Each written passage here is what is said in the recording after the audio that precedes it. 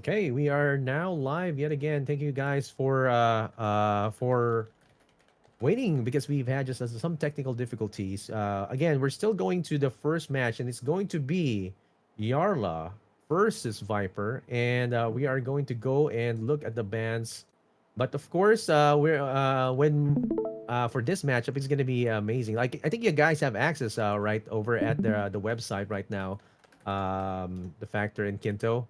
Like, what do you think? What do you think are going to be the bands for this matchup? Oh, there you go. It's already there. Okay, you don't have to. You don't have to like Yeah. predict, but because it's already there, both of them are afraid of Earthen. What do you think about Yeah. this? These bands. Let's start with the Factor. Yeah, I'm not really surprised, to be honest with you, because we were saying earlier, weren't we, that Earthen has become one of the strongest decks, if not the strongest, potentially, arguably, in the meta right now. And it's just a very, very difficult deck to overcome on ladder and in tournament. So I think when the two players looked at their decks and they looked at the opponents, I think they just thought their best chance to get through would be to take that threat out altogether, and then just take their chances with, for example, say like a Sippy. So the Sippies, the Catharis have been let through. I'm not surprised. It's actually kind of a good thing as well, because for a long time we were saying, when are we going to see Earthen come to the tournaments? When are we going to see Cathar? Now they're here. Nobody wants to face them. But yeah, not surprised at all. How about you, Kinto? What do you think about these bands? Yeah, lately Earthen has become a menace. Nehemiah and Gafar, with all the different new additions to these decks that they have overwhelmed the ladder. So yeah, in this scenario, I think it makes sense to just ban the Earthen decks. I couldn't imagine the day this will happen, but it's here. Where Earthen is finally the one to be banned. We're gonna see some CP, Markolian going on, and well, the comeback of the Uni shop Mm-hmm. is back. Yep. Unishop is going to be one to look forward to, man. And this first matchup is going to be kind of difficult though, because like you have to make those decisions, like which one you would want to start with. Because personally, like of course, I would want to go with my with the deck that I would have the least chance to win, right? But what are your thoughts with that kind of strategy, right? Let's start with the Factor. Like, which deck would you want to start with? Yeah, it's a good question. Personally, for me, I would probably also kind of hold one of my strongest decks back, and then maybe try like my second strongest. I'm not really a big fan of starting with your weakest deck, although I get the logic behind it. Because if you can win with your weakest deck first, then it should, in theory, be then kind of relatively straightforward, right? Yeah. But I feel like if you can start with your second strongest, get the win, True. then maybe you can use the weakest next. It then means that like you're already going into the second game with that win, that confidence. There could be a little bit of mind games that creep in. Then if you get the second win with your weakest deck, then you really are buzzing. So yeah, I think there's different ways to go about it. And to be honest with you, I actually don't think that there's a right or wrong way. I just think it comes down to what you feel comfortable in, and just trying to get into the minds of your opponent as well to figure out what's going to be your best chance to start well. And we can see here, look, that we have a Neve for Viper. Sorry, we have a Neve versus a Cathy deck, which, yeah, is not super favored for Neve. That's But right. That's right. yeah, Yeah. a good Okay. game. So Yep. here we go. First match is gonna be the previous world champ and the up and comer, rather the all star. We have a battle of titans here. We have Jarla versus Viper for the first match of the Parallel League Major One Season 2. Let's take it to our casters, Kinto and the Factor. Guys, take it away. Hey, Quinto. Glad to be back with you again. We've got two Titans, haven't we, already going up against it. This feels like a final. It's a shame, actually, that one of these has to go out at this stage, but what a great start to the first major of second season.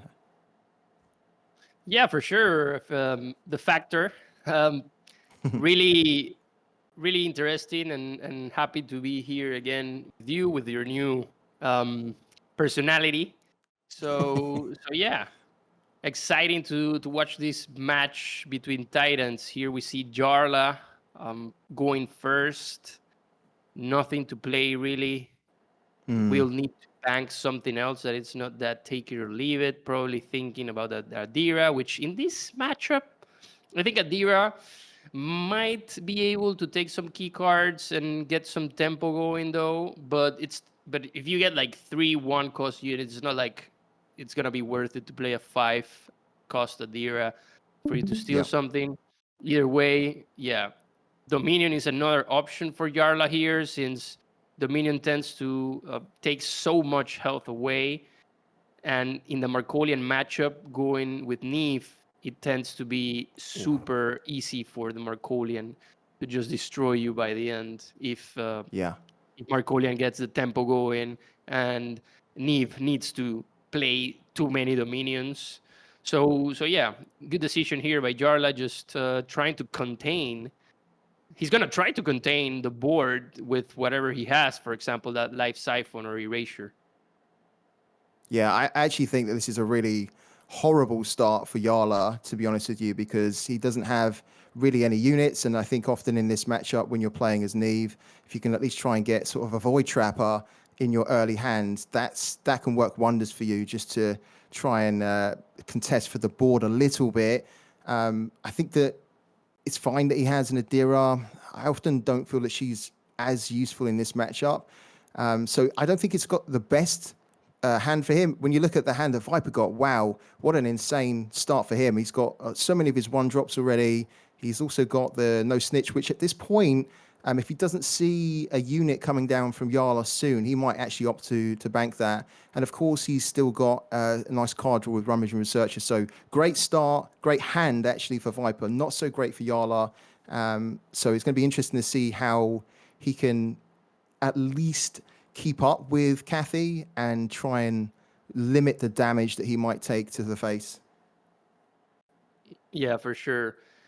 Here in this position, it's even a possibility to go with the Saboteur. No, he just gonna bank it and go with a clean kill here on the Trigger Happy Trooper. However, he's gonna be left out of floating some energy there. Gets a Brand's Expertise, which is really good for him at this point. Let's see if Viper doesn't get like too far away in tempo. Especially because Jarla already banked one of his Dominions. But overall, Viper's hand, it's stacked. He can just drop units one by one. The Romayan Researcher probably gonna get erased. I'm not sure, since the Erasure turn is the next one. And the one after that, probably Jarla is gonna go with a take it or leave it into Adira, most likely. Yeah. Okay, so he's going Red Sand Scout and then Bannerman. I thought he might actually go double Bannerman here, but he's opting for the Red Sand Scout. Not bad at all. I was watching Jarla's face there, and he seems really frustrated that he's had this kind of start. And look, he's just got a half now, which, you know, to be honest with you, half is not bad, but half's not going to last that long on the board. So he's in a bit of a spot. Does he just get rid of the Bannerman and then he doesn't play anything on the board? Does he look to draw more? It's a difficult spot, but a great position for Viper. He looks super calm, collected. He knows he's got a good start here. He can follow it up. He also just drew another Bannerman, so he drew his third Bannerman. So it's just a Bannerman party if he wants to. It's incredible. Yeah, I definitely think that playing the Harv enables that no snitching, potentially getting some big buffs next turn for his Bannermans if Viper decides to go with them. So going with an Erasure here on that Bannerman could be good to contain the board a bit, minimize the damage, and then set it up so he can play Adira next turn, possibly killing the Red Sound Scout or the other Bannerman.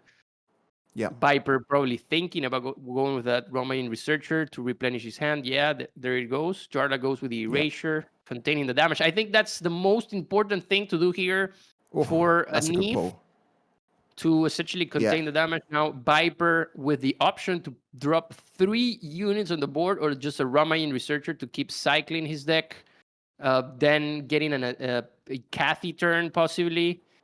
But for sure, Jarla, we will see here an Adira. I think that's the most logical play for Jarla. If he gets a nice card like a Wong or even a Cyrene here from Viper, it will be super good for him, and possibly lay out the foundation of what could possibly be Jarla's win by the end of this game.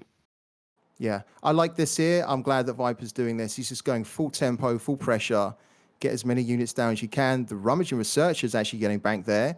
I'm a little bit surprised by that, but he's keeping hold of the snitching.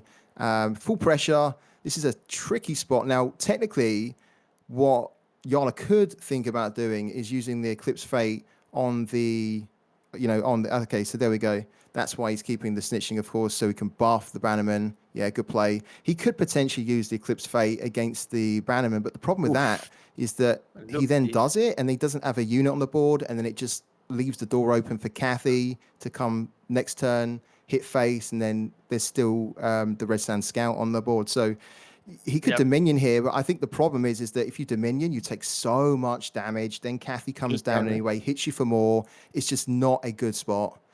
Not a lot of good options. Yeah. I think, definitely it's what you say. Dominion here might put Jarla in a difficult spot, taking over 13 damage if Viper decides to go with Cathy next turn, which is really a lot of damage there. Placing Jarla once again in a position to just clear stuff and giving Viper more time to just keep on dropping. However, Viper is out of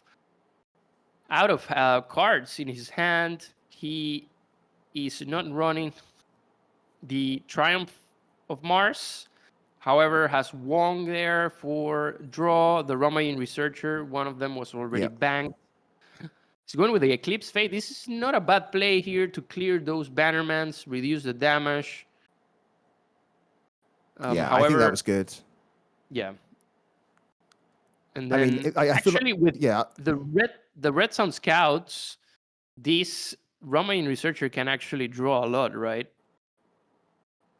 Yeah, absolutely. Yeah, I mean, it's actually ideal, isn't it, to have that Rummaging Researcher here with the Red Sand Scout. We can get so much card draw.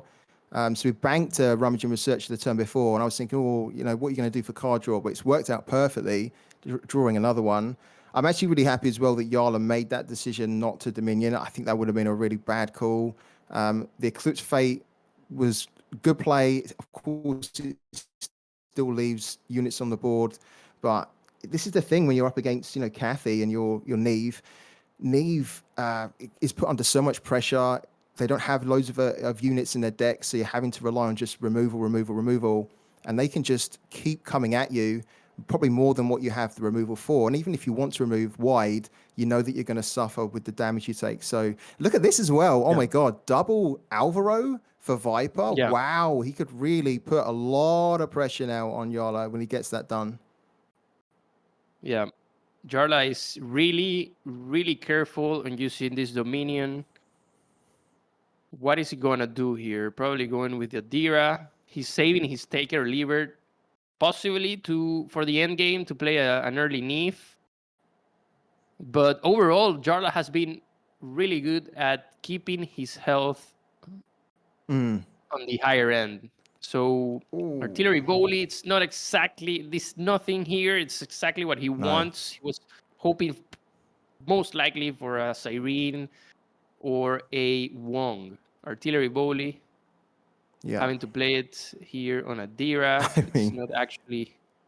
No, it's not ideal. Probably the best just to clear the Red Sound Scouts and prevent the Ramayan Researcher from going on it. But now Jarla is going to be faced against a ton of damage here.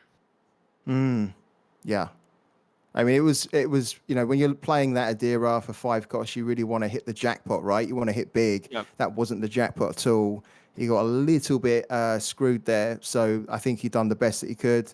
But this is great for Viper because, just being able to get more units down. Oh, look at that as well. Getting a half. Amazing. Yeah. Such a And good then the disruptor Alvaro there against to Shroud. counter Yeah, any effects. This is already this is tough. a death Yeah. sentence, basically. This board Yeah. going Markolian with this. Oh, So this Jarla with the Siren. Siren, not Yeah, bad. that's something.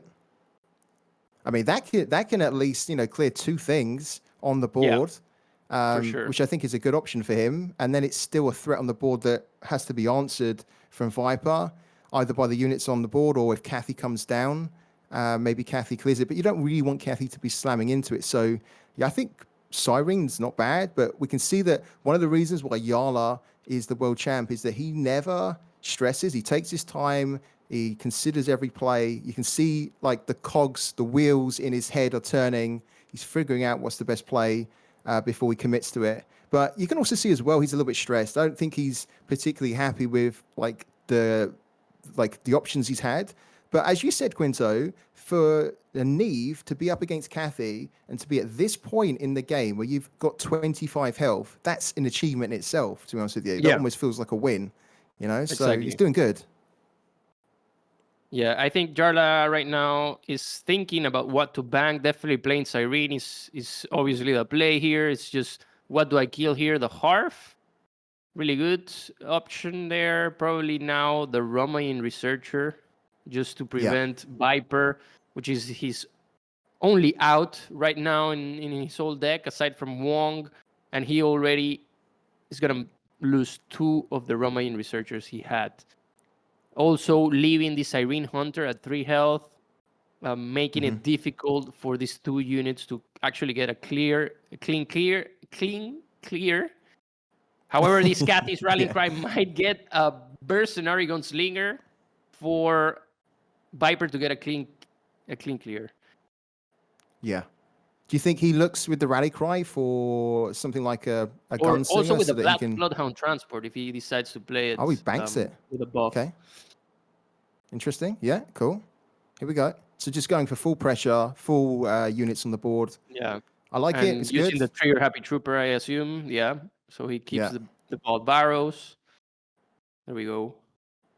And he can get Now Kathy the down as Alvaros are well. gonna So do a lot of damage with whatever Jarla yeah. plays in terms of effects. Oh man. And this is If he it. plays any effect, plays any effect here, he's going to take 6 damage, and you still don't have a realistic way. I mean, technically, he can clear the board, right? He can clear the board, and he needs to. He's just going to take a hell of a lot of damage to do so. Yeah, this is 12 damage already, placing Yeah. Jarla at 5 health. This is what happens with Markolian when facing Neve. Like you in just one turn, you get so much damage to the face, especially with Kathy, because you're in a position of trading, and then Kathy drops on an empty board and just drops you 5 damage there. Yeah. So yeah, now Jarla gonna be also gotta note that Viper already banked his orbital strike, and he actually doesn't have too many options left aside and already used his Bloodhound Transport. He used 2 Alvaros. He's only left with 1 and 2 Slingers. I think those are the only units he can use right now. That's a big pull, big draw, big top deck. But the Ruthless. Actually, Viper still has Siren. So yeah. If Viper finds it, it's over.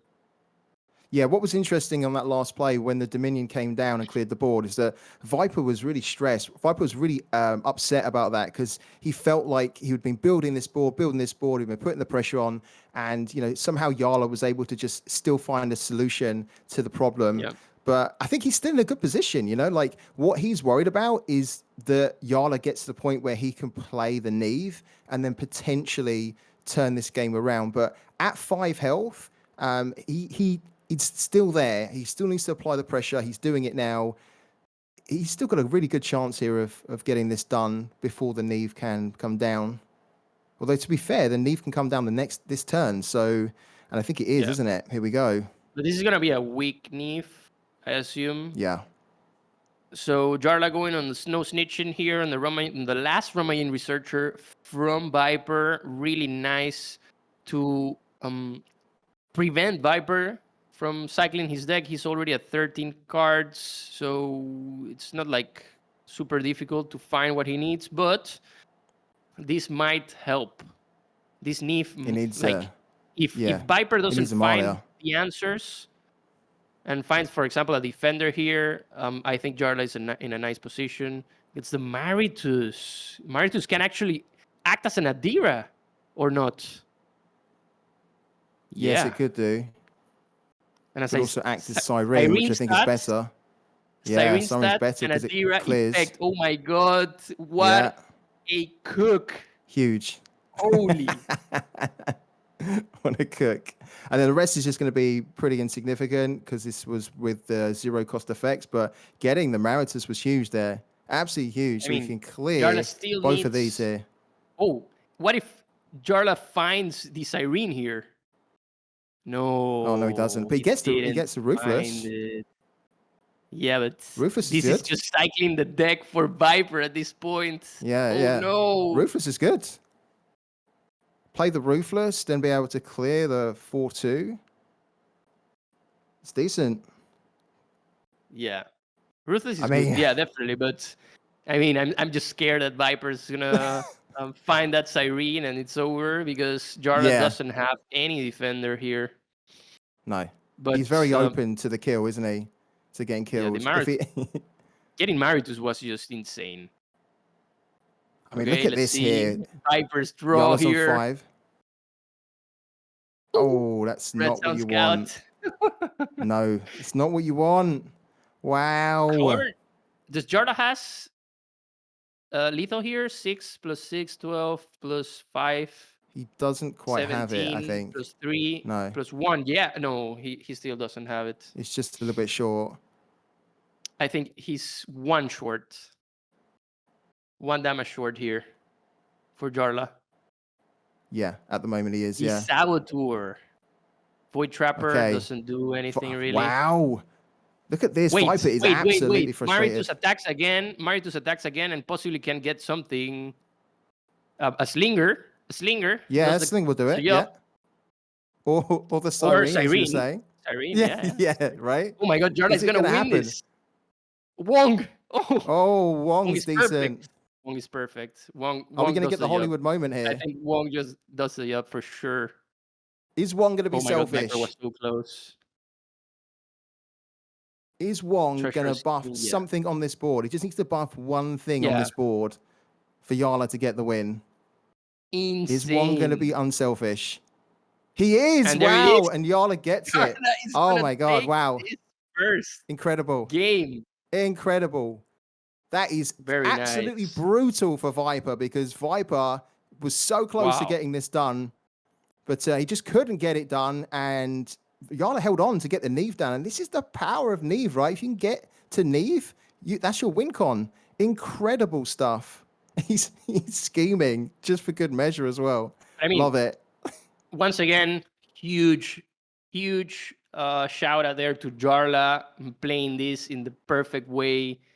Going, preserving his health, not overextending on his dominions, gave him the chance to reach this point in the end game, to do what he did, and obviously the Maritus into a Adira. Siren was just insane by the end.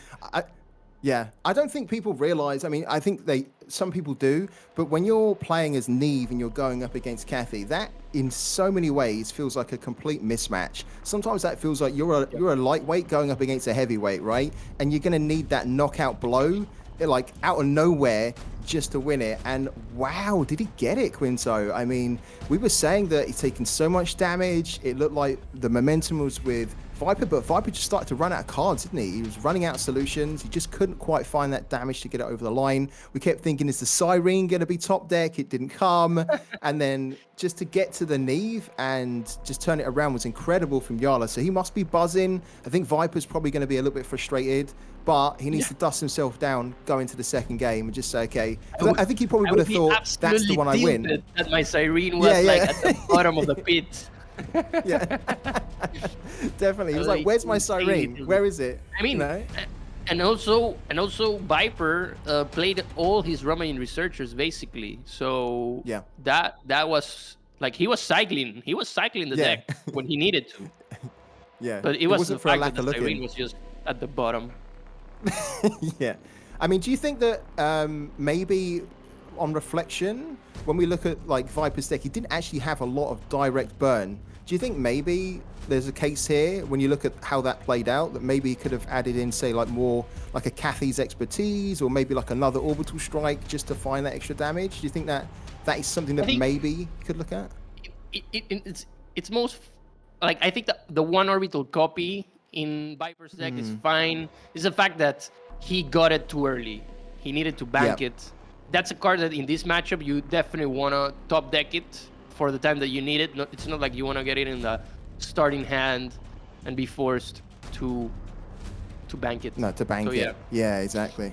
Yeah. So the first win goes to Jarla. Exciting match. Very surprising. Yeah, absolutely. Like, it's nice in a way to see Shroud get a win against Cathy. And here we go here. This is going to be really interesting because what we're going to see here is the Uni Workshop versus... Yeah. How much time has gone by with like since we have seen this matchup, like a Unishop versus CPUs? Yeah, return of the Unishop, return of the girls, the duo. So looking at the decks that we did earlier, do you think we've got Hacker as well, which is of course the evolution of the Uni Workshop? Who would you favor here? Like what's the more favorable deck in your opinion? I think that the Hacker can pull off things that are just insane. You see here Jarla already thinking of keeping that take it or leave it and the Hacker, so you could play an early Hacker. And now with the new nerf from the Hacker that it draws a card after it does the effect, it can actually give the user a lot of tempo in that situation, especially if you get one of the ladies for a 1 cost, something like that. I mean, it can turn the game in a really quick way. So yeah, Jarla once again going on the play. Nothing really to do here. Probably wants to keep that no snitching and that PA8 launcher to just keep the trades going. And on the other hand, Viper with a really nice initial hand has everything to play there. The Saboteur. I mean, Jarla is running, I think, 2 drone printers, if I'm not correct. But I'm mistaken. Yeah, and of course the Sanctuary. No, he's running 3 and the Sanctuary. And the Sanctuary, Actually, no. Viper is the one. Oh, well, both are running Sanctuary. Yeah, you're correct. So, I mean, Saboteur is not like super important here for Viper, since CPUs is a deck that doesn't have too many issues against the drones. But yeah, Jarla is thinking here. Going on the play also is really good for Unishop, since you get to play the passive first early, I mean. Yeah, you do. So really good. On the counter. Yeah, absolutely. I think you're right around the Saboteur. I mean, he's just drawn Convergent Mass. Probably that's just drawn up too early. Unfortunately for Viper, and he's looking like he's going to bank it. But I think I agree with you. When you look at Viper's hand, that's almost what you want to have. You want to have the Striker or the Reliant Gamma. You want to have a way to kind of then start to get the buff engine going, which is where the Valorous Standard Bearer comes in. So really cool. I thought what was interesting a little bit is that in Viper's mulligan, he had the option of keeping hold of the replicator, the relic, but he opted not to do it. Instead, just favoring more units than the relic. So, and it seems to have worked out well for him when you look at his hand. But yeah, for Jarla, a lot of his deck kind of does revolve around trying to cheat out the girls, right, by getting their cost down. And so in a way, it's a difficult one, isn't it? Because you're going to keep hold of a 5-cost unit because that's the main component of your deck.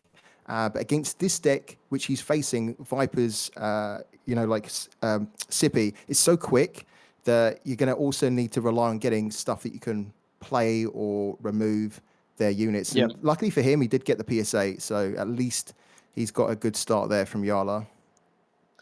Yeah, so maybe Viper here in this situation also was accounting the fact that the printer cycles the deck. So and definitely after a hacker, you don't want Unishop to be cycling anything. So No. so yeah, keeping the Saboteur in this situation is really good. Now we're gonna see Viper drop that Bannerman. Standard Bearer, possibly facing a no snitching. Yeah.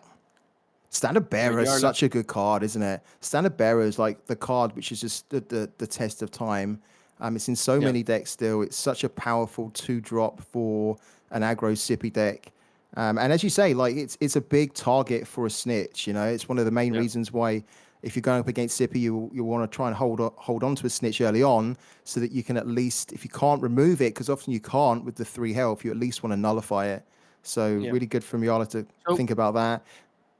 Another comment about banking the Convergent Mass is that Viper can just play that Tabula and copy it. If it was the Saboteur, the effect from the Saboteur, you wouldn't actually get it. So that's true. Yeah, great point. Yeah, yeah, absolutely correct. That's a good comment addition there in this scenario. Yeah, so no that just shows played. how. Yeah. So no snitching played on the Standard Bearer, possibly Viper just going wide again. I think going wide in this matchup is important since there's not actually many ways for Unishop to actually deal with the wide board. On the other hand, going with a Relic here might be just counter, especially by this Saboteur. But even though, like, I know we're watching the hands of each player, but even if I wasn't watching it, I think just the best way forward is to widen the board in this matchup. Yeah, I agree. Yeah, I'd just be going hard here, just trying to get as many units down as possible. You know you've already got a way to buff it massively with the Replicator. So just try and get that set up by getting the board wide so that then your turn 4 play is getting that Replicator down. So, and that's what he's doing. Yeah, that's the right play, I think, to just put the pressure on. As you say, Jarla doesn't have in this deck, and Uni doesn't really have a way to deal with this wide board. We don't have Bombardment yet, which is one of the amazing board wipe cards we saw from Deception. So yeah he can't be bombarded. So just go for it, and he has. Okay, so question here: Jarla will most likely go with a hacker just to seal the deal there, and then going with the passive. Is he going with the Defender Juggernaut or the Artillery one? Yeah, I mean, I would personally be going for the Defender because I just think that there's so many threats here on the board, and I would like he can't really clear anything significant with the Artillery, right? You'd only be clearing, let's say, the Tabula.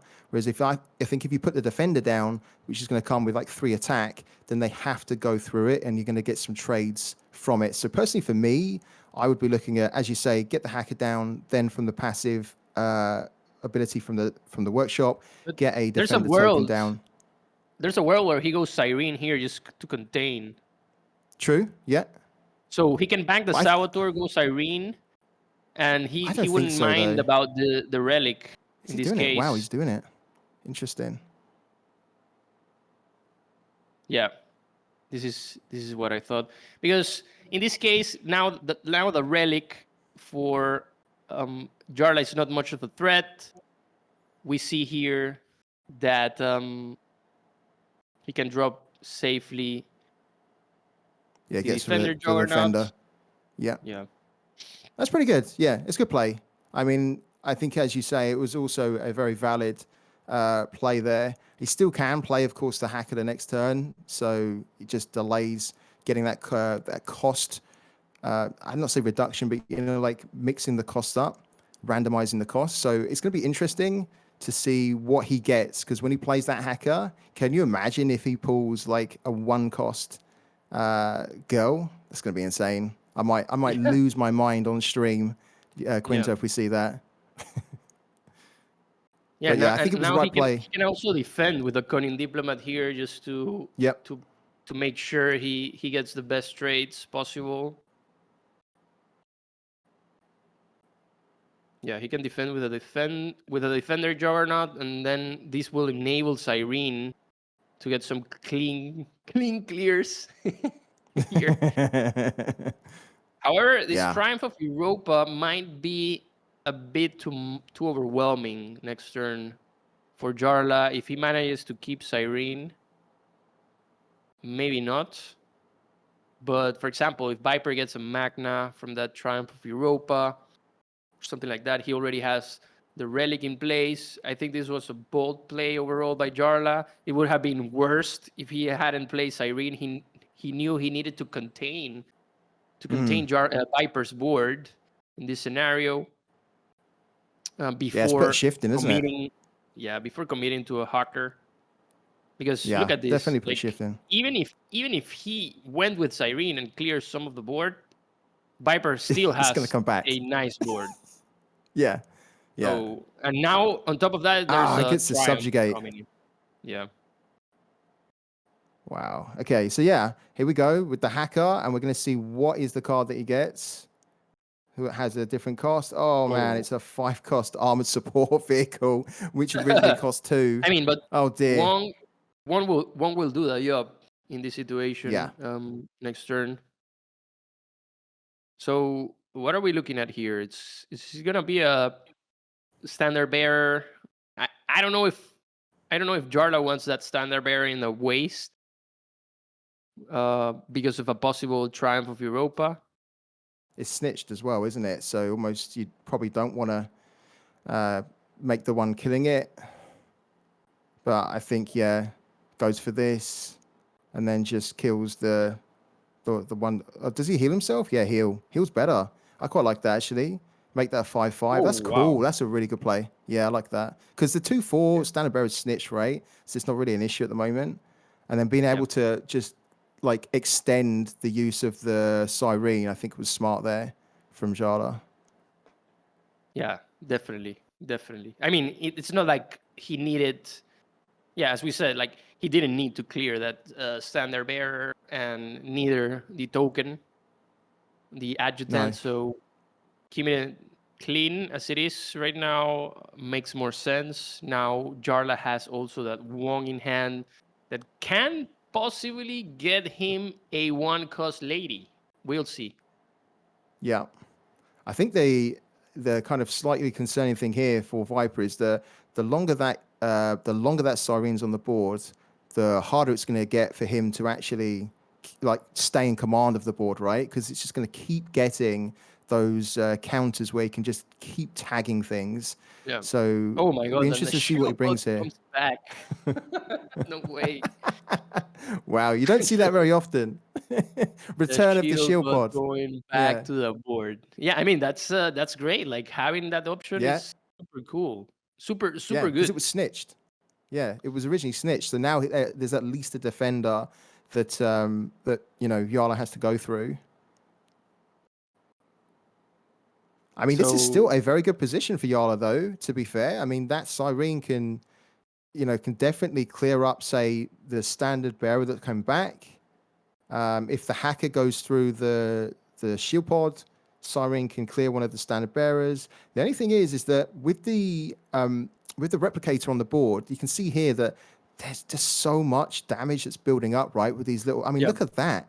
The 0-cost tabula rasa is a 2/3, which doesn't sound like a lot, but when you have a board like that, right, and you've only got 2 units on, there is a lot of units that you've got to get on top of. So, yeah, we see here Wong, as you predicted. Let's see if Wong can pull out one of the girls. Oh, no. Nothing. Drone Printer, PS8, and Desmond, maybe? Or just the Cunning Diplomat to keep cycling? Just cycle, yeah. PS8 it's is not really nice what you here want. since he can actually play it. If this buffs the Irene, no, buff Wong. Yeah. Still one more So what turn would be your to Jarla's passive. what Yeah. would be your targets here then, Quinto? If you're playing as Jarla and you've got this Cyrene that's primed and ready to go, what would be your main targets to kill? I mean, definitely the standard bearer that can buff. It's an option. Unlucky for Jarla, Cyrene will probably die with Magna next turn. There's too many units in Viper's board in this scenario to keep that, like, to not keep that Cyrene alive. Yeah. So yeah, I would see here Jarla just using that PS8,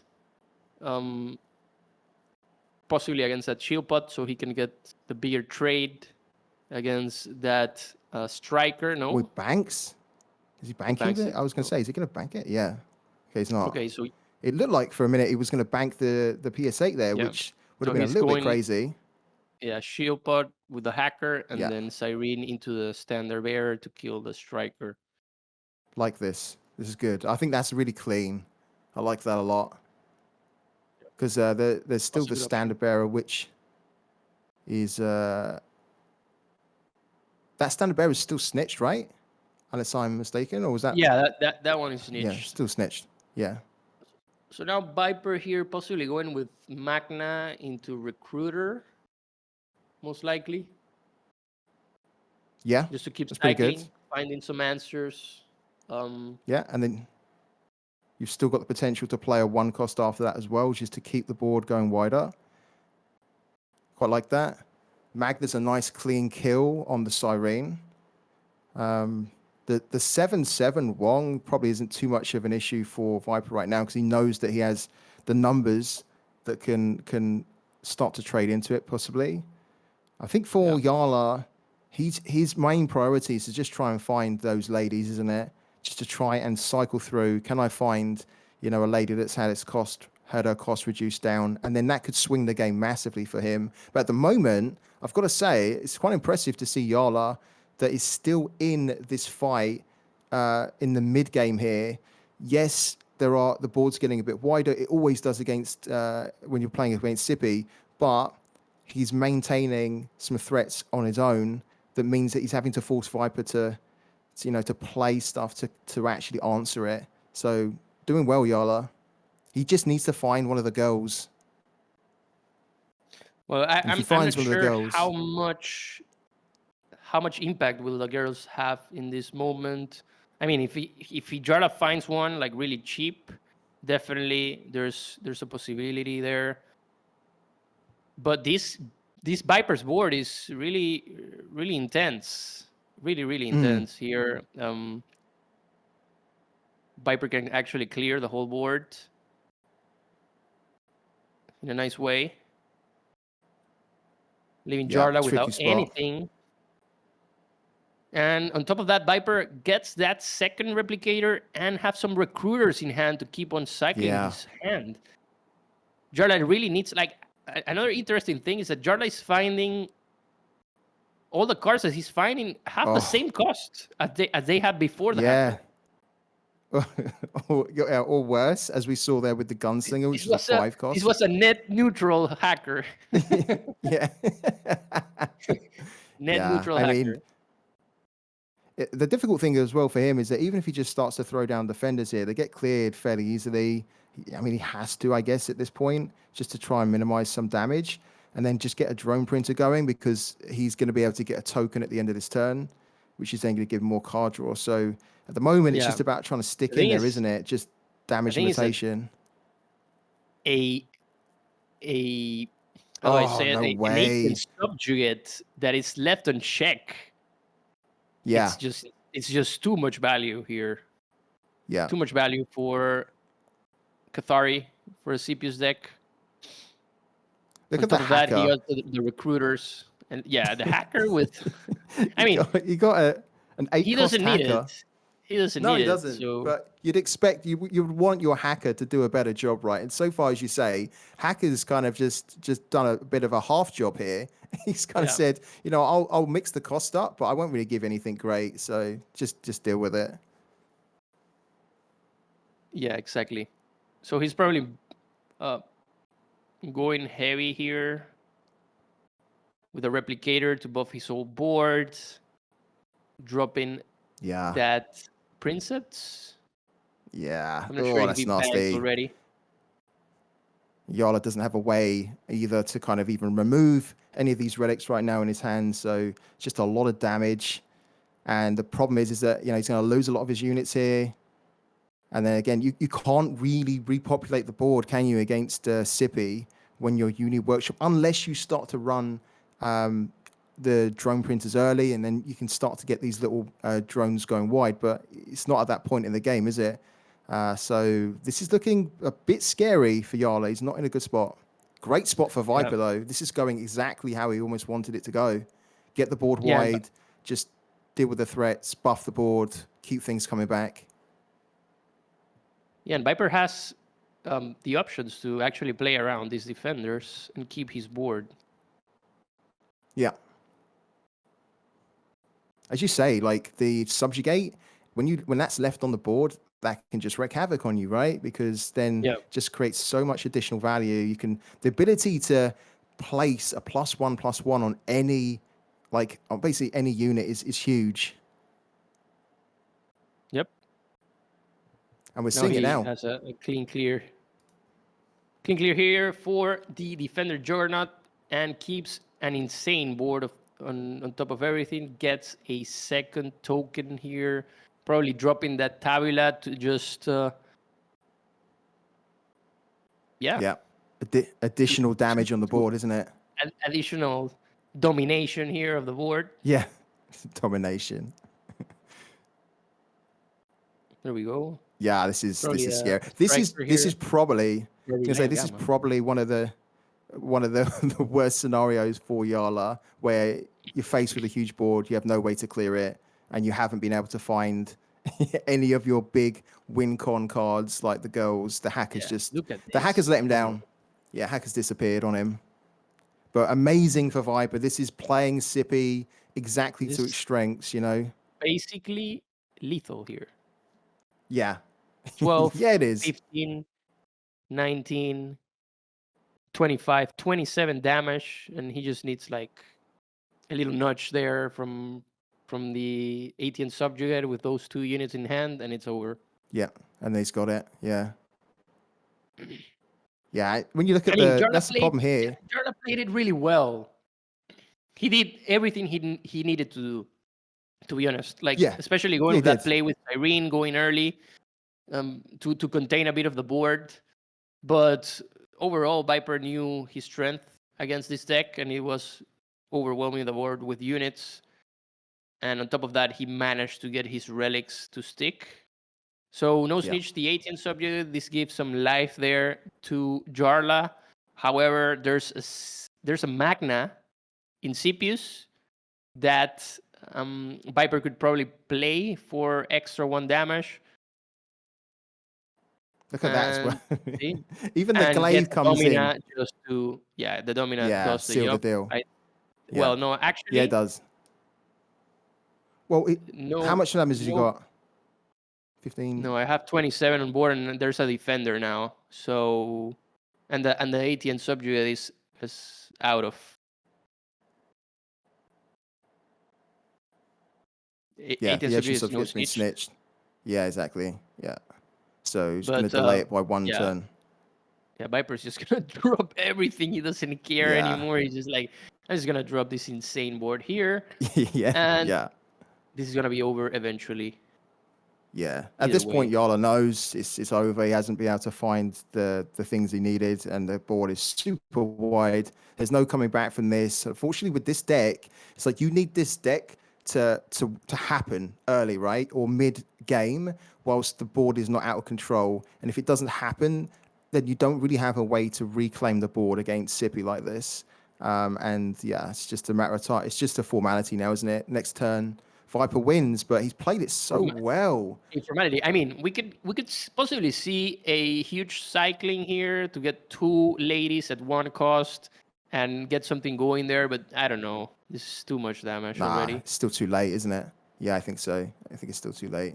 I mean, there's a possibility. There's a possibility for some great interactions there, especially if he gets some crazy drops from Ingrid, for example. And Viper is also, oh my god, the hacker, dude. Gets the 2 This cost hacker has been a nightmare. 2 cost hacker again. Yeah.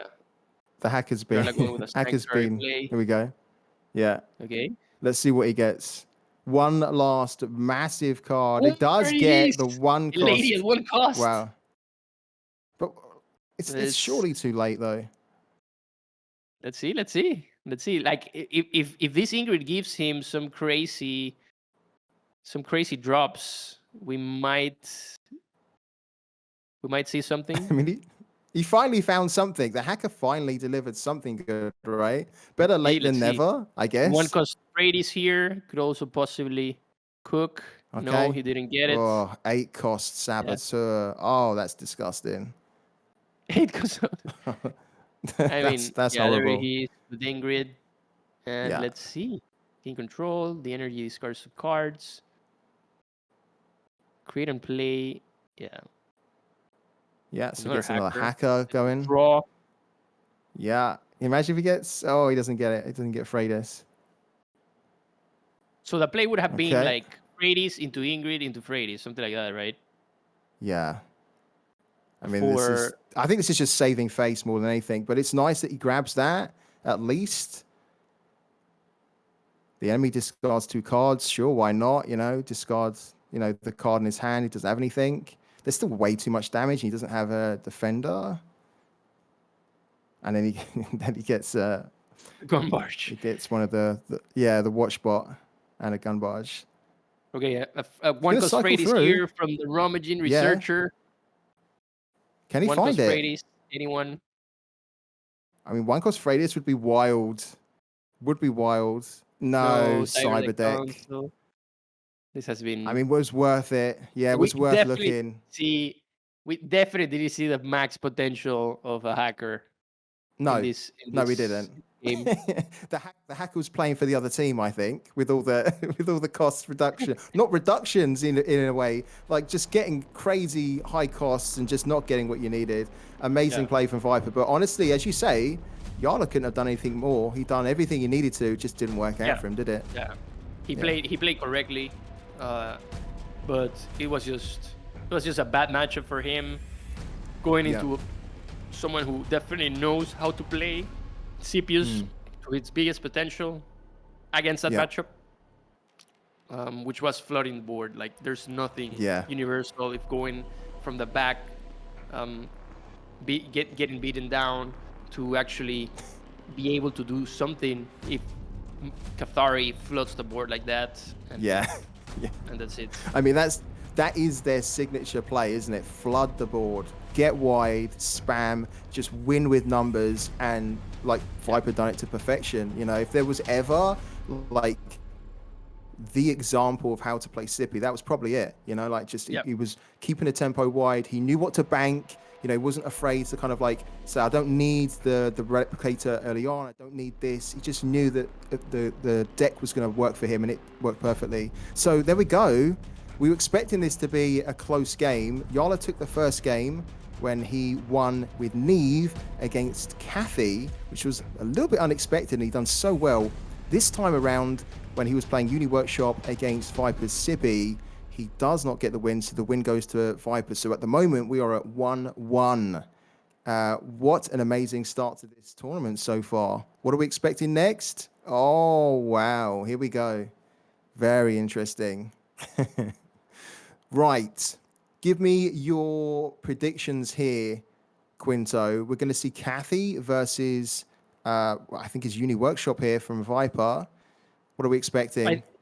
I think definitely this Kathy. Wait.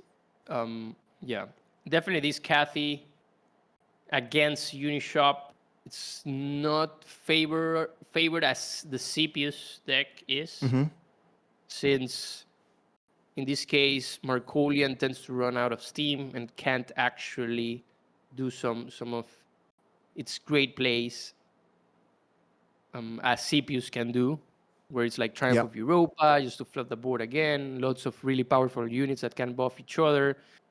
In this case, it's more about I don't see it. I don't see Markolian winning this matchup, to be honest. Overall. Okay.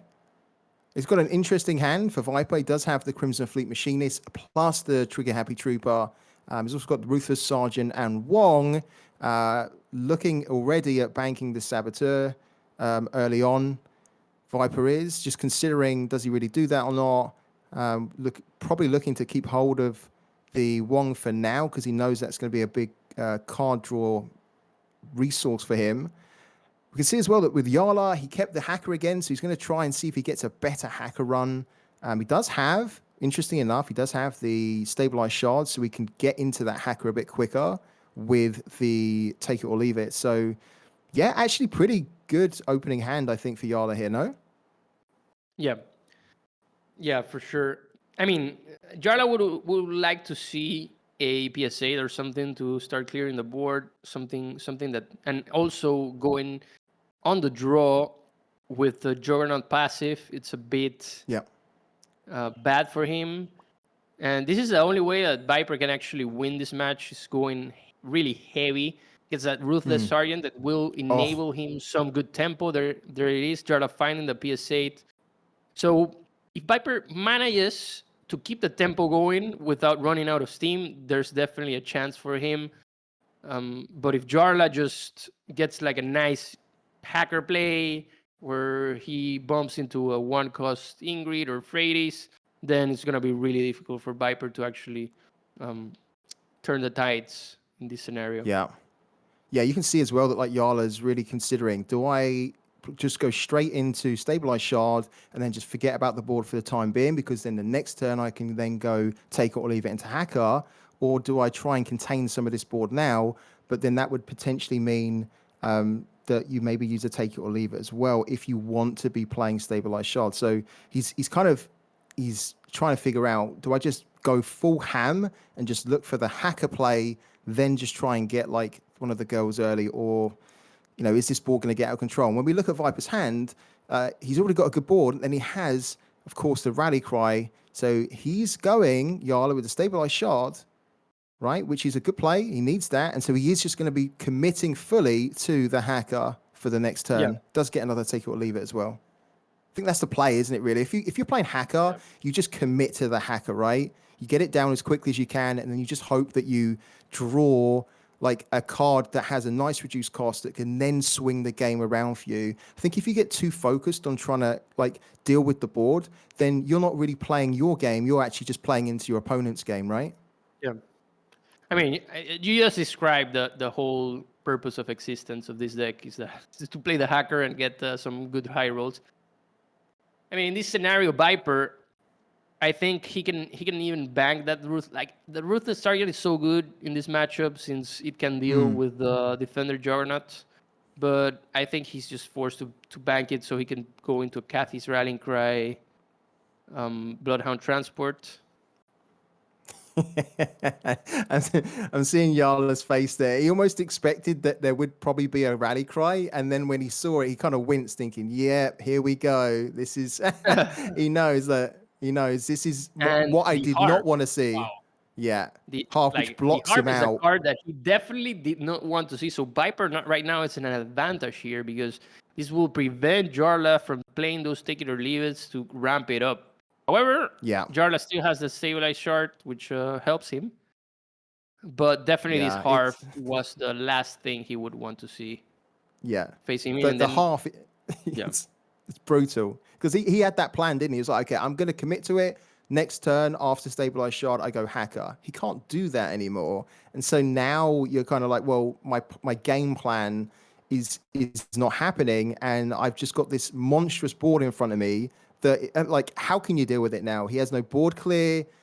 It's a real tough spot. As you say, getting that half from the Rally Cry was huge, absolutely Yeah. huge.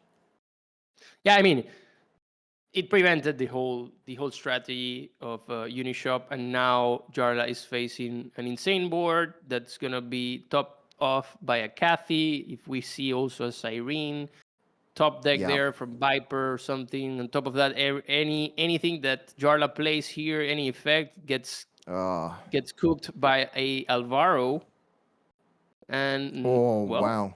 look at that. We're Really just gonna good see a top deck Cathy as here, well. a Yeah. casual Cathy on top of an insane board. And now Jarla is in a position that he just Yeah. will This need to is play a probably losing Cyrene, position. but I think it's too late. And now Viper has all the advantage in a matchup that Yeah. He's gonna be down to playing 9. playing with a deck that just can seal the deal by the end. Yeah, Jarla's so frustrated because he wasn't able to get anything good from the hacker in the last game, right? He tried everything.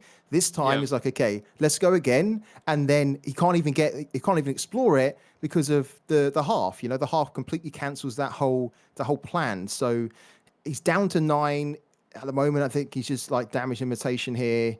Can I just clear some stuff and then just hope that I get a little bit lucky? But we can already see, of course, in Viper's hand that he has this the Cindy, and so Cindy coming down and Cathy hitting face as well could be curtains for Jarla. He doesn't look happy about it. Yeah. So Wong here could be the most probable option.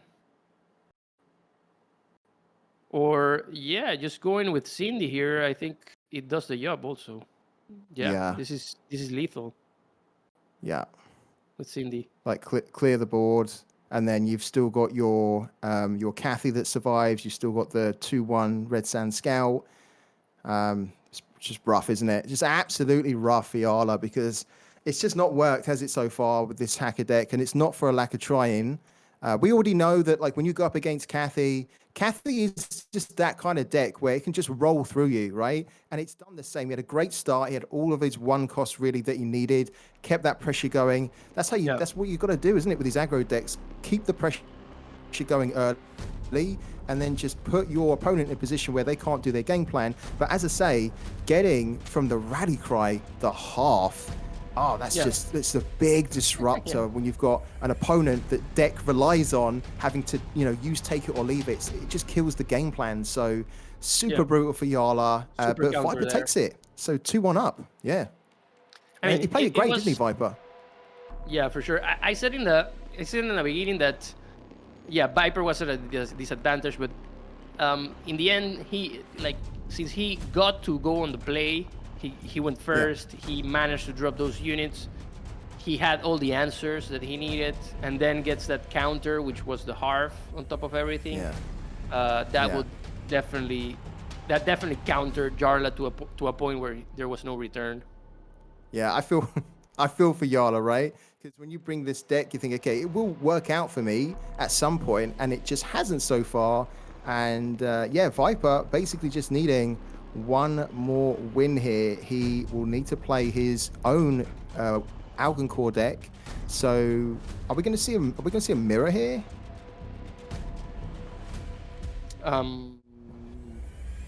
Probably. No, we don't. I think Jarla knows he mixes it up. He can win this one up and leave the mirror until the end. So I think this is the right play. That's a good decision. That's a good decision there from Jarla, definitely. Yeah, I think so. He needs to win this next game, right? And I think this is his best chance. And then take it down to the mirror, as you say, and just hope that your hacker on the third go does actually finally deliver. 3 times the charm, as they say. Yeah, and the thing is that probably we'll see some insane hacker plays here by Viper. That's how fate works. Yeah. Yeah, Viper's going to try it one time and just get like an amazing one-cost Freydis and then a one-cost, There's a saying in football, you must know about it, where it's like, the one who doesn't do it sees it done to itself. The one who doesn't do it? Yeah, okay. Yeah, it probably translates differently. The one that doesn't score sees the opponent's score against him. Sees the opponent's score, yeah. There is actually a proper saying to it, but yeah, I get Yeah, the what's the point. proper saying? I wanted a clarification on that one. I'm having to think just now. Give me lost a me moment, and maybe I'll translating come into up to it. Spanish. Yeah. Right. Anyways, Jarla with a fairly decent hand here. Actually, a great hand, right, for Jarla. Gets the Reliant Gamma down nice and early. Has a second one. Has 2 Standard Bearers plus a No Snitch. And, of course, the Triumph, which is amazing because that will allow him to potentially bring stuff back and just keep the pressure on. So, Viper got quite a lot of high-cost cards. He's got the Siren.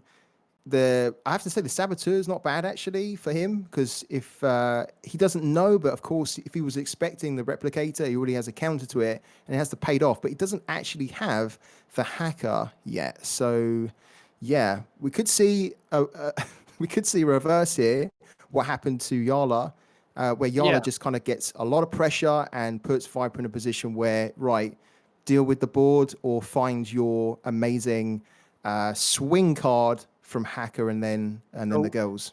no snitching here for Viper. This will make Jarla's turn, Jarla's next turn really insane. But however, Viper managed to drop Wong super early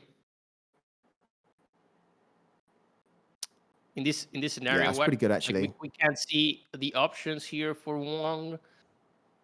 But definitely this Jarla's board is really scary. Wong might find the no snitching in this scenario. Oh, did he have a Freitas there as the option? I think, yeah. Well, he didn't have he got an Ingrid and he got a Cyber Deck. Okay. Cyber Deck possibly doesn't need. So, But the Ingrid is a bit rough, right? Getting the Ingrid early at 8 costs, you really want to be trying to reduce the cost with the Hacker. But he does have Siren, doesn't he? So Siren could definitely help here to try and stay on top of the board. yeah, for sure. But Jarla is going ham with this board, getting a adjutant super buffed. He's dropping a Reliant Gamma on top of that. Let's see if he also drops a Tabula, or if he's gonna save it. Probably dropping it too, just to have that extra damage on board. Yeah, he goes ahead. Look at this board. That's absolutely ridiculous. Yeah. that's mental. You know, isn't it? Really with yeah, it's just incredible. You know, it's kind of scary actually when you're faced with that board because you think, oh, there's just, there's so many threats I have to try and deal with. As you say, Viper didn't even have a snitch in his hand, so there's 2 Standard Bearers, right, which are working their magic on the board, and that can get really out of hand. Yeah. And on top of everything, Jarla has another Standard Bearer there and the Convergent Mass. I think either way, Viper is in a good position. He can drop Siren, has also a passive going in at the end of the turn. He can really stop this train. So, yeah. I think it's still... I can't say that this is decided. No, not at all. I mean, good start from Jarla, but also, as you say, Viper in a little bit of sticky bother, but he's got a way here to at least contain some of the damage. And then, as you say, when you've got a Siren on the board, you don't want, the opponent doesn't want that Siren to stay alive, so it can just keep getting those kill counters on it, or even just to be able to heal. He actually opts for the Artillery Juggernaut here to get rid of the Standard Bearer, I believe. There we go.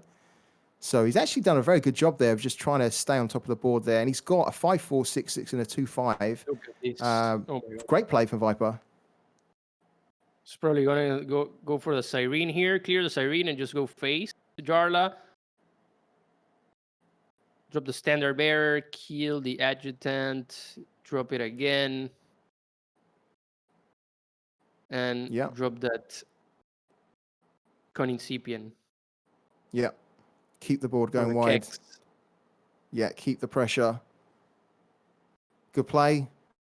And then he's got the one card which you want to see here when you're pretty much out of cards in your hand, and you know that your deck is going to be your board is going to be getting reduced. You want to be able to bring it back with the Triumph of Europa.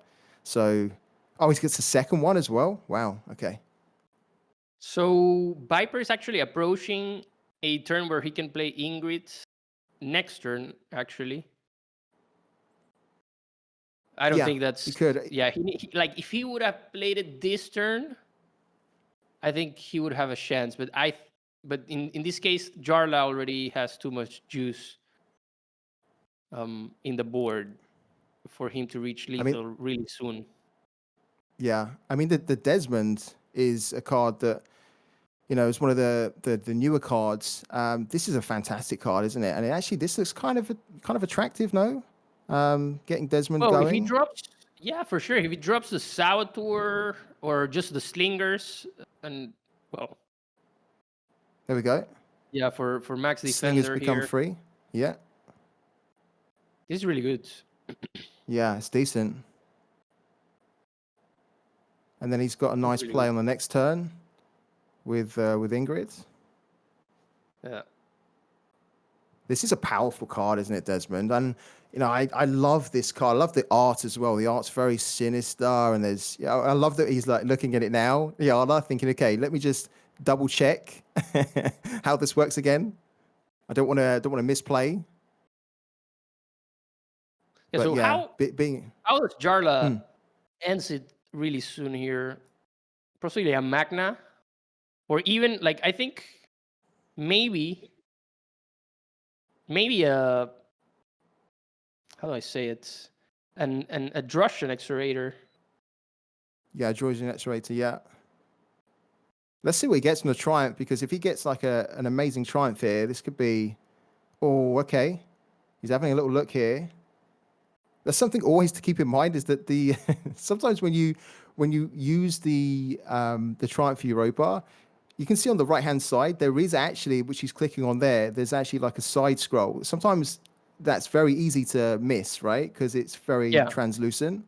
So, but luckily, yeah, he's not missing it. He's a good player, of course. But just for everyone back home, make sure that you don't miss that scroll, because there are more cards in your waist than you know initially. All right, cool. So I think just going max wide, right? Yeah. I mean, how impactful would Ingrid be next turn? Mean, well, in terms of getting on the board, probably not that great. When you're faced against a Cathari board that you have to scroll to the left or to the right, you probably are in a bad spot. Yeah, it's never really that great, is it? And he's down to 12 as well. That's the thing. He's down to 12 health. So he almost needs a way to heal and also remove threats on the board. He's not going to be able to get that. But I think it's his only play, isn't it? He just goes for it, Viper, and he just sees whether we can hit some kind of a jackpot. But I agree with you. I think at this point, with the board and with your health state, I mean, it's almost a bit academic to then be looking at Ingrid and thinking she's going to win the game for you. But who knows? Maybe we'll be proven wrong. But it's a tough spot here. And it looks like Jarla's just a turn away from getting it done. There is a one cost Rummaging Researcher for Viper, which he plays. Yeah, still no hacker from Viper, so it's not like he will find the super high roll here. You can see Estelles. I mean, imagine if the Estelles with Desmond could still on defend attack adjacent units. That would be insane. Yeah, that would be actually pretty cool, wouldn't it? To be fair, that'd be very, very powerful. That would be an answer. That would be an answer for sure for Viper. Going for the Ingrid. Okay, so Jarla is discarding 2 cards. At this point, I don't think he really cares too much. He's got a great board here. He knows he's almost a turn away here from winning it.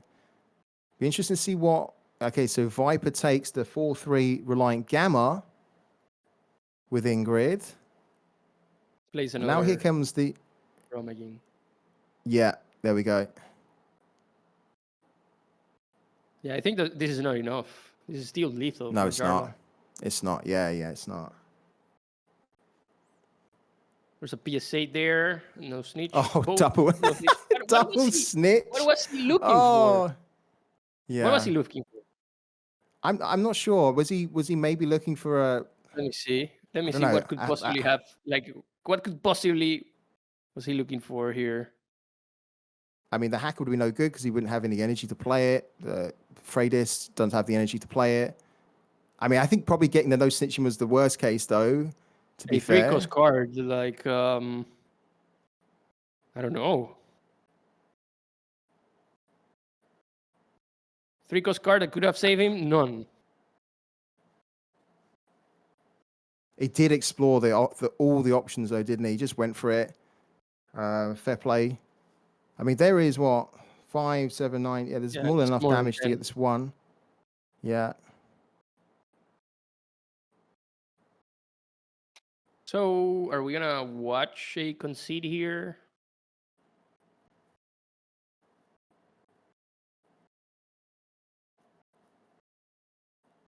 Okay, so the snitch comes down as well. I mean, to be fair though, he's still got to get through the Desmond, right? But then, does he still have enough after getting through the Desmond? Sanctuary. He's like, no. Like now, Viper doesn't have that take it or leave it to play a Freydis. Okay. Either. Yeah, fair enough. Yeah. Yeah, Jarla it's takes done. it. Yeah, it's a tough one. Really tough one for Viper. Because again, we're seeing the deck where it kind of relies on getting the hacker and then the hacker being able to, give you something of high value. We didn't really see it. And against that deck, we're seeing it so much, right? That Sippy is so fast, it's so quick, it's so aggressive that if you don't keep up with it, and it's so difficult to keep up with it, it can spiral out of control. And then if you're still looking for your massive kind of swing card, you haven't found it. Good luck. Good luck weathering the storm. I'm confused here. What was Viper searching for that could have possibly saved him here? I feel like a noob here because he a looked magic like card. He'd find something. Yeah, some kind of magic card. I don't know actually. To be fair, I need to look at his deck again, but I think he was just thinking, okay, let's just run through it because this is all I can do, and then maybe I just hit lucky. Probably, and it's something which I would say the only thing that I see here that he could possibly play if he got like 2 armor support vehicles in that draw, for example. Yeah, could have saved him. That just could have saved him. Yeah, it delays him for a turn, doesn't it? It stops him from dying. Yeah, but still, I think get out Freydis, I don't know. Yeah, it was so difficult though, right? Because the hacker deck is so fun to watch and also to play, but then when it doesn't come off for you, it's one of the worst things. You think, oh man, like this deck is just not done what I want it to do. No, it's not. It's not consistent in this. No, and we've not seen it so far. No, we haven't. But hopefully we'll get more opportunities to look at it throughout the tournament. So yeah, what an insane series so far. At the moment, we're looking, it's 2-2, right? So it goes down to the final game. Yeah. Who takes the final game? The Unishop mirror. So this will be the battle of the hackers. I mean, what's funny as well. Who gets the bigger high roll here? Yeah. What's actually kind of funny is that we didn't, the guys done it at the start of the show where they went through their predictions on the bracket. We haven't shown ours yet to the audience, but I actually predicted in this game that that Jarla would win 3-2. So I wonder whether my prediction is going to come true. Yeah. Actually, me too. Yeah.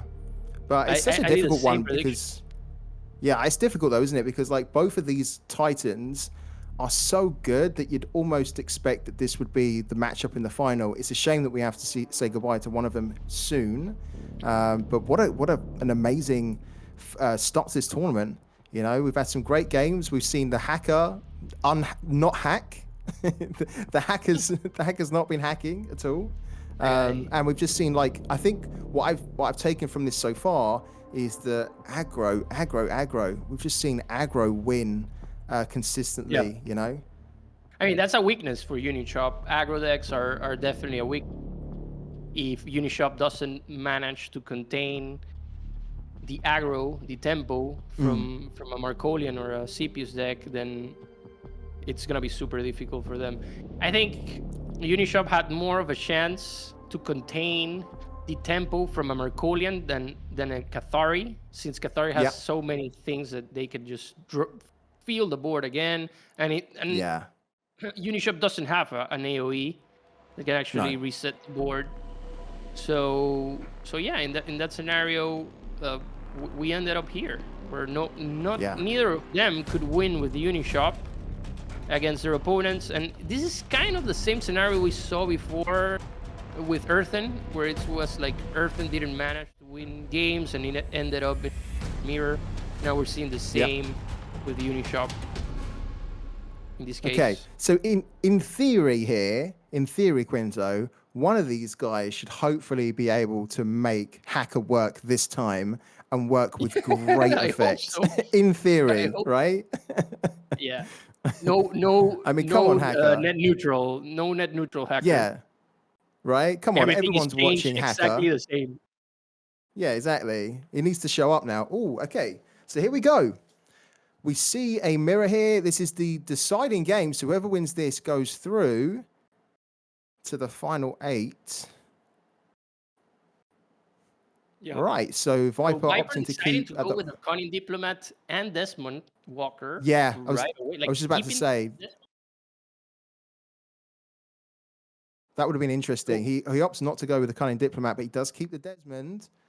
And then we're going to be looking here at Jarla, who's going second. Viper's going first. So Desmond Yeah, he does have the Hacker. Desmond has the defender symbol, but it actually doesn't defend. No, It doesn't have defender. No, it's when he is attacked that the other units get defender, right? Yeah, correct. Yeah. But it's always a little bit confusing because you see that defender symbol on him, so you think, oh, he's a defender, right?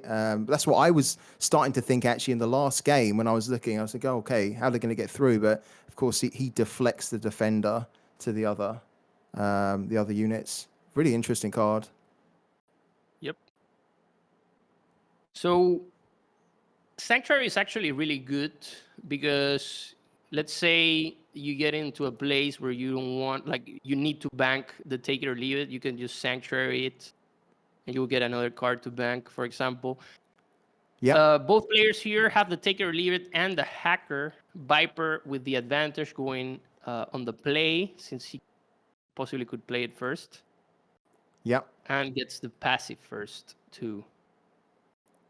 It's not really what you want, though, if you're Jarla, is it? That you've got the Ingrid in your hand. You don't want to see Ingrid in your hand because you want to play the Hacker and then hopefully Ingrid gets a nice cost reduction. So that's a little bit of a shame from Jarla's perspective. But Viper here, interesting as well. He gets the drone printer. What do you think? What do you think Viper's considering here? What to bank, basically. Yeah. So he he's is going looking for at banking the sanctuary. Yeah. And then just leave it like opts that. to He wants play. to use Yeah, that take or leave it for sure to ramp up into a Hacker. Yeah. Both of them going with the same play, basically. Armor support vehicle. Viper has it too. Jarla gets nice. the stabilized shard, which is really nice in this situation. That is nice. Yeah. I remember from the times going into the Unishop mirrors where they would set up the board into and get to a place where they could synergize with a Maya Mancer and not let the other Unishop player get his things going. So just Maya basically block them Mancer out. into Ingrid into another Maya Mancer, for example.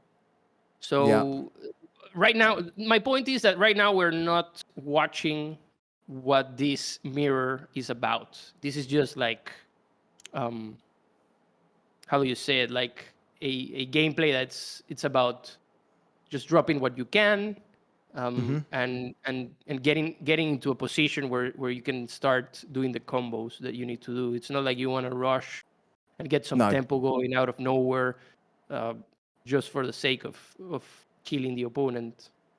Yeah, yeah, it's very different, isn't it? Because when you think about the composition of the uni workshop decks today compared to what they used to be, I mean, of course, I remember seeing that used to have the 0-3 that used to get played all the time. The name eludes me. Actually, I'm going to have to try and find that now. But the not the drone printer. It was one of the drones early on. Maybe someone in the chat can help me out here. There we go. The target painter. Sorry. The target painter, target painter, the one cost, yeah. So you used to start to see like target painters, then kind of like Alvaros. And Used to see exactly, yeah. Used to see the gun barge too, and so it's very very different because it used to be like that early kind of pressure just to build the board up, but what we're kind of seeing now is just trying to get everything set up so that you can play the hacker and then start to get pressure. Yeah, and actually, Jarla is in a good position here already with his armor vehicle. He's definitely going into a hacker next turn, but with a Ramayan researcher and this armor support vehicle around, he could cycle his deck to get some high rolls early on. So that's really good here for Jarla. Viper, on the other hand, can actually play the hacker right away this turn. And this paid off in Viper's Yeah, in Viper's that's a hand big card. might become really good, especially if he waits for Jarla to play the hacker because he can find a one cost Freightis from Jarla. Yeah, good. Yeah, absolutely. Okay, here, so Hacker goes down, and the initial card that Viper gets is a 2-cost Sabo. Not bad. Not, of course, Hollywood, but it's okay. And then a 5-cost, 5-cost Rummaging, and then an 8-cost Slinger. So the Slinger's most likely going to be the bank.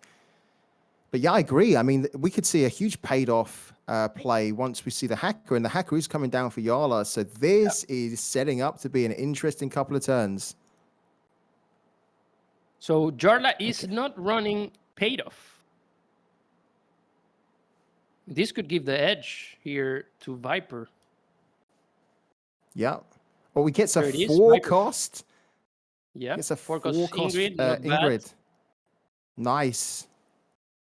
So are you thinking here, like, I want to ask you a question here, Quinta. Are you thinking because the Hacker's just been played, you're in Viper's position, you're thinking, right, do I just immediately go and see if I can find one of the girls? Or are you looking more to kind of say, get Ingrid going because you just pulled it and it's a 4-cost? I mean, that's a good question. Like, definitely this is where these mirror matches get super tricky because there are so many options, so many different decisions to make here. Yeah. The most difficult one being that Slinger going to the bank, 8-cost Slinger. How could you bank that? Right? Like, I mean, that's almost the unbankable card in that hand, surely, right? So he decides to go with Ingrid here with a nice board, possibly going with every description from Ingrid. Yeah. Okay. Here comes the Hacker again. Yeah. So we are finally seeing some good hacker plays here. Gets, I can't see the cost on that, but it is an armor support vehicle. I think the cost is it 3? It's a 3-cost, yeah. Okay. Not bad. He's still making some decisions here. He takes the Juggernaut, the defense Juggernaut, 3/6. I like that. And then, of course, the Slinger gets banked. Poor Slinger. Yeah.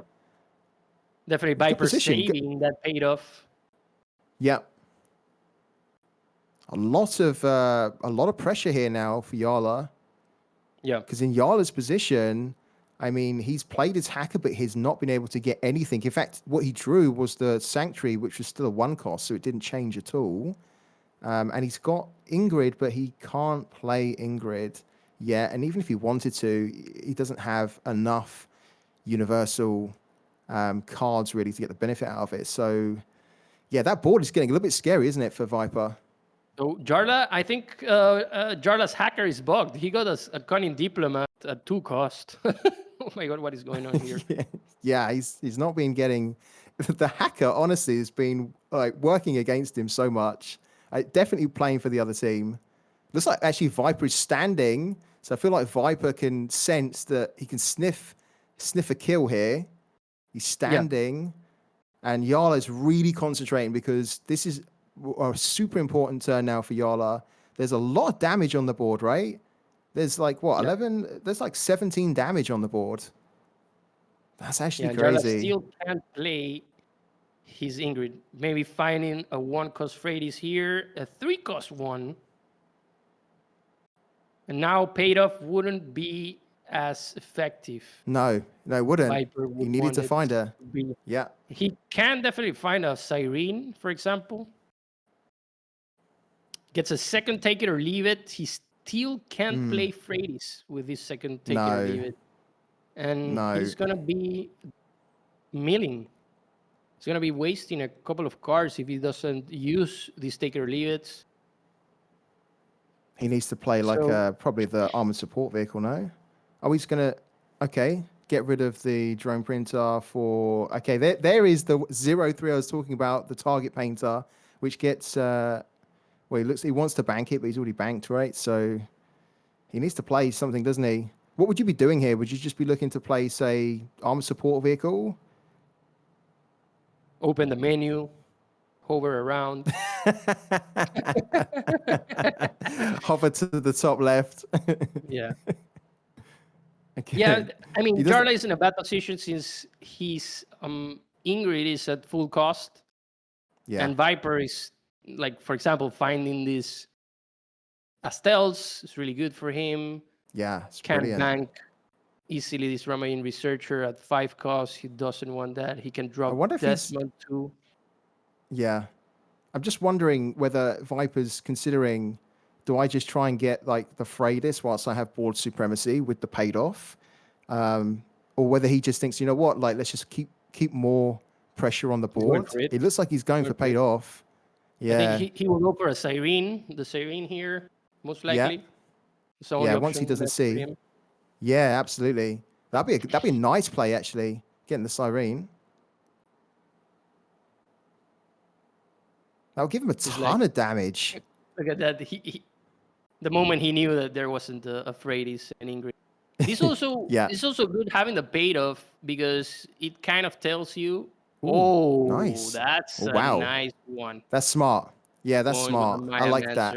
Amazing. Yeah, absolutely amazing. Break that down. Break that play down for us, Quinto. So anyone that's watching maybe new, why is that so significant? Yeah, so the Maya Mancer prevents Jarla from playing Freydi's or Ingrid with their effects. And this is what we were talking about in the beginning. The Maya Mancer is critical in this match when you can use it against, in the mirror, when you can use it against your opponent first, because it puts your opponent in a situation where its win condition is totally countered. So now Viper has bought himself a free turn and possibly gets a kill. Yeah, absolutely. It's completely neutered like Jarla's ability to play the Ingrid. And what's great as well is that he's done the paid off. He accepted the kickback. Yeah. But then he took something which means that a lot of the cards which Jarla can play, he kind of can't get any value out of them, right? So he could play a Diplomat, doesn't get any card draw. He could play Ingrid just to get something down, but you're not going to get the value out of Ingrid. So, and he knows that. What's smart is that Viper knows that so many of the cards in a uni deck rely on muster abilities. And if you look at the cards in Jarla's hand, it's like the only cards which don't have muster abilities actually is the target painter, the 1-cost target painter, and the armored support vehicle. So yeah, it's so good, so smart from Viper. We were talking about going for the big unit, and he just thought, you know what? I just need to stop him from being able to come back in this game. Amazing. Yeah, this will be it, I think. Yeah. Because plays the cartel enforcer. Viper, for example, finds his own Maya Mancers. He's running 2 of them. He could keep on going. Oh man, how painful is this, honestly, Quinto? The fact that you've spent that time trying to find a reduced lady, you do get a 3-cost Freydis, and then you can't even play it. You can't even play it to get the value out of it, right? It's like it's completely neutered. It's brutal. Absolutely brutal. So Jarla here just doing some damage imitation, but even if he removes one of these, there's still too much damage. That being said, he does have 2 defenders, so the defenders can soak up a little bit, but yeah. Okay, so let's see if not Viper looking good. manages. Oh, and he finds it. He gets the Mia But Spencer. at 8 cost. I mean, let's see if... Okay, so Viper gets another passive. But he just plays the Mia Spencer and he wins. He just plays the Mia Spencer, right? He wins. He can actually play it. I thought he didn't have enough. Yeah. So yeah, he can actually play the Maya Mancer and he wins. Yeah. The Maya Mancer here removes the defenders and he just attacks face and removes Jarla from the majors. Wow. Oh my god, Viper. The world champ. Ooh. Yeah, the world champ is going out on the first major of second season and he says goodbye. He's waving at the camera. Yeah. And he turns the camera off. So I think that says as much as what we can see from that about Jarla. He's bitterly disappointed, but congratulations to Viper. We were talking at the start in the pre-show that the momentum's growing for Viper. It feels like he gets through, knocks out the world champ. God, Excelsior. What did you think of that, man? Man, I was thinking it was gonna go to game 5. Like I was talking to some of the our production and casters off cam, and like definitely gonna be going to game 5 because these are really great players, and I didn't know it was gonna go to double uni at the end, dude. Like hackers not hacking it, like and no. You know, it's amazing, man. Like back and forth wins are like 1-0, 1-1, 2-1, 2-2, and then 3-2. Like that's peak parallel TCG competitive scene right there, man. Like before we go, of course, before we go in and go further discuss, like what was your favorite moment right there during that match? Let's start with Kinto.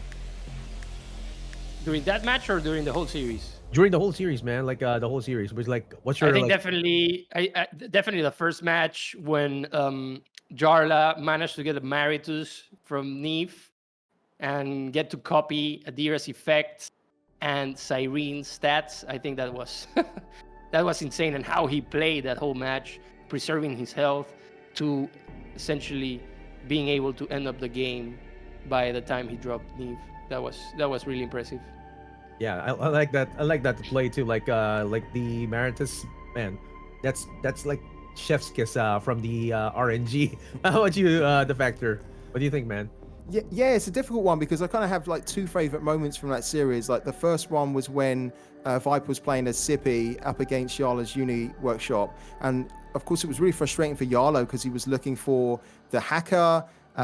He found the hacker, then the hacker wasn't really doing anything for him, and then basically from Viper's point of view, I just thought it was like such a great masterclass of how to play Sippy. Everything went well. He like controlled the board super early, put the pressure on, and he just showed why Sippy is one of the most dominant decks on the ladder. But I also really like in that last game the Miasmancer play, because like that was just so smart, you know, because it would have been easy in a way to have just gone and maybe got like a Cyrene, but he thought, you know what, I'm already winning. I don't need to be going for the grand play here. I just need to go for something which is like cute, and that was the cute play where you just play it, block your opponent off, and it completely, like potentially we could have seen like a huge swing, right? Because we saw in Jarla's hand that he had, you know, the Freydis and he had like an Ingrid, and it's like he could have done some really cool things there, just didn't get the opportunity to do it. So really cool. I thought that was an amazing start to this tournament.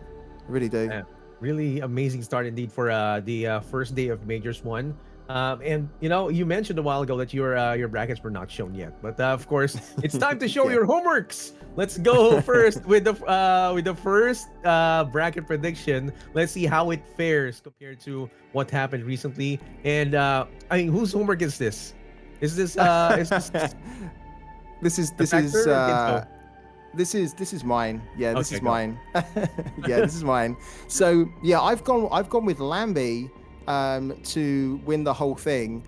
I just feel like Lambie is consistently so good in terms of his knowledge of the game, and I think that there's been almost we haven't talked about Lambie enough, and I know that Lambie hasn't won a tournament so far this season, but he's always just been up there at the ladder. He's a hard grinder. He knows the game inside out. And I just had a feeling that maybe we're going to finally see Lambie take this, because I think that in Lambie's mind, I think he mentioned it last season, that if you can win and then win early enough so that it puts you in a position to get to Worlds, then that's the best way to do it, because then you can ease back, you can then focus on everything for Worlds. And I think this would just be such a big motivation for him. So I'm backing him to kind of almost be the upset here, which is weird when we're talking about Lambie.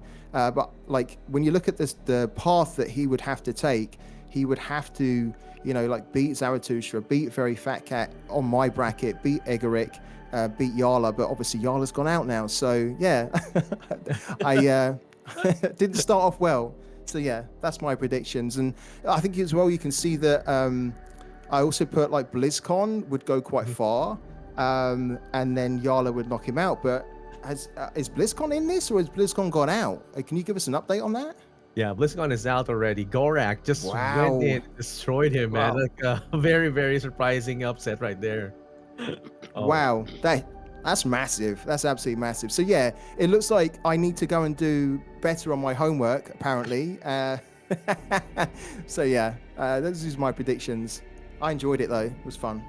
Man, thank you, man. Thank you for that show and tell right there. And yeah, it's not going quite well with this kind of prediction, but let's listen to Kinto's homework too. Kinto, oh wow, dude, I love this. I love this. I love the handwritten flair to the homework of Kinto here. Kinto, can you show us how this went?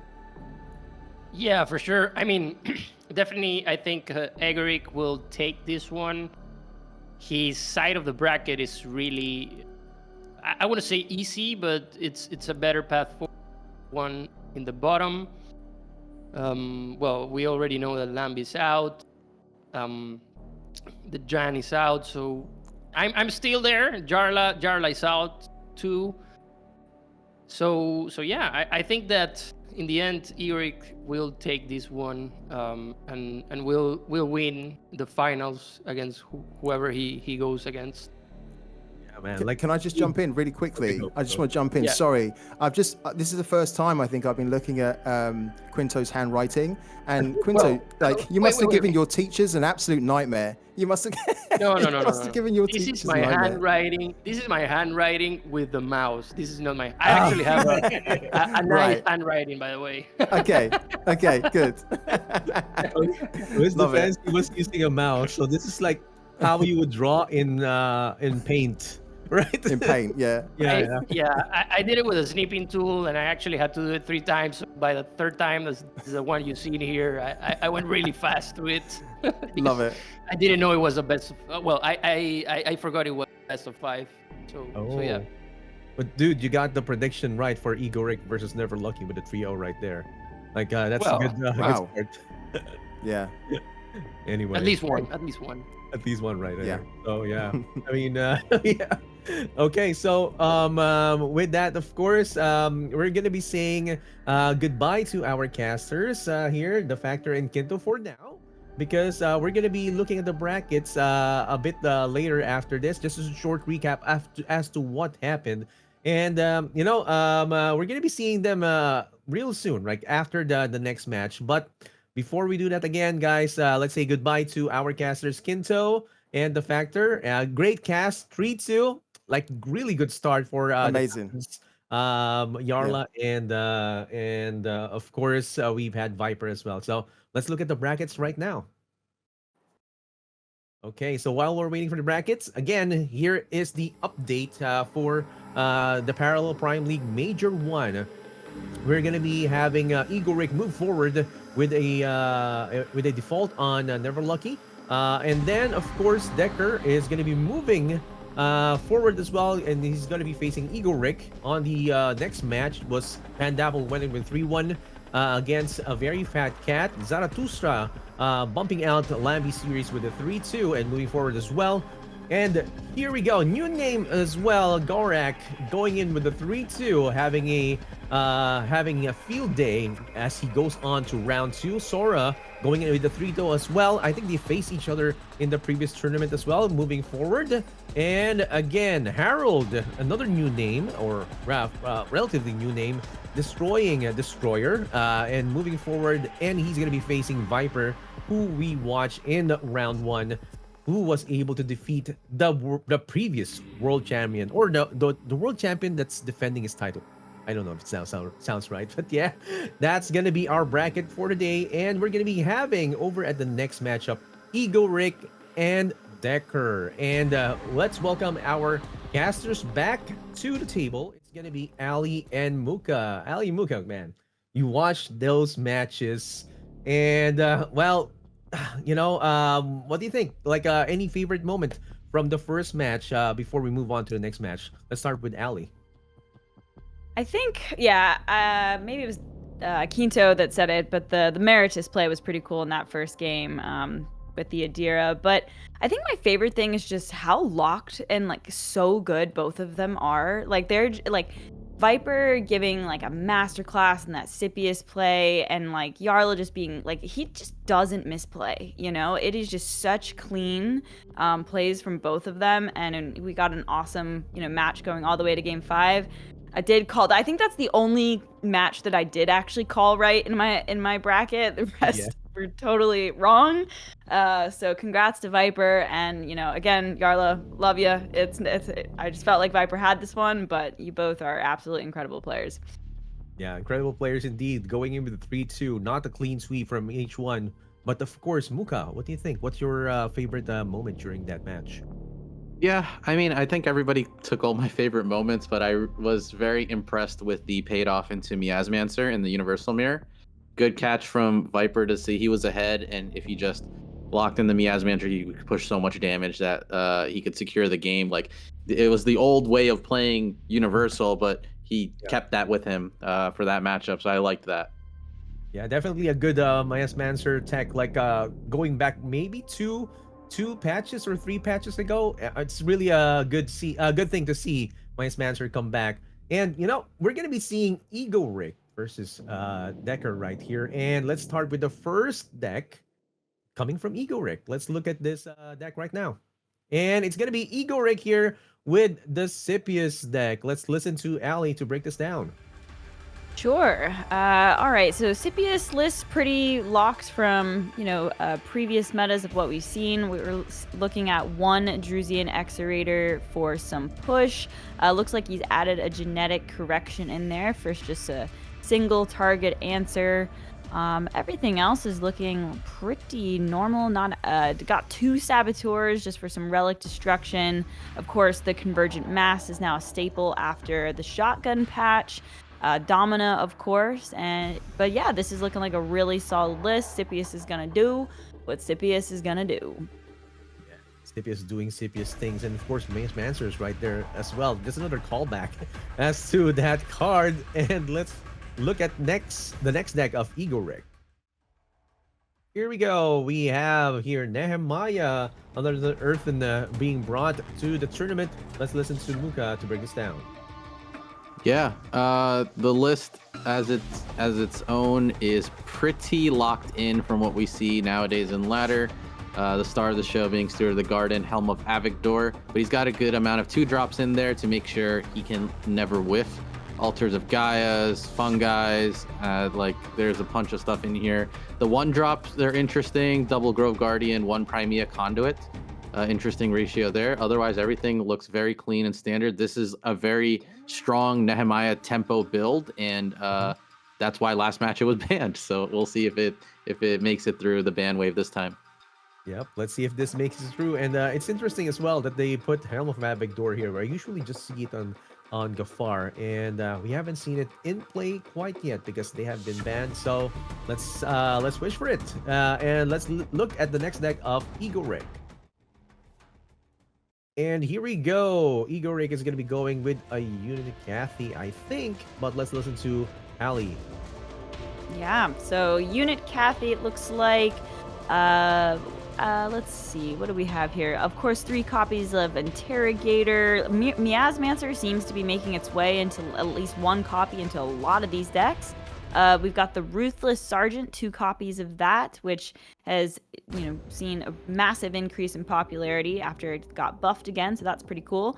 Managed to get 1 Master Poisoner in there, and even a Catherine's Expertise. I always like to see like 1 copy of those just for some extra burn, so I like that.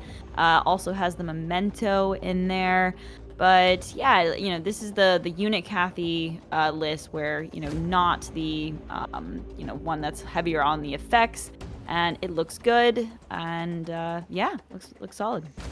Yeah, kind of surprised too that no orbital strikes are present in this lineup. So really banking on that unit heavy deck. So yeah, let's look at the next deck of Egorik. And this is going to be the last one that he's going to be bringing towards his matchup, and it's going to be a Neve. Let's listen to Muka to break this down. Yeah, Neve, I feel like the science has slightly been explored, but like it's always the same card, just ratios a bit differently. Like we saw in Swiss, some players doing like upping the Triumph of the Lost. You see it here, 2 copies from Egorik. Anything else? Saboteurs instead of collateral damage, more units here than in general slightly. 3 scheming versus sometimes 2. Aside from that, the only other place that you look at ratios is like Embedded Agent and Singularity Steward, and he's opted for 2 agents and 3 Singularity Stewards, so just a little bit of a difference there. And for his draw power, he's going all in on Brand's Expertise, no Rummaging Researcher. So those are the key things to take away from this deck. Yeah, lots of draw power indeed from Egorik's deck, and man, this is another Neve deck that we're gonna be seeing. So let's see how this performs. But man, the new person that we're gonna be looking into is Deker, a new player that we're gonna be breaking down. Okay, here we go. Deker, a new name here in the Parallel League competitive scene. But let's listen to Ali to break down his unit workshop or uni workshop. The Uni Shop. So, of course, this deck is all about the girls, so they're in there, and Desmond is now a staple as well. Are we counting Cyrene as, like, in with the girls now? She could be a third girl. Part of the crew. Yeah, definitely, man. And, of course, the Hacker, right? Like, that's been brought back into the Uni Shop list after that got buffed as well with the draw, and it's been kind of unreliable today at certain times. So we'll see if Deker has better luck with the Hacker. 1 paid off, 1 solitary confinement, just some tech cards, a couple Miasmancers. A Cybertech console also seems to be a staple for people with these Unishop decks. More tech stuff. And yeah, I think the rest looks pretty good of what we're used to seeing from these Unishops. Yeah, let's see if these hackers are gonna be going to do their work. But let's look at the next deck of Deker. Here we go. It's gonna be another Sipius deck, but how does it fare from the previous one? Let's listen to Muka. Yeah, we keep adding more text in Sipius. I'm not going to be able to read these lists anymore. But where we're at right now, looking at this, there is a tech convergent Aegis. Sometimes we've seen players bring 2 of those. Cunning Scipion has been brought down to 1 for Deker here to fit in the plethora of techs. Lord Harf at 1, obviously. There's a Magna, 1 Miasmancer, and at the end of the spectrum, all the 1-ofs of the legendaries: Convergent Domina, Convergent Mass, Cyrene, and Drusian. On the effects side, a little bit more effects than some others are bringing, with double no snitching and 1 genetic correction. So it's got a lot of different flavors in the Sipius list. If there's a Paragon that can handle that, it is Sipius for sure. Tabula Rasa makes that very, very accessible to do things like this. And a lot of these cards are musters, so you can combo them with the Sipius Paragon if needed. So I'm going to be very interested to see how he pilots this. There's a bit more text than generally seen, so that'll be interesting to see. But overall, the same skeleton that works very, very well, and we'll probably be able to see him play it unless it gets banned. Yeah, definitely. And there's like I'm kind of curious as well. There's like a lot of text, but there is no Master Poisoner. I don't know if that this already teched out from the other players, but yeah, definitely interesting deck that Deker brought. And let's look at the next deck. And we're not gonna be showing you the other deck because that already has been banned. So it's kind of a spoiler right there. But Nehemiah is gonna be the one that Ali's gonna be discussing.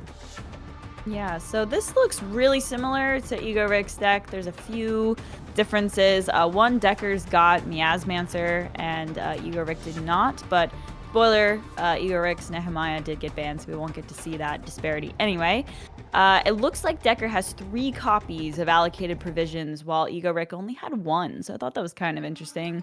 And then Deker also has only 2 copies of the Aurora Fungi, and then I believe Egorik had 3. So very similar list, just like slight differences here and there.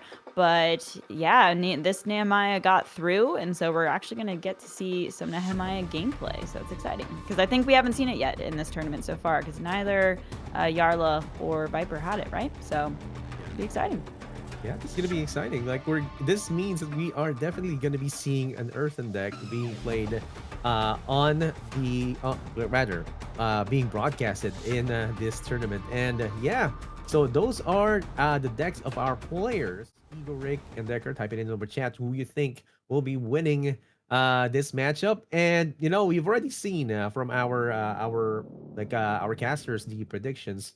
And what do you think? How do you say this? Any spicy or anything that pops out from the decks right there that you think could give the advantage to any of the players? Let's start with Muka. Man, any advantage in deck composition? Yeah. I'm not too sure. I think the bans matter for sure. Deker getting to play Nehemiah is a big deal. That is a very, very strong Paragon right now. So I mean, Deker kind of walks away out of these bans with an advantage, but there's must have been a reason why Nehemiah wasn't banned, right? So we'll see how that plays out. But I think I'm going to give the edge to Deker right now just because he got the Earthen through. Yeah, How I'm about also curious about the band choice there because, I mean, I suppose Egorik's got Neve and Kathy, always gives Neve quite a bit of a hard time. But Nehemiah also gives Neve a hard time, but has probably a better shot of being 50-50, where Kathy's just like really, really brutal. But yeah, I think it's going to be a good match. Yeah, definitely going to be a good match. For those of you guys who are just watching, we are on round 2 in this tournament, and we're already on day 1. This is a best of 5 between Deker and Egorik. We can't see as of the moment the bans, but there you go. Updates, guys. Deker's Earthen. Deker's Earthen hasn't been banned, no.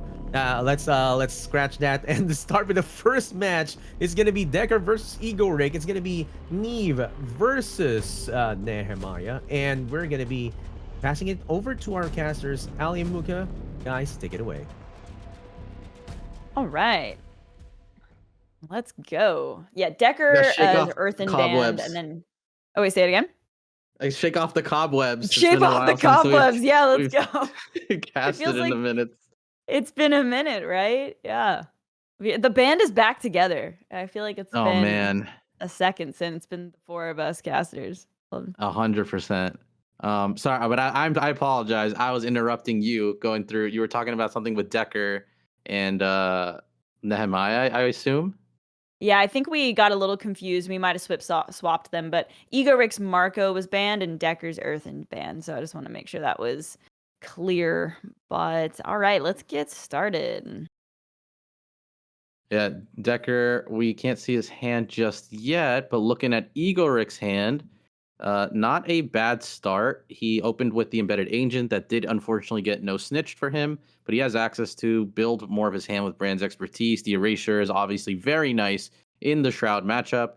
He's looking to, before in a lot of these matchups with Shroud and Earthen, right? Your dream combo was like Singularity Steward and Banishes and stuff, but I feel like we've now kind of evolved a little bit past the point where you are not just winning with like the Steward ramp in this matchup per se. You need to control the relics. You need to control the units. Like, it has definitely gotten tougher for Shroud to lock in an earthen player if they're allowed to kind of like reign free a bit.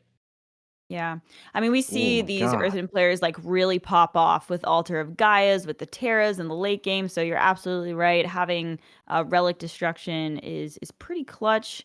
But I will say, Egorik's got a really nice hand. He's got lots of tools. He's got, an answer to a relic, erasure for Nehemiah. It looks like he doesn't really need any more draw at this point, so he's maybe looking to bank the expertise. But he's got Cyrene in addition to Tioli. So right now, Egorik is looking pretty solid. Oh, he's going for an extra draw. All right. Yeah, just gonna use Ooh. the energy while he has nothing else to really do, and then I guess can effectively bank. Do you think he's gonna Maybe Tioli out you that see. shard? Yeah, that's what I'm thinking. That's like it's either that or you mill one, whatever you accept. I mean, there's no reason not to, right? Your investment into the shard now is an extra energy for the rest of your turns rather, Yes. for the one-time use. So makes sense. Yeah, man. We didn't really talk about this, but Decker whiffed 2 turns.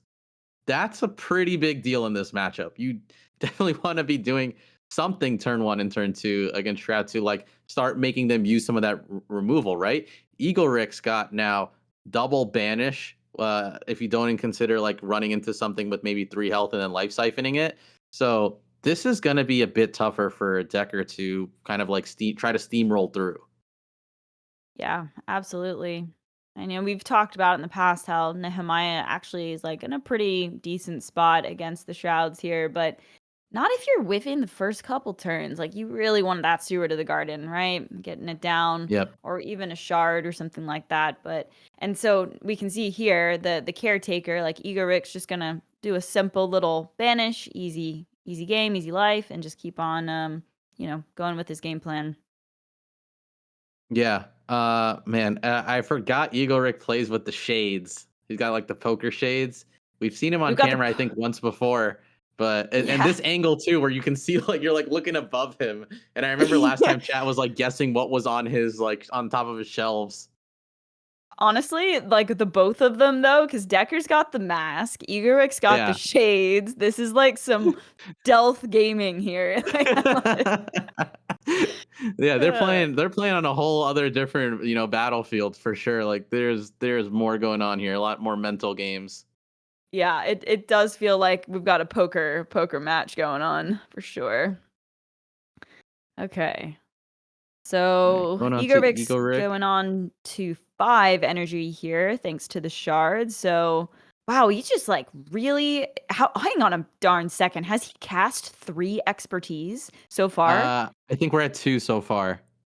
Didn't he cast one on 2? Did he not play one on 3 as well? I could be losing. Wait,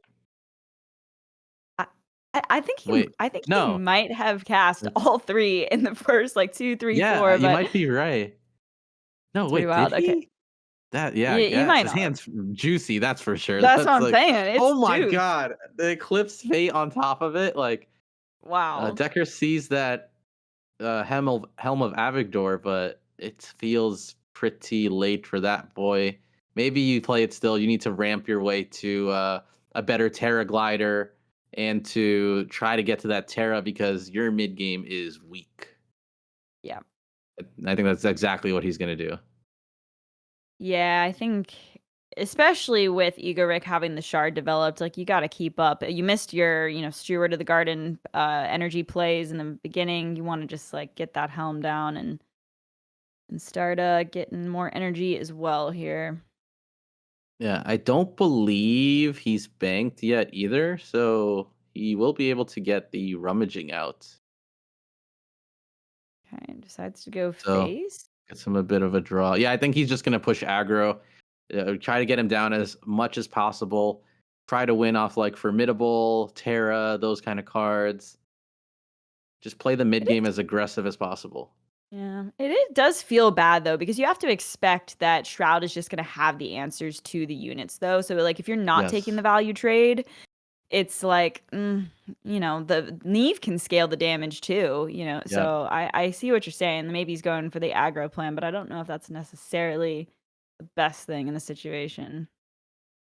I agree with you. Oh my gosh. I was going to say he needs to see an allocated provisions and he sees one. So that's very, very good for Deker there. Otherwise, there was no way to play going forward. He had all his cards revealed with the Terra Glider. That's not good at all, but he can play. But we're at 6 energy. We might just see an erasure into a treacherous scheming. That's Yeah. going to be a Ooh. hefty blow. Let's see. A Triumph of the Lost just got picked up in the hand there. So that would be what? A Researcher. I don't know if we've seen an effect come down quite yet, but I think I like the hand disruption play. I mean, that's a just get an idea for the game plan, right? And it looks like he's going for it. Ooh. I think the mean, Terra Glider is the choice, but the provision works too because the glider is a dead card then, right? You're making sure yep. you're not doing any reveal plays. So now your provoke caretaker with the Helm of Avigdor, that's a cute, like, little like trophy on your desk, but you're not doing anything with it. Mm-hmm. No, absolutely. Man, sometimes I see a Terra and my brain just wants to take the big expensive legendary, but you're absolutely right. I think taking out the provisions, now there's a dead card and you can get this erasure off. And do you think we'll see a trade here or, I think Igor's push? gonna keep poking too. I think Because with you mentioned Neve. that like Neve can creep the damage, right? So Mm-hmm. it's like death by 1,000 cut. No, it's like a lot of cuts and then a sledgehammer at the end. You just got to get enough cuts in there to slightly crack the glass for the sledgehammer. Yeah. When that Neve, comes down on the board, you want your opponent to be pretty low, ideally at 6, so you can just pop them Yeah, dead. But yeah, looks like he's gonna go bank that Terra Glider just because it's that's probably gonna be rough. dead. I can't. Did I say that Deker has 3 copies of allocated provisions? I think I believe you I did. yeah. So there's Let me double one check for you. more in there. Yeah, Um. there's one more. Mm-hmm. Man, he could have gone for the Titan or something this round. That's pretty unfortunate. And so he's really like in an awkward position because he can't get the big Terra out yet. I suppose Nehemiah is still an option to put down on the board, but I mean, there's the double 3, I think Miasmancer, I and like the double Moonlit. 3. Yeah. I mean, think- with Miasmancer, you're not really stopping anything. Um, Maybe like the Malia, obviously we see it in their hand, but like there's no really real reason for Egorik to play that card yet. So Yeah. it is good that he's putting tempo in, but he's not getting a lot of value. Egorik has drawn every piece of removal at this point that he Yeah. needs in his arsenal. We don't really see it. Well, no, that's not true. But like he's already kind of ahead on how much deck thinning he's done. It's kind of wild. Well, 19 versus I think 23. that he did. I could be wrong. We've at least seen 2 expertise, and we may have seen Yes. 3. So Yeah. He did. He turned a lot. He he turned a lot turned for quite a sure. bit. Especially going first, right? Going first Yes. too. Turns out drawing cards is good. It's a good thing. I think it's a good thing in a card game. Particularly in Neve. But no, I mean, look, I think Egorik's got full control of this. He's got like infinite banishes essentially in Here the we hand. go. There is hope. There is no hope because let's be real. Even if he like triple terras into himself, there is an eclipsed fate that just stops all of that. Yep. And So he has enough energy to play Triumph of the Lost and like in a banish or something. So I suppose it would be the Ardent Negotiator that would come down, right? Not the I Terra, but believe it would be still. the negotiator. Yeah. That's still fine though.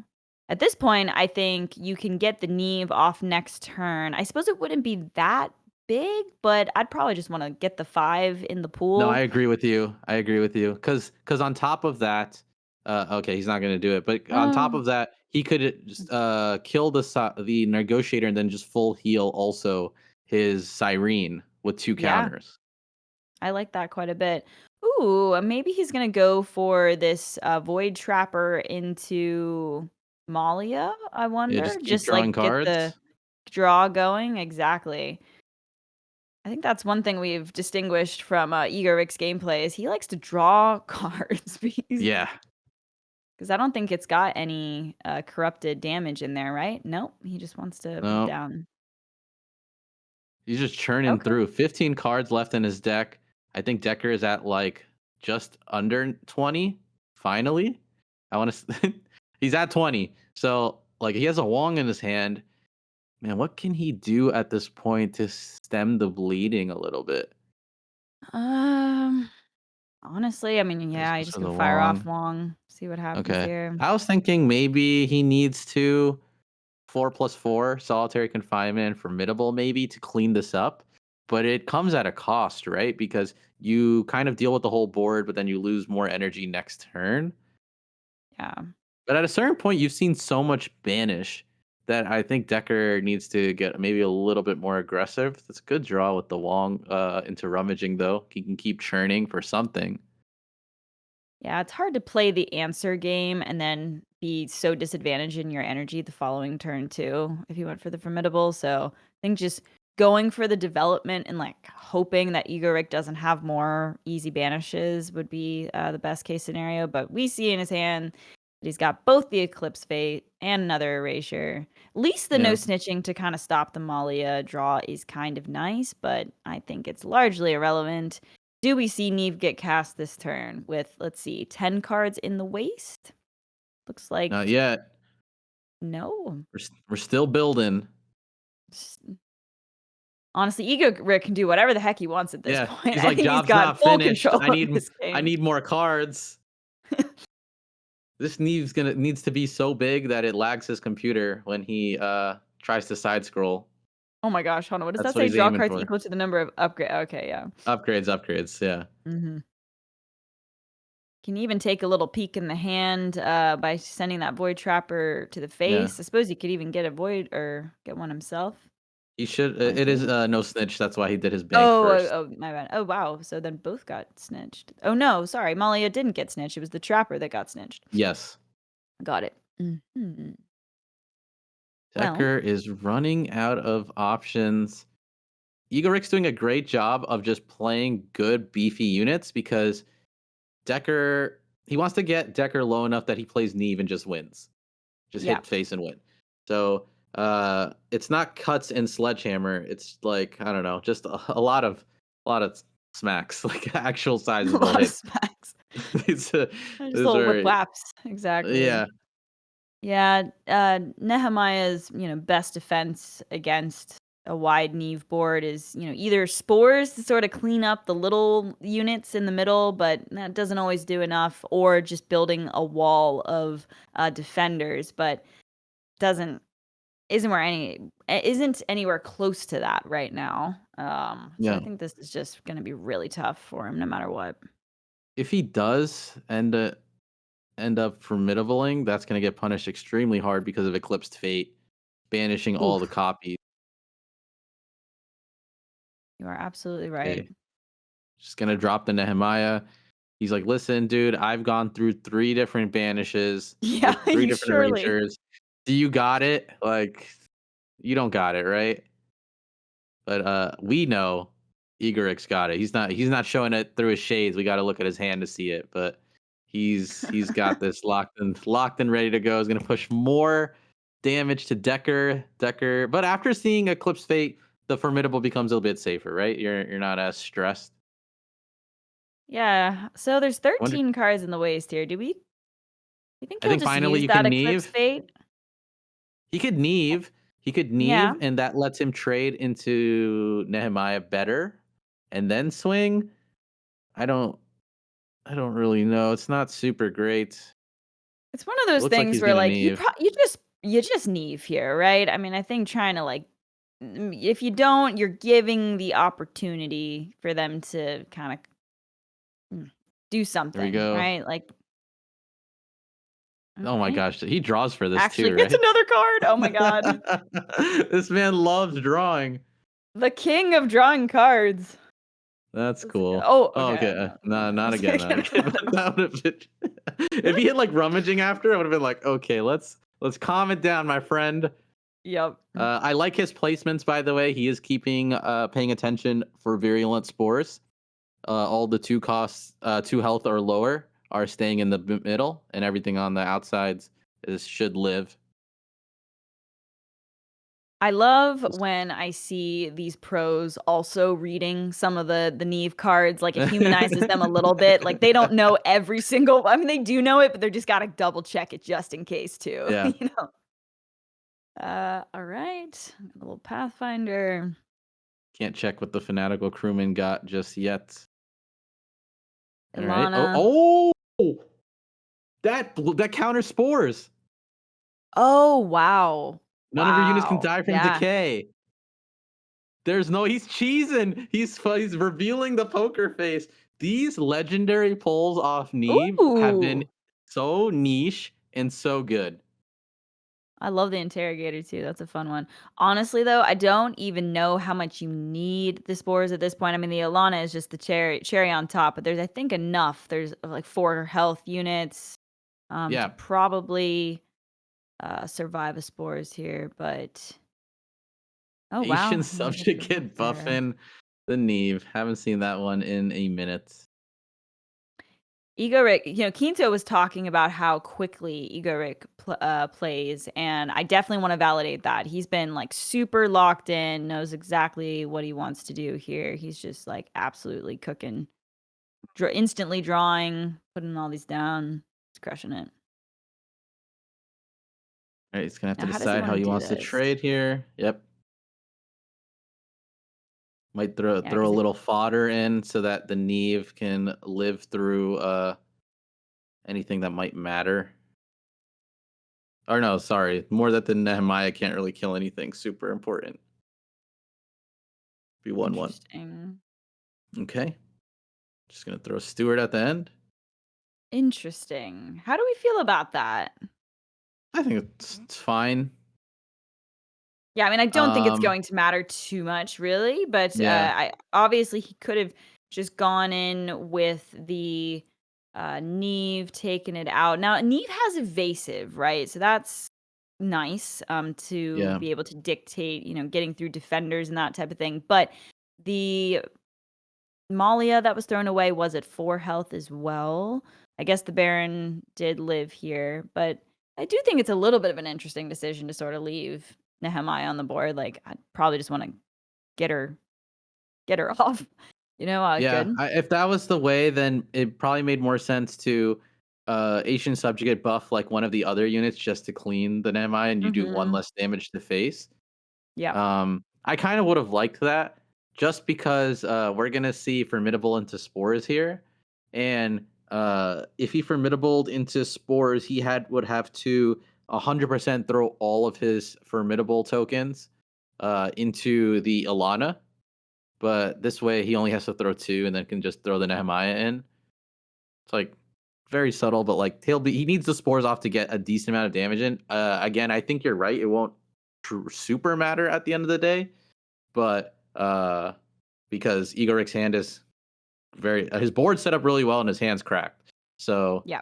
It'll be fine either way. But that's probably what I would be thinking about if I wasn't in a new situation. But Egorik drew very, very well and played very, very well. Wow. That Ilana Ilana's 18-3 with all the getting decay real units on the board. beefy.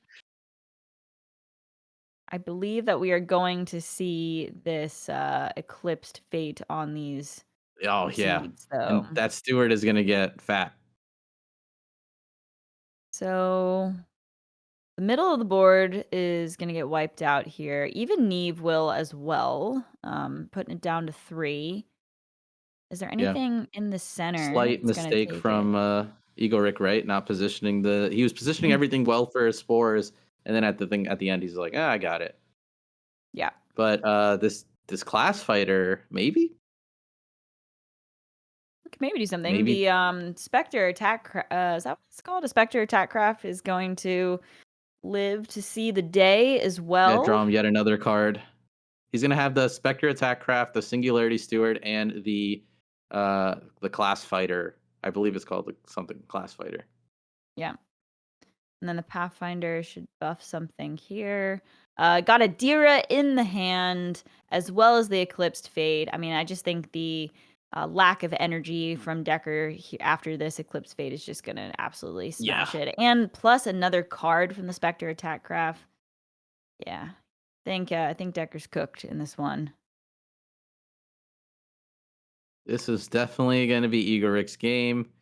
The dude, I don't think I've seen a Neve out like draw this fast in a while. I know. Very, very resourceful. This one for Egorik. All right. See just how he Getting an finishes extra playing it out, card. but yeah. Oh, it has Got the it. Interrogator Class Fighter has evasive too, so that's going to be strong.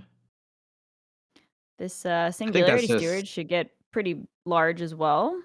yeah, that's game. I didn't want to do math, and I forced myself to do math. This no. There's a defender. Yep. So he needs to get rid of the defender. If he hits like a formidable, it's game. Oh no. Okay, never mind. He has no snitching. It's game. Okay. Wow, Sorry. exact lethal. That's Yeah. always really satisfying to see. We even get to catch the Adira. What is it going to steal? Doesn't matter because there's lethal presented. Okay, sure. Boom, clean. Nice little for fun. Yep. Very, very clean play from Egorik. It normally is not that one-sided, but he drew very, very well. Deker unfortunately whiffed 2 of his first turns, right? Yeah. And Egorik drew a ton and had all the banish. So that's how that goes sometimes. They honestly could have been a completely different match if you saw 1 and 2 cards played on turns 1 and 2 for Deker. It would have at least been a bit more tough because we've seen Neve versus Earthen, and I'll flat out say like Earthen is very strong right now, and probably one of, you can arguably say it's the best deck right now. So for it to whiff like that, it's gonna struggles though. And hats off to Egorik for immediately knowing to take the allocated provisions to stop the Terra Glider. Like it was going into turn 6, so I mean there were a lot of banishes in the hand, so I think it was going to be a tough game for Deker no matter what. But Egorik certainly piloted it incredibly well, and yeah, we had a solid first game there. I'd love to know the amount of cards that were drawn, like not just normal, with the second wave soldier, multiple expertise. Like there was he freaking drew a ton. This is wild. Yeah, that one, like there were some things that were kind of cool to see on the deck composition, like the Saboteurs did their job, and there were body that helped a lot in trading in the early game. And hitting the allocated, he knew the weak point of that matchup, and just like surgically it was like no allocated, I'm taking these away, like good luck, figure it out without Terra Glider. Yeah, absolutely. All right, so we got through the first game here. Now Deker could run the Nehemiah back. It'll be interesting to see if he swaps it up and either goes to his Scipius, or Augencore here, or Marco. Let's see. Decides to run the Nehemiah back.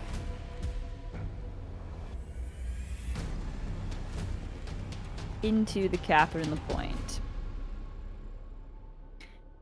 Well, I would say that if Deker can get the Steward going early, of course the Helm is a massive offender right now in the meta. I do think that, the Earthen has a shot against the Cathys, but, Cathy can do some pretty insane things as well. So, see. These opening I mean, hands. he draws the 1-drop. He's like, I'm not losing it this time. Yeah. And Egorik actually full mulls. I would have kept 1-drop in that hand, I think, if I were him. I think so. Hopefully he doesn't run into a connection issue. Nope, there we go. Actually, I'm a little surprised there, Muka. Like, what do you think? Because, I mean, in my mind, sometimes, like, Cathy, you want 1 and then 1/1, right? For 2. I take it back. I understand why he did it now. He's full searching for the no snitching on turn 1. He is like, by no means is this man getting hit with the Steward of Garden lacking. He's not going to get caught lacking against Steward of the Garden. And he plays enough 1-drops that he's like, I'll find one. This is going to be very good from him. because next turn he can Crimson Fleet Machinist into the Red Sand Scout. That Red Sand Scout becomes a 2/4. Very, very good. There you go. There's the Steward. He's gonna snipe that thing right away. I'm surprised he's Yep. not hovering on the card right now. I know you said that he plays a lot of one drop, so he's confident that he could find the other ones, but that really just goes to show like he's willing to give up a solid aggro hand, just to find that no snitching, like, and the chance that he'll find the other ones, which is an indication of how important it is to stop the ramp. Yeah, without a doubt. Yeah, dude, Egorik's camera just looks like an album cover to me. Like, I don't know why. It's the positioning. You know what I was thinking? The 80s movie The Breakfast Club? Doesn't he Yes, look like one of he the does. actors, the kids I in don't remember. Yeah, Breakfast I don't Club? remember the character names. It's been so long, but he It's the does. hair, like, and there's this one scene where he, like, has the glasses on, people use it as a GIF all the time. Yeah. Like, I'll have to put that somewhere, but he looks like that. All right. So found that no snitching for the Stewie, stopped the ramp, and let's see. Got the caretaker potentially coming down here from Deker. Decides to go for it. Yeah, that Spores might end up helping him a bit, but the problem is the Bannerman is going to be really annoying left unchecked, and it's definitely going to be left unchecked for a little bit. And it might get strong enough that like you're not even really concerned as a Marco player about Nehemiah. Like it's about to become a 4/5 right now. He's still sitting on a defender, so he's not worried about the caretaker swinging into it. This is like very, very good from Egorik's perspective. This is a pretty I re- gnarly board for turn 3. And oftentimes I feel like Bannermans get snitched as well. And so it's getting pretty massive. He's even got a no snitching for next turn to keep it going. I just want to recognize the really good thinking on Egorik's side to kill the Steward. And he did that because if an Aurora Fungi came out, that clears the defender, and then the caretaker can swing into the beefed up Bannerman. That's where Egorik would start to run into problems. So really, really sharp on him to be like, okay, I need to stop this specific situation from happening, and anything else with I'm kind of fine with. Yeah, for sure. A seemingly like insignificant thing, but you're absolutely right. It's those small decisions that definitely stack up. Yep. All right, so let's see here. He's got 4 energy at his disposal. Looks like he's gonna opt for like a 3/1 and can even get a no snitching. It's Egorik. You don't think he's gonna draw? Of The man is gonna draw. Anytime that Egorik has the chance to draw, he's gonna go for it. Yeah, it's a given at this point. This dude is drawn to his heart's content. I wonder. He probably, if he's gonna swing, he's gonna draw first. Obviously, it's Egorik. I mean, no. To be fair, that is what you should be doing. And then he's gonna bank his heart. Draw first, always. Come on. Yeah, might kill the caretaker outright. I wonder, or he'll just make Deker do the trade, which is also that might be the right option. Just make Deker do the trade. Yeah, it's interesting. He's I guess gonna go with the no snitching on one of his own units to get rid of the spores. That's clever. And then of course that'll buff both of Double these face. Bannermans. Yep. He technically could have traded and had the slinger, I'm actually That's quite what. Okay, surprised now to I'm see that. confused. Yeah. Yeah. Oh, because it has decay. So yeah, there you go. never mind. I didn't see it either. God, I was like, Mooka, wait, what are we he should have doing? slingered. I thought in my brain, I don't know why the spores came first and like didn't have it on the provoked, but the provoked clearly came first. That all makes sense. He's still sitting on 1 Bannerman, which is good. Deker is approaching. I think he Nehemiah's here, unless he just goes for value. I don't know if he's looking for the Shield Titan. Yeah, I mean, he's hovering it, so it looks like he's gonna go for the Terra There's Glider good this fives. turn. Yeah, there's good 5s. He can find something. And it is 2 units instead of 1. The Nehemiah would unfortunately get answered probably very quickly. Oh, guest Ooh. appearance. Gafar sends his regards. And we'll deploy the Peacekeeper to aid Nehemiah there. Nice little pacifism. Yeah, that looks pretty good. I've been playing a decent amount of Gafar, so it's always fun to see this one pop up. And it looks like Egorik picked up a Ruthless Sergeant in the hand that could come in handy. Yeah. Uh, Decides to pacify the other Bannerman, getting it out of He's gonna damage. cash out.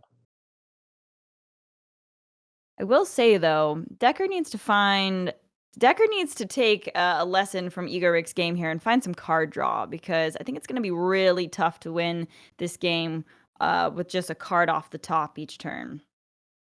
So maybe a Wong, or I guess another Researcher, or something along those lines. Yeah. What does Egorik? What does he surprise us with next turn? Is like where my brain's going right now. I feel like this could be a decent Ruthless Sergeant turn. He can sack 2 and throw in the Sand Scout, and he's chilling. Or he could just Is it necessary though? expertise. I Man, mean, he's I'm probably holding on to scared. it for Nehemiah. That's probably more correct. Yeah. Yeah, I so now just he can get just trade and Slinger. the loss But of yes, energy for, going into the next turn. I just don't want to be too disadvantaged here, so kind of like holding it back for a little bit later, or saving it for Nehemiah, like you're saying. yeah. Nehemiah is really good to save it for Nehemiah. I think personally Marco is like more than fine at the like 5 to 6 energy. Mhm. Anything else, like you're usually not using it all. So it made sense to use it there, but it's better to save it for the Nehemiah. And he's able to trade this super clean, so it's not that bad. It's got double one for the follow up here.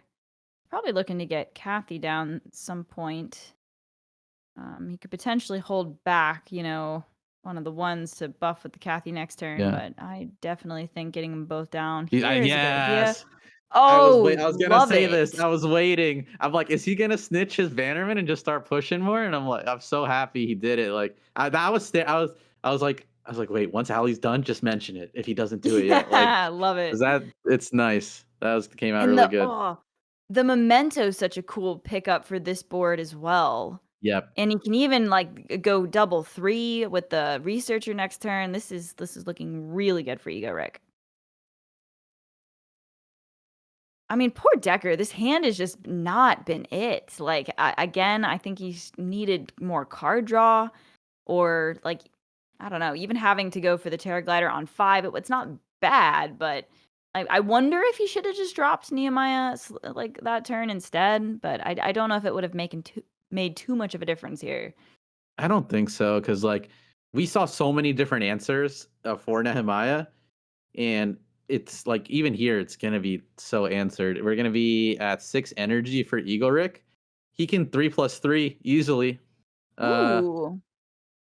Okay. A Terra Glider with the allocated provisions. I mean, that means he could go for a Terra Verdant Mentor next turn. Yeah, the Terra's probably gonna be the win con out of this one. If Egorik will probably hold on to that Memento. I wonder, does he hold on to a Ruthless Sergeant? You can I'm having a go rummaging and draw whatever, bank that thing, and then play 1 Ruthless Sergeant and kind of full clear and keep trading. And then the next turn, if it gets scary, you have another Ruthless Sergeant to be like, you know what? F this. I don't need energy. I'm going to win.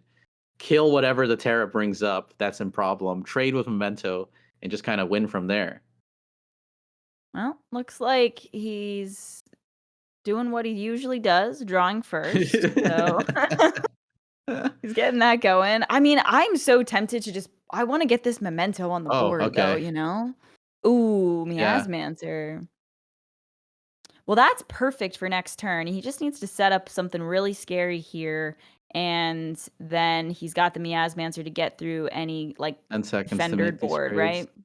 Yep. Yeah, and I guess he puts it on the Trooper. Yep. That goes to a 5/5. You can take that trade. The Grove Guardian will then get the Defender passed off from the Nehemiah, and he's able to Nice and push some clean. face damage. Mm-hmm. Yep. That's going to be really. I don't. Deker will be able to formidable. And then he can kill 1 unit. He can kill two units. But Egorik doesn't have enough for a game, but he's like not next turn, but it's pretty damn close. 2 turns of stall with formidable, but no. Well, Oh man. He has to I roll mean, you've first got for the Terra. Miasmancer, and then Well, I guess Kathy wouldn't be a guaranteed face then. Uh, He's gonna roll for a Terra and hope he hits a defender. That's kind of crazy. He needs 1 more energy. He doesn't have. Otherwise, this would have been a very strong play. mm-hmm. Yeah, when you're at 11 versus Kathy, Hey, you've got a memento on the board. It's very scary times here. All right, let's see. 50-50 for the Terra Verdant Mentor. I always get Terra. No, I'm just you kidding. always get I'm kidding. Terra? I always Oh, get Terra Muka. Solarium Stalwart. That's not it. That's, yep. Yep. Insta concede. Egorik up 2-0. Making it look easy so far with the Neve and the Catherine. Trying to think. Man, he's what really went really wrong. challenging the Earthen players, being like, "Oh, you think Earthen's so good? I can take it." Yeah. Was it in the Swiss rounds? We had the stats during the podcast, right? That Nehemiah really was quite impressive during Swiss. Yeah, And was Nehemiah banned and quite a bit. Scipius stats were like pretty much reversed. So Hmm. Nehemiah was the most banned, but got like I think second most amount of wins, and Scipius was the second most banned, got the most amount of wins. Like it was almost identical between Wow. the number of bans and the wins that they got. So it was very very crazy to see. And yeah, I mean Deker's just unfortunately cannot get it through yet. Egorik making it look easy. He's got 3 chances to win with Scipius, and I don't think that's hard to do. It's not that hard to win with Scipius.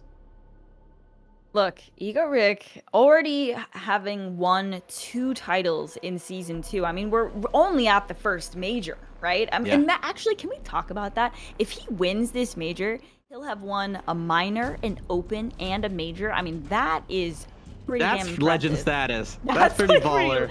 pretty That's wild. pretty baller. Like, I actually, just on that alone, I think, I mean, my champion, BlizzCon Jan, has been knocked out. So I think my next in line here, I might be rooting for Egorik, but I know I have to stay neutral, but that would just be very, very impressive. But look, I would love to see Deker give him a run for his money here and make this interesting. So, well, we'll see. Yeah, Deker gets the steward. That's half the battle. The mulligan will be interesting to see what he plays for. Yeah. Step 1 Egorik's complete. opting to keep gender correction. Yeah, I will say though, like I've actually been playing. I mean, I played a ton of Shoshana, Shotgun Patch, and then I've moved to Gafar now. And there is something. I'm gonna get flamed for this, but there's something so satisfying about like you play your steward, it gets snitched, and then you're like, I don't care, I got the helm, and then you just helm it afterward. It's snitched. You're It's you're like, enemy number 1, and everybody. I am. I really everybody am. go after Ali. I didn't say that. I'm not. I do sorry. not endorse this behavior. I love it. I've been enjoying Earthen quite a bit. Because, yeah. Anyway, we'll see if that But- happens here.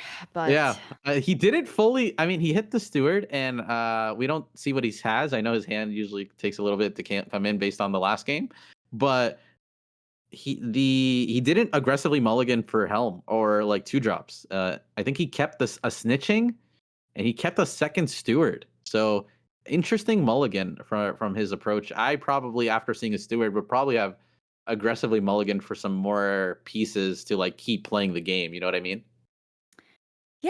tough one. There are occasions where I feel like the second Stewie is not the worst because so much of the time it gets snitched, right? Yeah. And so I don't hate it. But I hear what you're saying. Like you, especially against. Okay, with the caveat that he's against Scipius, like Stewie's, you want some meat on the board, right? You need to be able to fight back or like find a spores or something along those lines. So I am not sure if that is the correct play in this situation. Looks Is like it's Egorik's taken a mulligan second gonna for go him. through? We're like watching Yeah, two I don't know, people play guys. I think we're. two different games right now. I'm at the edge of my seat. What did Egorik get? Um. Here we go. Here we Oh, go. okay. Okay. It Technical might. difficulties. We might have to restart it. We'll see. Um. I was just like, what the what is he gonna? Are we gonna see? Oh Yeah, no, I think he it's did disconnect, unfortunately, so they're gonna get that match back online. Scipius versus Nehemiah. Yeah, How does this I didn't even get usually go? I feel like Scipius is probably pretty well positioned, right? it's one of those matches where it can go either way for sure. They're both very strong, and if they both have like certain benchmark conditions that if they can check them off, like it just drastically shifts the odds. Yeah, like a good So spores or something could Yeah. just absolutely turn the tides. Yeah, Helm, chilling Helm on two. exactly. But Evil. yes, I think that one's pretty set down the line. Like it's anyone's game. I don't think anyone's inherently ahead. Gone are the days where like you would play Sippy, fill a whole board, play Poisoner, and you're like, okay, I'm winning. I won. It's a bit more nuanced, which is why we saw in that mulligan, right? Egorik was holding on to his genetic correction because he's like, I need an out to Nehemiah if it gets played early, and it's not as simple anymore. I'm actually just kind of curious to check the stats here on parallelstats.com. Shout out to Parallel Stats. It looks like Nehemiah is slightly like 48% win rate against Scipius. So that really goes to show. I mean, that's bronze to master too. If we localize this to the top ranks, let's see. It looks like 47% win rate against Scipius. So that's pretty darn close, right? So it's exactly in line with what you're saying. So could make for a pretty exciting match here. Man, I want to watch it now. I'm excited. Yeah, man, Egorik is, after you said that, like he's won a open, a minor, and might win a major. That's some scary, like I should have thought about that when I was making my bracket. That's kind of crazy. That's like, okay, so in tennis, what's the term? If you win all of the slams and then you like get the gold in the Olympics, like it's called, oh God, I think it's like a golden slam or something like that. Okay. And so this is if you get a minor, a major, an open, and the prime championship, that's the golden. What do we call that? We need a term for that. We need what to do we come up want with to a name name. it? That'd be so cool. Oh man. The Grand Slam Rick. Actually, that's a good idea. We call it a masterpiece. A masterpiece. I will say though that if he does manage to do that, it almost should be named after him as like the title. Igor. Oh, Mark said the priming. That is a the priming. I like the golden priming or something, Yeah, something like that. I could see that. But I also like your idea of naming it after the person that does it. Like, because that's what everyone's gonna. That's what people are. Yeah, you're gonna be immortalized, and people will refer to that as you. Like that's kind of cool. I think that's awesome. I could see that. Especially in TCGs, I can't imagine like that. If that happens to someone once, like each category of the tournaments plus the championship, like there's no, that's never gonna happen. Like, that would be insane. Absolutely insane. Well, I don't want to jinx him. He's playing super clean and clearly has an amazing understanding of the meta right now. So upsets can of course happen, but I'm excited. Yeah. Man, I'm trying to think like what Deker has to do to come back from this. Obviously he has to win 3 times. We've seen reverse sweeps before. But 3 against Scipius is a bit tough, especially I think one of Deker's lists is universal. So, we saw in the last broadcast match, both players that were playing Universal Viper and Jarla could not beat the Scipius. So that if there is a chance for a comeback, that's going to be the deck that really sets you I don't know, not sets you behind, but like it makes it tough. That's gonna be the one matchup that you'll struggle to get.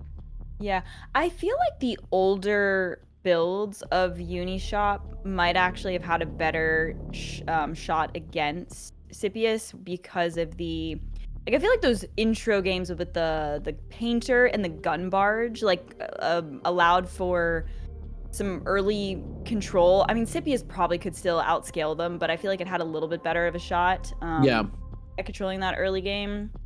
And now, a I good mean, I suppose Desmond is what's needed. Like you have to like somehow yeah, control it and then like get a crazy good Desmond.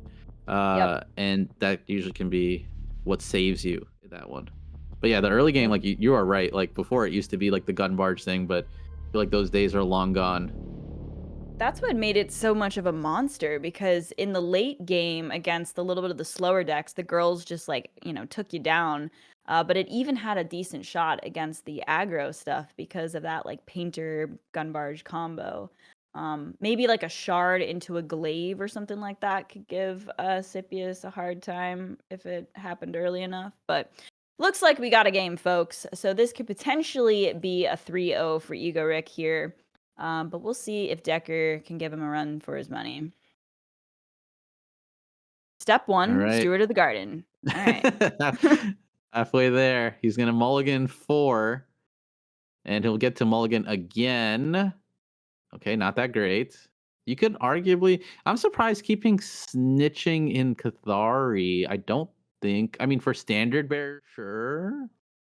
But I don't Wait, think did that's... he? Okay, never mind. Okay. We're playing a different game here now, folks. Wait, did he toss away the first snitching in the mall? Am I crazy? Or did we see that? Maybe he did keep it. I don't know. I don't know. No, he mulliganed 4 in the first mulligan. Okay. So then he's got it. Well, No. all He right. kept it. He kept it. Yeah, he mulliganed 3. Oh my gosh. Here we go. We're gonna get the thing that I was saying. Yeah. We got the steward into the no snitching into the helm. Like, He's just gonna do it with Grove oh, Guardian. what? Okay. All right. Okay. I mean, actually, the fact that you have the helm in the hand, like, I guess getting the Grove Guardian might offer a little bit more of, I don't know, fight against the Scipius boards, perhaps. Possibly. For like every time you trade into my helm, something gets pinged. So maybe I see where he's going with this. You could play, but you Interesting. can't play Stewart. He would have had an extra energy. Okay, that'll work. That's nice. The high density replicator, not the worst pickup here. Yeah, the conduit's gonna gonna go- save another. It's gonna give you another ramp. So he'll Yeah. be able to get like 2 turns of ramp, Looks pretty which good. is very good. And then, getting an early Nehemiah down. This is actually, like, both people had a solid start, but I'm not convinced that this won't go to Deker. I mean, maybe that just displays the power of the helm, perhaps. Yeah, I mean the helm is very, very strong. I am not going to shy away from that, even though I work on the team. It is a very strong card, and it is doing very strong things right now. Okay, this will help. He'll be able to clear it, but it's in that he's got some significant ramp. Okay, actually, with the caveat here that he can get a full clear, I think might struggle from this point. We'll see, though. See what gets done. I really feel like in all of these games with Nehemiah or Deker on Nehemiah is like I feel like the quality of the hands, like I just keep wanting him to have like more card draw or something, Yeah, I Okay, mean, it could Spores go. is You could nice. argue that's a thing of deck construction, right? Because he's not running like cunning diplomats He's running Altars of Gaia, 3 allocated provisions. He hasn't hit a fungi, which is unfortunate. Yeah. But some of his list is kind of standard, but it's chunky. Like the early game is definitely like kind of chunky to go with. And I don't know if chunky even describes what I'm trying to describe, but like it's not like hyper efficient or something. I don't know. Sure.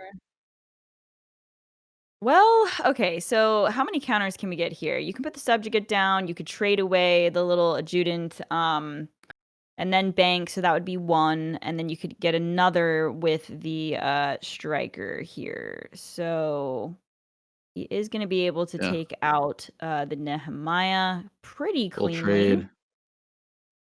Nice and easy, clean.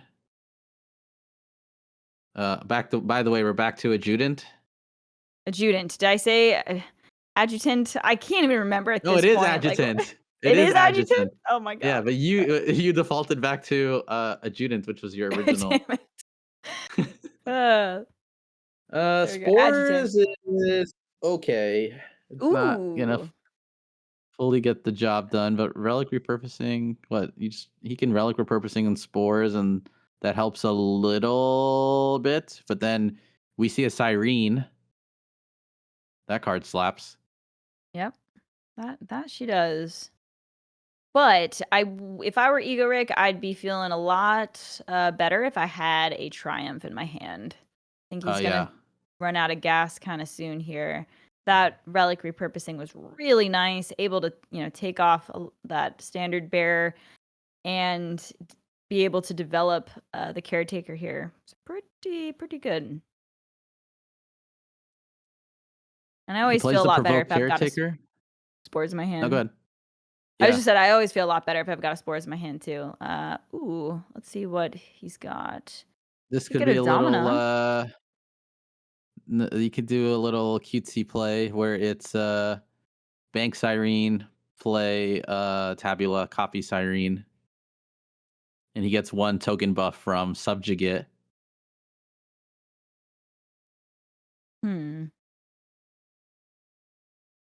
What is the best thing to do here? Oh, Domina would have 2 attack, puts 1 attack. He can trade all of his side units, and he just has a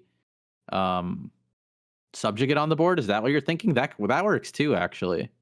Yeah, you can see Egorik. This is not an easy turn. He's definitely having a tough time. What is in front of his camera? Like, what is this? What is the setup, bro? What is this? It looks like the camera's like on the desk or something. Like instead of I don't know. He's gonna trade in the subjugate. I actually liked your idea more now that I think about it, where it becomes a Domina, full trades the right side, lives off a subjugate. But this way, he's trading off the subjugate instead. Yeah. Tricky though. That was a tough decision. Yeah, okay, no, he's gonna trade the Cyrene. He's still sitting on the subjugate, but he keeps 1 extra token, I guess, this way. Yeah, this was better. Keeps 1 extra token. Oh, that's nice. Okay, picking up a recruiter, get some more cards in the hand. You love to see that. Yeah, I like prioritizing the subjugate, right? It just can do some really crazy things, and it helps protect you against spores if you can distribute those counters tall. So we see that it's going to get answered by the formidable presence here, but that does block, Deker from doing anything too powerful the following turn. I do want to mention, I feel like Convergent Recruiter is not talked about enough of how good that card has become for Cathari. It allows players to field their hand just as much as they do it with Triumph of Europa, are filling their board with stuff in their ways. It's so good. We're gonna see, right? Look, this is exactly what I'm talking about. He gets another recruiter and a convergent mass, and he can just he can go again. This is gonna be very, very strong. Does he have 3 clones? Let's find out. I don't know if he checked. I mean, it was looking a little shaky here. Yeah, he's got 3 clones. Losing the momentum. Wow. Oh, it's just charge 3. What am I talking about? But yeah, the recruiter will always like keep you get you back in the game is what I was trying to convey. It like by itself, one card refilled the board for him and gave him another recruiter to refill the board again with. It's very, very, I feel like underrated when people talk about how good Scipius is or how good Cathari is. Okay, so we've got another Cyrene in there. He's actually like his bank hand is quite good. Like he could go for it, try and set up some kind of a domina if he needed it. He's also got What? Cyrene as an option. We Yeah, see I there's think he just recruited solitary Cyrene again. confinement. Yeah, it's very possible. I'm sure Egorik wanted to get that 8 damage into the face there. A little sad to see that. Yeah. Everything did But get buffed by 1 though. okay. He needs a Triumph of Europa. We haven't seen a single one yet this game. Well, there's no convergence in there, so a little bit of a bummer. What are there any great musters? Yeah, I guess just Recruiter. the He has recruiters, 2 right? recruiters. Mm-hmm. You see how crazy his hand's gonna get from this. Ooh. Go Okay. 1, 2. He's gonna hit the other recruiter probably. Oh, looks like maybe one of them missed. There you go. And just like that, like even without triumphs, he's back at full hand. Yeah. Just plays again. It's That is so pretty powerful. solid. Very, very good. Are you telling me that the 3 Triumph of Europas are in the bottom 14 cards of the deck? That's like It's looking like it. I guess so. I gotta say though, this hand from Deker is starting to look spicier. He picks up a Wong, okay? He even can bank and put the Moonlit down. Maybe he wants to save the Moonlit though, like for when the Terra comes on the board, just to get an extra flourish trigger. We'll see what he decides to go with here. Yeah, he might instead go for the Terra Glider into the Moonlit next turn. Yeah, that's probably If he hits a play. Terra, well, no matter what he hits, he can buff it. So then, think we'll see like a spores here, or I wonder. I think I could see spores coming from him. He's holding on to the relic repurposing rather tight. I don't know why. Okay, allocated provisions. Yeah, I guess he just needs 1 Terra Glider to go off, right? He's still gonna Moonlit here. Just the Yeah, defender. I Good. think not developing the unit is wrong, right? I like just putting it down. Like you're playing against Asclepius. I think you should probably just it gets buffed, right? If it lives, I mean it's not going to, but I think I like it. All right, so he's got access to 8 energy this turn. You could probably do some pretty crazy things with the subjugate. There's still a Cyrene in the bank if he wanted to like play the subjugate plus the tabula, that type of stuff.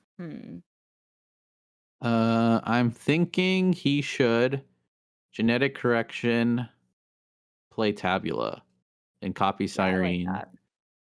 I But I don't know if it's as big of a push. He could probably go bigger with subjugate.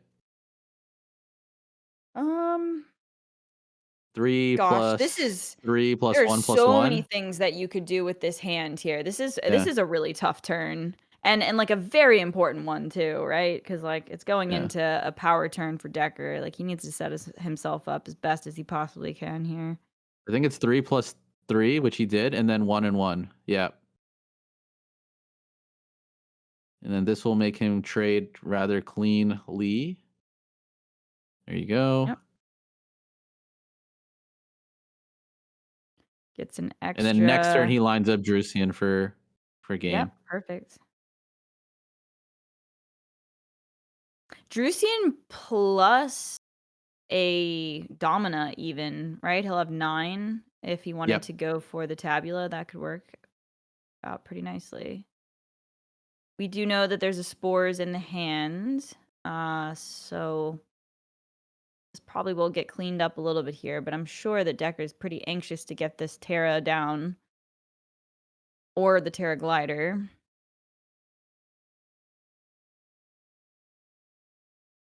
Are we going to see a crazy Terra Glider? 9. We could.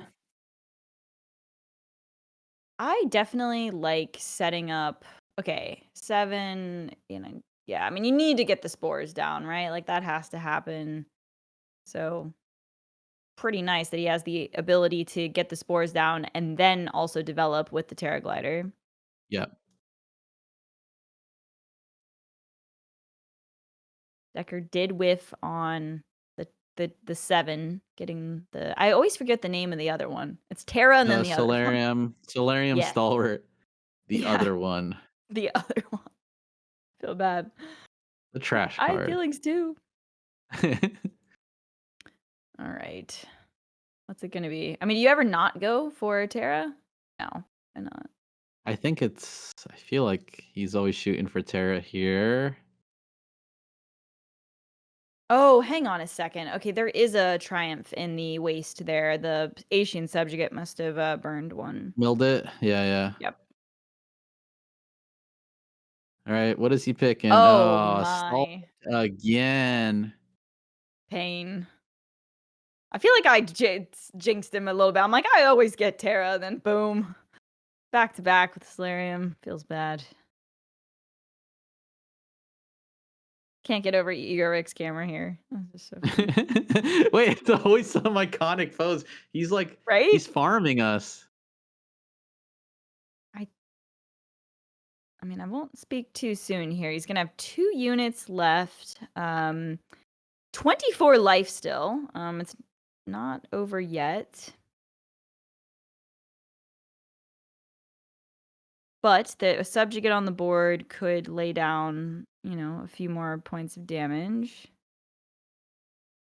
Okay, 10. The good thing that Deker is doing is like he's kind of forcing Egorik to keep playing the board.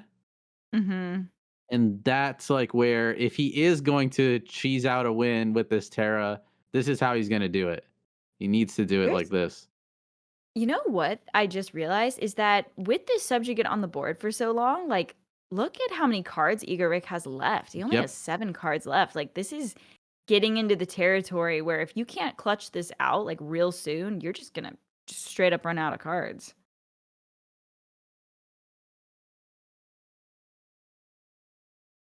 All right, what does the recruiter hit? He could. Interesting. If he wanted to go for Domina, he could get an extra 4 damage in before banking with the Tabula. Yeah, that's true. He has 16 You've been damage. fighting for this Domina, so I hope you I get really it. have. I've been bringing it up. I don't even know if it's the move here. Actually, no, I like it. I mean, look, okay, you play it's great and then here. you can bank the Saboteur, get the another counter from putting the Striker on, and what? Yes. That's 12, 16, 17, 18 damage. I'm just laughing because you've been saying this. I'm like, She now's the time really to do it. wants It's now. It's now. It's fine. I like the extra. Oh, no, and I didn't even count the damage from the Domina as well. So I think it would have been like the extra. I think it might have been like almost like 20 or something. Oh, Okay, because the maybe we're recruiter gonna see will it. attack. Is this game? There's a recruiter cats too. 6, 7, 13, 14 plus 4 is 18. 18 plus 3. He'll put him at 1. And then a lot of just damage. anything needs to survive. Yes, let's go. There it The is. Domina There play. it Actually, yeah, 15, 16, 17, 18, 19, 21, I think. Oh, his turn No! ended. No! He missed it. He missed it. Oh my god! Oh my god! He missed it. That's crazy. That is crazy. Listen, if there's a chance to come back, it's now. Deker, My heart. don't waste this opportunity. Don't waste this Holy opportunity. Scheiße. That is just so gut wrenching. Like I Okay, feel for that's not a him. I good hit. really do. Yeah, It's he might I feel still for be him. okay. He might still be okay because it doesn't look like Deker's unfortunately has a good batting average.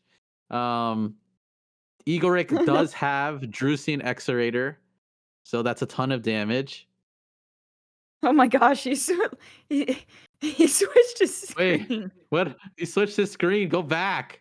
Go back to the game. There you go. My man is Aw. stressed. He's already Look. looking at other things.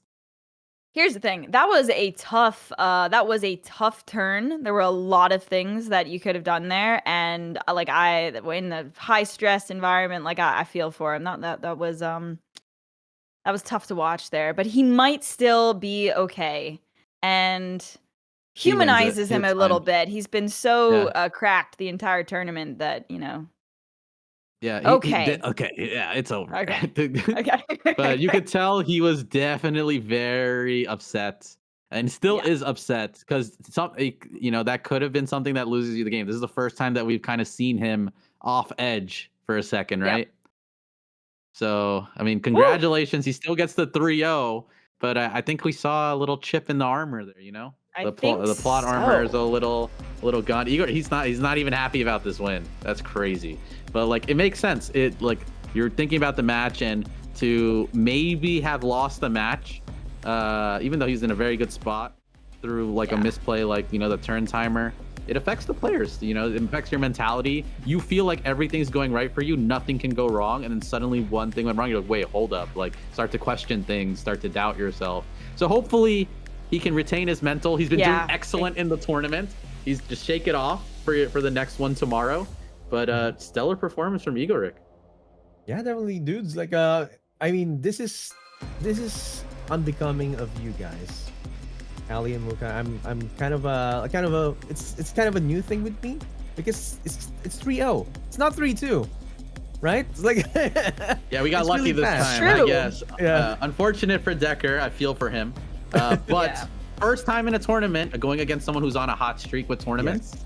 Very true. There's learning lessons in there. I hope we see him again. I hope he keeps trying. Yep. He definitely will. We'll definitely see Deker again. Hopefully, over the next tournaments. There's a lot of chances over the next months, for him to get another chance, or maybe get into another major. But yeah, just moving forward from round one, going on to round two, very good feat already. And Egorik was just on a roll. And considering that Egorik played a lot of, or like, faster during the first two matches. Third match, he was kind of he slowed down. Like, it gave him a challenge. So it's a testament as to how Deker has been playing. So yeah, congratulations for that. But guys, during those matches, like, do you have any again, be asking you this time and time again, any highlights during those matches, or rather anything that you would like to point out that stood out for you? Let's start with Dally. I mean, this is messed up to say, but for the sake of the drama and humanizing Egorik, I actually think the last game there, like with the miss, was exciting, in a bad way. But I also think it was a testament of, like, Scipius is tough to play. There's a lot of decisions that need to be made there, and I think he piloted it really well. I feel for Deker. I feel like those first couple games with Nehemiah, like in the game one, he whiffed the first couple turns, and then I feel like in the second game, the hand just didn't quite get him there either. So I do think he fought hard, as best as he could, but couldn't quite clutch it out. So yeah, but it was a good series nonetheless. How about you, Muka? Do you have any highlights of that match? Not highlights of the match specifically, just something to note about Egorik's play that was really cool to see. He knew when he had a little bit of a cushion to fish from our resources, and he did that very effectively in the first two games. Like, we were memeing that it's Egorik, he's gonna draw cards, but he knew when it's like, okay, I have a buffer to do that. Let's get more in my hand. So when the time comes, he has a plethora of resources to make the decision that he wants to make, and that usually ended up going very, very well for him. So that was one behavior that I noticed that I really liked. Yeah, it's like a good practice that, like, you have more chances, or more chances to answer whatever the opponent is going to be asking, or like putting on the board. So yeah, good practice right there. Draw first. Anyway, Draw so first. yeah. with that, guys, we're gonna be saying goodbye for now for our casters here, Ali and Muka, as we switch on to the bracket review. And with that, guys, we're gonna be seeing them a bit later for the next matches. But of course, for the bracket, we have seen in the previous match Egorik and Deker going in with a 3-0. Egorik moving on towards the third round. And that's going to be for the next day. But of course, we're going to be looking at the next matches right here again. Just a short recap. Pandapple moved forward against Very Fat Cat with a 3-1. Zaratustraa moves forward with a 3-2 against Lambi Series.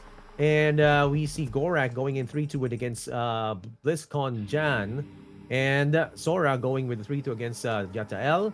And 3-1 for Harold against Destroyer. And the previous match that was casted, Viper moving forward with a 3-2. Now, we're going to be welcoming back our next set of casters. It's going to be The Factor and Kinto. Guys, are you here? Let's go. Here we go. Hey. Yes, sir. That was a fairly fast match, guys, that we've seen. That as fast as Egorik was playing. You know, any thoughts about that match? Let's start with the Factor. Oh, right. I thought you were going to start with Quinto. Okay, Oh, cool. Yeah, no. No, I think, first of all, I want to say that Deker should be very proud of what he's done, because for a first appearance in a tournament, any type of tournament, and we're talking about a major here where all the big guns have really turned up. Of course, we've got a few new faces as well. This is tough. You know, this is a tough game, and like he brought some really cool decks, and with Earthen he was trying so much, just didn't work out, and he faced a really tough opponent, right? Let's be honest. Egorik is right in the top of his game, so like I think overall he should be very proud. And I think with Egorik, sorry, he's just looked so locked in, so comfortable.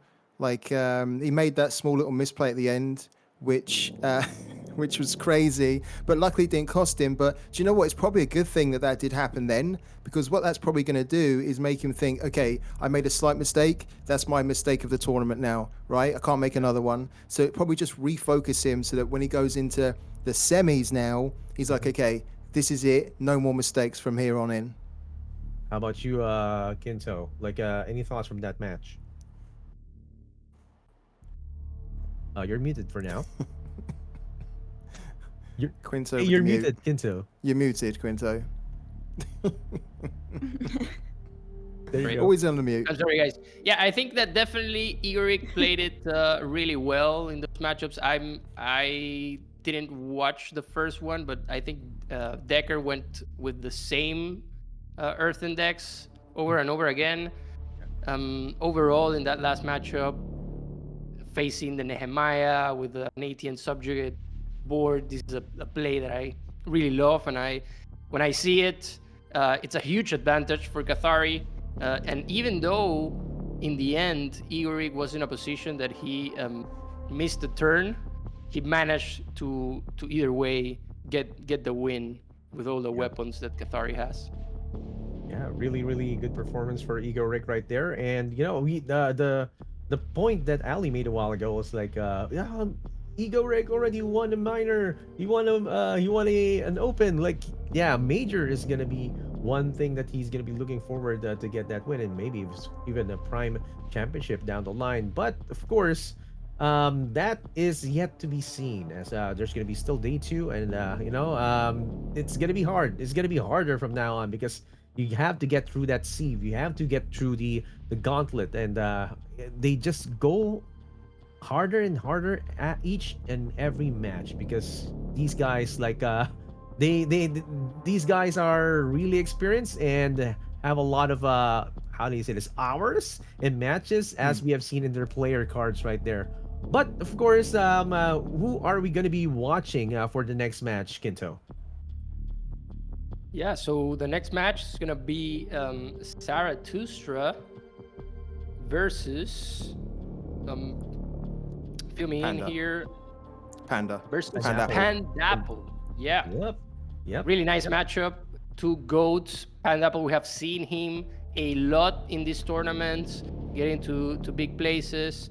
And really excited to see this match. The first major win ever from Zaratustraa, and against Pandapple, who is searching relentlessly for a title. Yep, So definitely. really exciting matchup. And with that, okay, guys, we're gonna be looking at their deck lists right now. Let's look at the decks of Pandapple and Zaratustraa. Here we go with Pandapple being the first one on the list. Let's start with the Scipius rundown from Kinto.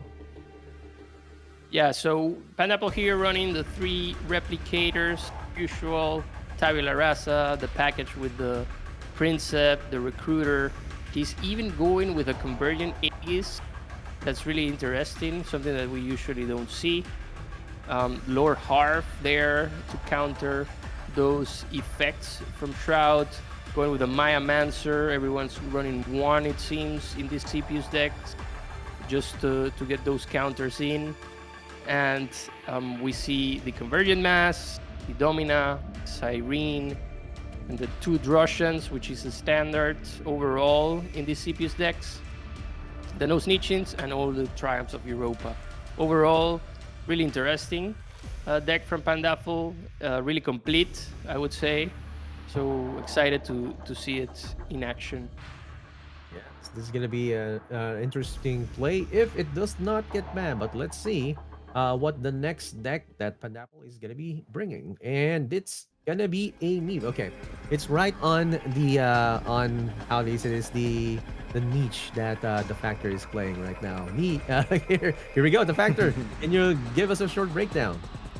Yeah, you could say it's the Factors department. Yeah. I definitely know this deck like the back of my hand. So yeah, like Panda's played this quite a lot on the ladder. I've also played against him with this deck.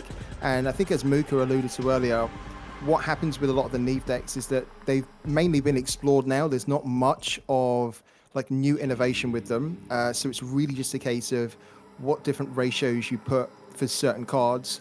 And we can see here that I actually quite like this deck a lot. And the reason I like this is because it's very well balanced. You've got the 2 Triumphs there, so you can really, they're your swing cards essentially.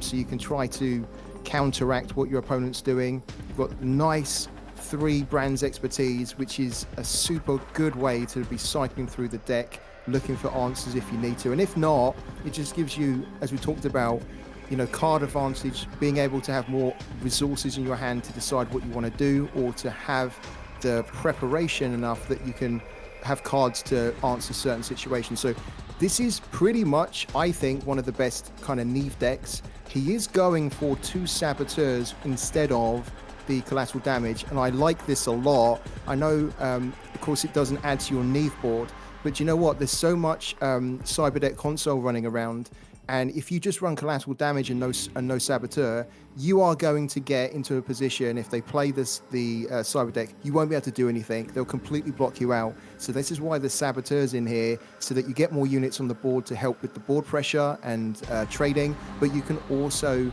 be in a position where you can stop the Cyberdeck. If you don't stop it and you're Neve, you're done. You can be dead in the water. It's a great deck, really like it, and I run something very similar.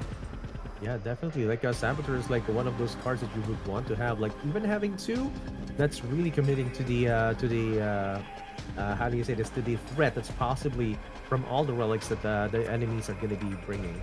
And yeah, let's look at the next deck that Pandapple is going to be bringing.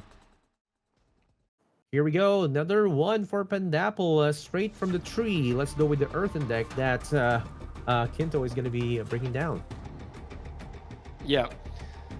So here we see the allocated probation going, the package of the 2 Altars of Gaia, going heavy also on the Aurora Fungi, 3 copies of it, the Helm of Avigdor, to get that ram going no matter what. If he gets it if he gets countered, a Steward of the Garden. Going with the Grove Guardians, really interesting, 2 of them. Usually we don't see them a lot, but it's a good card if you manage, like that's why he's probably running the 3 Aurora Fungi, to have that synergy early on and get that tempo going. Going with 2 Moonlits, which is interesting in this case. He's running only 2 Altar of Gaias. The Romain Researchers, full of it.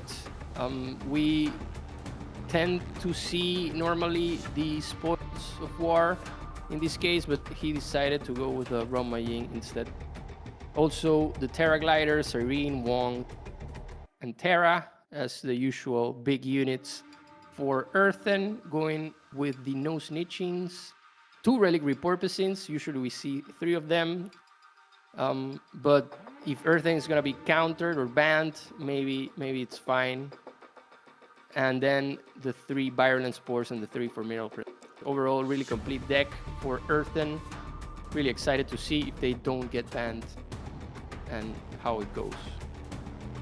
Definitely. And look at all those relics, guys. This is possibly the reason why you can see a lot of saboteurs from the other decks, and also a lot of Maya's Mancers, because of course you would also go through all those defenders if you need to. And yeah, let's look at the next deck that Pandapple has brought.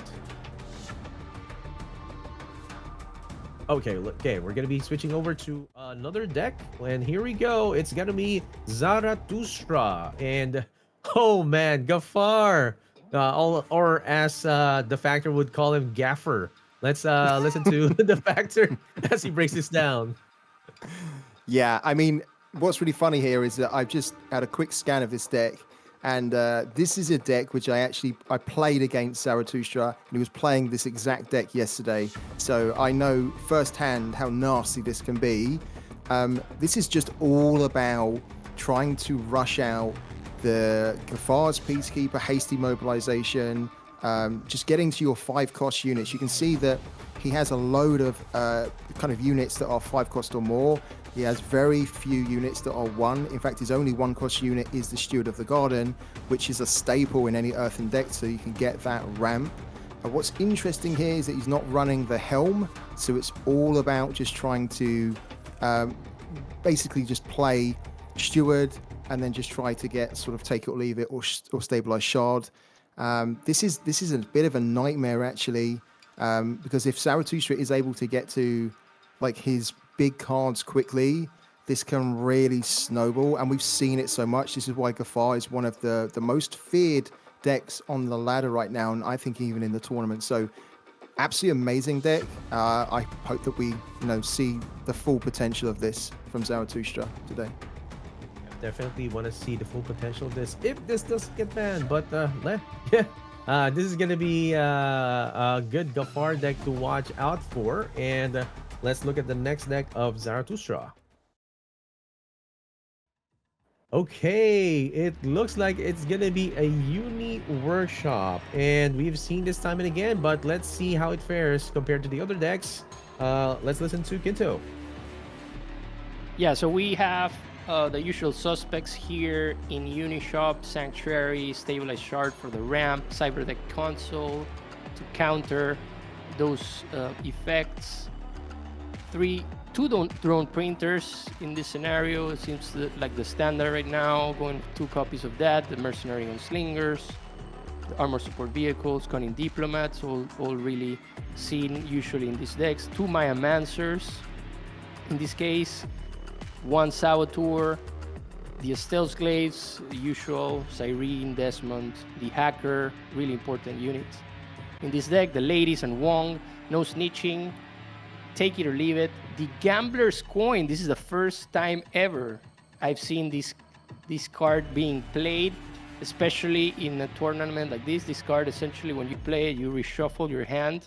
So I could see the synergy there with the Hacker. Once you play it, you place this Gambler's Coin and you get a full-on hand with all the changes from the Hacker. This is really interesting here from Zaratustraa and can possibly give him the edge at some point in the game. The Paid of 2, as we saw with Viper. This card is really interested, especially in the mirror, in the Unishop mirror. And then the Solitary Confinements, 2 copies of those, which it's important in a Unishop deck to have those removals. That's right. To get the tempo going. So yeah, really nice deck here from Zaratustraa. I like those double solitary confinements, man. Like big removals, in the sense like you bring them back to the opponent's deck. And I just realized a while ago, or a while back, while I was playing on ladder, there is an interesting interaction with paid off. Like if the card comes from paid off after Maya's Mancer gets how do you say this, gets procced from the previous turn of the enemy, battle ready can still be activated. I just put down the siren and it's like, oh, it still has battle ready. I don't know if that works that way, but yeah, if that may be the play, let's see how it works. And let's look at this Scipius deck. Atari, man, I would love to give this to you. The Factor, come on, man. How do you think this will fare against the other Atari deck? Yeah, we'll just run through this really quickly because I think that this is a deck which we have seen quite a bit so far this tournament and other tournaments also on the ladder. This is just about getting as many units down as you can on the board, get it super wide, just get those buffs on it with the replicators or with the Valerusi standard bearers. So we're seeing this, this is a classic aggro where you're just about putting all that early pressure on. And so far, it's been quite successful at the tournament. We do see as well that there's 2 Miasmancers in here. So I think Zaratustraa is thinking a little bit about maybe some of the uni decks and also Gafar. So just trying to block certain plays. And there's 1 Master Poisoner in here. But this is a very strong deck. As I say, we've seen this so far already. And I think it will probably do very well again here today. Yep. And with that, of course, we're going to be concluding our deck breakdowns. Let's listen to, or rather, let's look at the bans of our players. And man, that's a lot of interesting decks right there. I'm seeing Gafar, I'm seeing Earthen, Nehemiah, but this is interesting, man, because the Earthens have survived. Okay, yes. We are now seeing a Markolian deck banned from Pandapple, and Zaratustra's Shroud deck has been banned as well. What do you think about these bans? Let's start with Into. Yeah, interesting bans here. Banning Shroud. I think Pandapple went really heavy on that Earthen deck in that case, and on the other hand, Zaratustra. I don't know, like banning Markolian instead of Scipius would be something. I mean, he's the one here in participating in the major, but I would have thought that he had better chances against Markolian, especially since he's going with Unishop and Earthen. So yeah, I mean those are my main thoughts. Yeah, okay. I won't go to the Factor anymore because we're starting the next match. And this is going to be, okay, interesting matchup.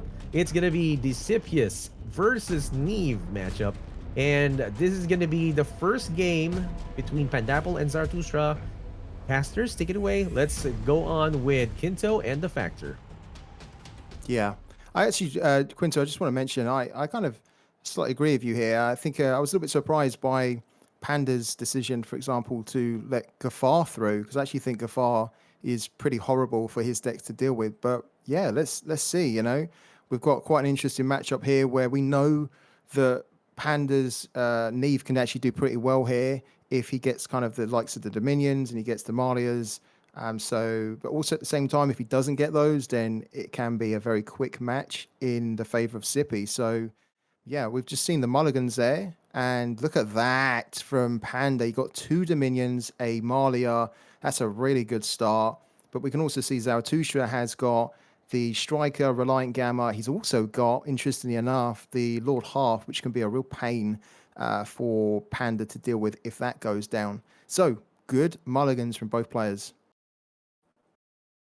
Yep. Pandapple's hand stacked with a Dominion gets Malia, which is interesting to see in the early hand if he's gonna bank it or what. Probably since he has the whole combo already, probably saving it since he can drop a nice Malia here. Going with a Void Trapper might be a trap, but it dies to the Reliant Gamma right away. And it's definitely a trap. Also Zaratustraa with Harf in hand probably could give him some edge there. And I wonder if Zaratustraa is going with that no snitching on the Trapper. Yeah, I think that might be quite a good play. Yeah. I'm wondering whether he's actually also going to be, whether he's thinking right now, Zaratustraa, right, do I play, like, say the replicator, or do I play like half? I feel like half would be so good to play here, just because it is a pain for like Panda, and it's going to like disrupt him. So I'm really interested to see if he does that. I agree though. I think playing the snitching here is a good play. You don't really want to be giving Shroud any more like cards in their hand, and he does look to do it. I like this. I think this is really cool. Yep. So now So- now we can see that the minions don't look so great anymore. That being said, Panda does have his own half, but it's not super great for him to play it. It will cancel out the other half, but it's not going to give him a lot of great options. I feel like if he had an erasure in his hand, that would look quite attractive. But I think maybe he still does it. Yeah, there we go. Yep. Yeah, that Harf and going face was really, really nice there. From Zaratustraa starts shipping in some damage. In this case, he can now use his Reliant Gamma to clear Harf and get that no snitching too. So this is possibly a really good scenario here where he can replenish his board, still has Harf in play to counter those dominions and keep on building his board. Yeah, it's really good position actually for Zaratustraa. So he's just weighing it up, isn't he? He's almost got too many good cards in his hand, doesn't he? There's so many cards that you want to keep here, but he needs to bank one. I think this is a difficult decision, but he's looking to kill the half here, and then probably bank the snitch because the snitch, the 2/3 corrupted. Sorry, the 2/3 void trap has already been snitched. So then what? We go, replicator into striker. Yeah. Replicator to min max, totally min max with his Reliant Gamma, so it doesn't die, and keep on chipping in damage to the face. This is really good play here for Zaratustraa. He knows that if he chips damage little by little, he will be in a good position in case dominions go down.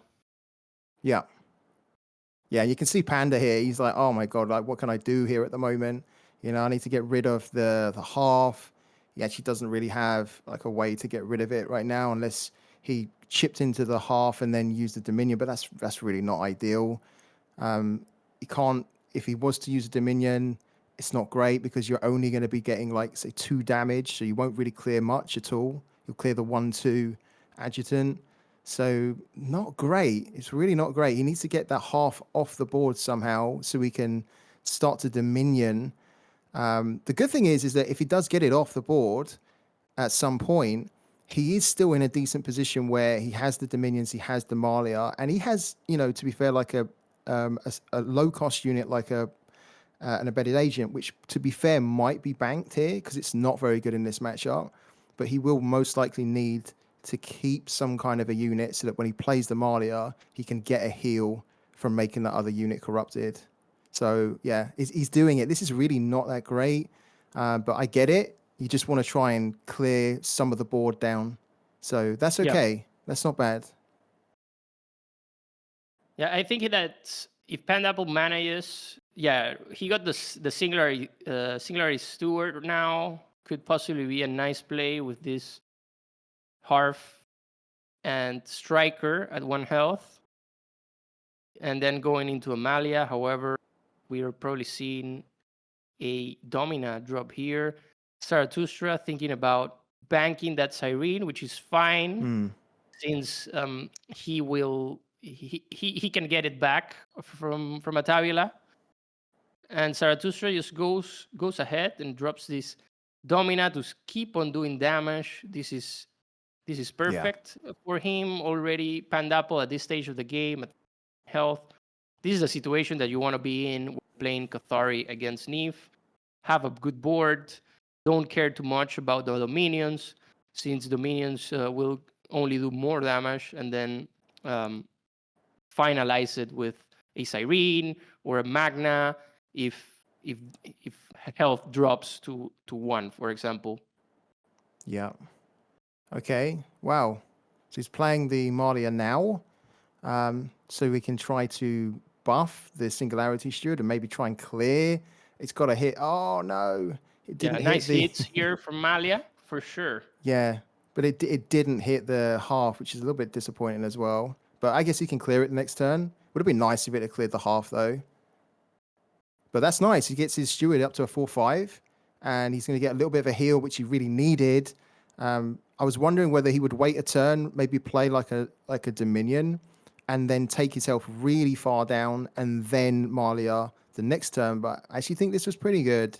He needed just to stabilize a little bit.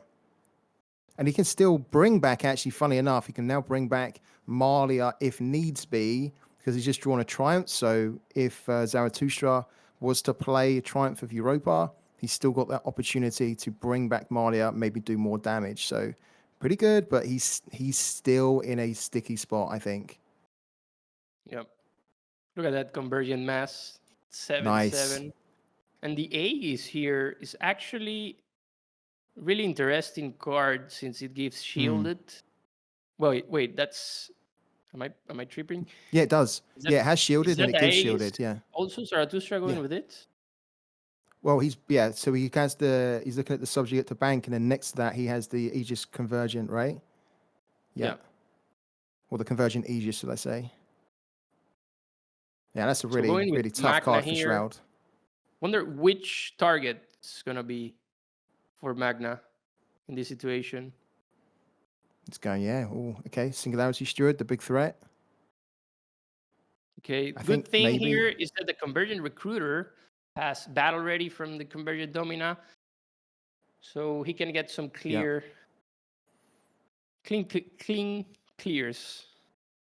Yeah, I think that was pretty good. I mean, the half was going to die no matter what, wasn't it, the next turn? So you might as well use it to trade out a unit, or trade into a unit, which was the Embedded Agent, and you definitely don't want to leave that on the board when you've got a Magna and also a Domina. So that's good. He's actually, to be fair, look at Panda now. Panda's not in a super bad spot, but at the same time, he doesn't have any more heal, and he needs heal. He needs heal. So I wonder, is he going to use the Dominion here? Oh, wow. Man, I think this is interesting because the Malia gets banished, so she doesn't go to the waste. You do buff the Stewie, but you take your health so low. Yeah. Oh, dear. And now Zaratustraa is going to win with that Tabula, and that's going to be it. Oh, dear. This is, I mean, I don't think there was much else he could do, but when you do that, and that's a rough one. Yeah.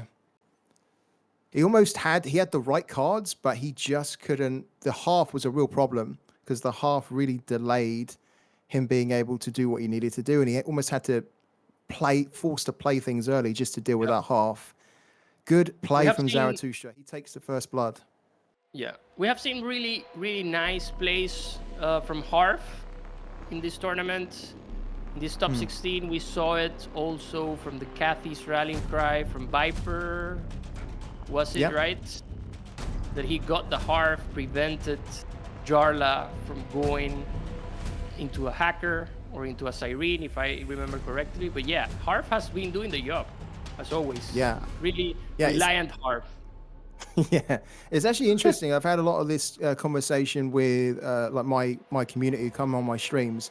We've been talking a lot about Half, and there was a point where I was thinking to myself, I don't know whether I can really put Half in the deck anymore because I just don't really feel like he's offering enough value. But actually he does, like he does what he is intended to do, which is to disrupt, right? And we're seeing it so much here. You're absolutely right. He disrupted the hacker play, didn't he? Because I think Jarla had like 2 take it or leave it. He just couldn't use them in the way he wanted to. So then he was having to try and deal with the Half, and that whole delay tactic means that your strategy then is not working. You're having to then play counter offensive rather than offensive. So yeah, we saw it there. Great play from Zaratustraa.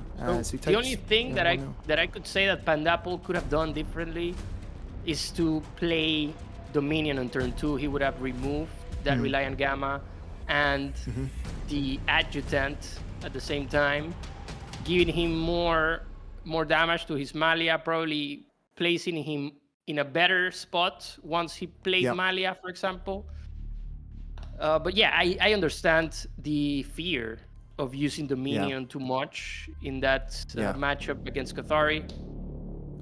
However, sometimes you just have to stop the tempo, no matter what, and try to establish and try to establish yours. This is fundamental in this game. Yeah, one of the things, you're actually right. One of the weird dilemmas that you have when you're like playing Shroud in that matchup is if you have like several Dominions in your hand early, you think, okay, I want to save the Dominions to get max value out of them, right? I don't want to almost Dominion for 1 or 2. I want to try and max it out, hit 3, 4, or 5, then hit the Malia down on the board. But as you say, it wasn't probably what he wanted to do, but maybe it would have been better to have done it just to throw the Dominion down and stop that board from scaling out control too early. So, yeah. I'm really interested to see what the next matchup's going to be because Panda still needs to play with Shroud. And of course, Zaratustraa just won there with his Sippy. Now he has the option of being able to go into his Uni Workshop or his Gafar. And actually, I think this is these are strong decks. You know, we saw them from Zaratustraa. So if Panda still needs to win with, say, Shroud, does he stick with Shroud here? I don't think Shroud's particularly that great against those two. So I'll be interested to see if he sticks with it or if he now decides to mix it up and go Sippy himself, for example. What do you reckon, Quinto? I think Zaratustraa goes here with Earthen against probably Pandapple's Sipius. I think this is my call here. Yeah, Not I mean, really, I could see not really that. a reason, but I think Zaratustraa goes with Earthen. Ooh. No, Look at that. Was So totally wrong. So yeah, Totally Panda wrong goes here. for Earthen, and yeah, Zaratustraa goes for Uni Workshop. This is an interesting matchup because, of course, both of these decks have different ways to almost kind of manipulate the battlefield. We've got Nehemiah that can ramp really quickly into the big units, and we've got Zaratustraa with hackers in the deck that can able to change the cost of things, and they can get into their big units that way. So this is going to be very, very curious what happens here. He's already got the hacker in his opening hand. He actually had 2, so he's going to opt to redraw 1, possibly keep 1, I think. And the snitching is the right keep as well, because he wants to try and stop, for example, the Steward of the Garden. So Earthen really want to try and get at least 1 snitching. This is not a bad opening mulligan. Let's see what else he gets for Zaratustraa. You know what I'm loving about this top 16? What's that? That the bans are not obvious. No. Yeah, you're absolutely right. There's actually quite a variety on the bans, isn't there? It's not just the bog standard, okay, Sippy's been banned. Every player's kind of approaching it differently. You're absolutely right, man. So here we go. Yeah, so here, Steward gets snitched. This is a good thing about going Aurora Fungi. And it's what I've mentioned. Like, having the Aurora Fungi now for Pandapple is really good since his Steward of the Garden has been no snitched. Yeah. And he can keep on playing and building up tempo with it. Yeah, I agree. It's still a useful card, isn't it? Its main function has been disabled, but then it's not a dead card on the board. You put that on and it's still something which the opponent has to deal with. So I completely agree, man. Ooh. Yeah. And if he gets the Helm, well, he didn't, but would have been a good play there with the Helm of Avigdor. In this case, I think Pandapple is just thinking about what to bank since he can play the Caretaker next turn to establish some presence on the board. He decides to not play the Aurora Fungi and go full on ramp. Nice. He'll probably drop a Nehemiah next turn. That's interesting. Yeah. Yeah, that is good. That's super aggro. I like that. I'm here for it. Definitely here for it. But he needs to find the ways to buff his board. Yeah. But I think at the moment as well, like, I don't think he's What you mean, like Panda? I feel like Panda's maybe not even bothered too much about buffing the board. I think he's just like, if I just ramp really quickly, then I can just start to get like a bit of damage going early, get the defender, passing the defenders over, and then it's just going to be a bit of a nightmare for them. So I like it. I think it's cool. I like his next play as well. He could, as you say, he could easily go into Nehemiah here. Oh, he gets the Terror mech as well, which is Yeah, the Titan in this situation is really good since he has the ramp going. Probably drop a Nehemiah here. Not sure if he will go the route of going with the Romain Researcher since he's low on cards. But overall, a Nehemiah is not bad in this situation. There's not much Zaratustraa can do about it at this point. no. He's definitely getting a passive next turn by the end of next turn, so he's still a bit far away from that. So yeah, Good start. Good interesting. start from Interesting Panda. turn here for Zaratustraa. Mm. Yeah, I think the unfortunate thing as well for Zara is that he obviously kept the hacker, hoping that he would get, one of his take it or leave it. He hasn't drawn any take it or leave it. He doesn't have a way to quickly get into the hacker. So that's a little bit problematic because you've kept a 5 cost but not able to get to it quick. So, and you now have threats that are popping up on the board that you don't realistically have a way to deal with that great, and you're holding on to a 5 cost. Still, because that's your main way to kind of win the game. So yeah, it's a little bit tricky. I mean, great for Panda because he can play that 7/7 and there's not an answer to it right now. So you can just start slamming and passing the defender over. That whole defender train, right? Which Earthen do so well, and it can be such a pain. But at the same time, Zara has a Miasmancer, but so he can get to things if he needs to like avoid or skip a defender, but he really looks like he's doing it here. I feel for him because, he really wanted to get a take it or leave it. Yeah, At least for sure. one.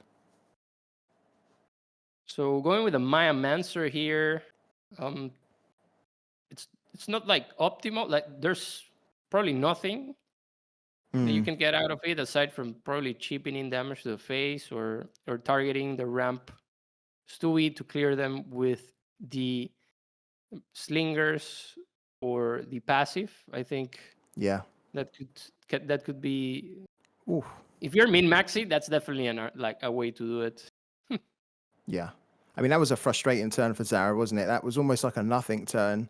Yeah, and You play I a, also Mia think Spencer. that he's saving those Goen Slingers because they will be able to deal with the Titan with removals.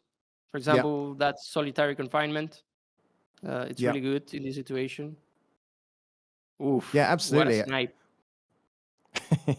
That changed, by the way, to he liked that. That change, by the way, to the Terramech has been a big one, hasn't it? It's really made it a lot more manageable for a lot of other decks. As you say, those gunslingers combined with the solitary confinement would be a nice way for him to deal with it. I'm a little bit worried though for Zara at the moment, just because the board is so wide and he's his whole game plan was to get to the hacker. He is going to get the token next, so it's likely going to be a defense token, or does he decide to go for artillery to then wipe out the? I don't think so. I think he needs to get a defender down potentially here. So he's looking at solitary confinement for Nehemiah. Yeah, which is okay because the defender keyword will go out of the board. He can clear the ramp, prevent a Titan next turn, and give him some breathing room. Yep. He's basically making the best out of a slightly tricky situation in his hand. But the next turn, he does have the ability to play the hacker.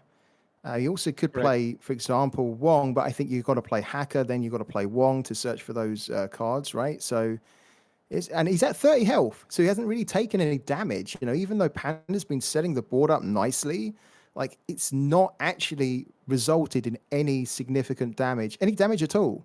So, still not bad. Yeah. This was really good play by Zaratustraa going with a solitary confinement on Nehemiah to be able to do this. Gets Ingrid I mean, Yeah. Frades, which is not what you want to see at this point of the game. No. No. We are probably going to see the Terra Mech here, aren't we? Oh, no. We're going to go for the Terra Glider. This card is... this card is so powerful. Oh, wow. It's It's a Gafar's Peacekeeper. Wow. Yeah. This is a really Lovely. good card to get in this situation. Yeah. That's lovely. Get a pacify on a unit, most likely what, the 2/5. You're not really worried about the 1/3 half.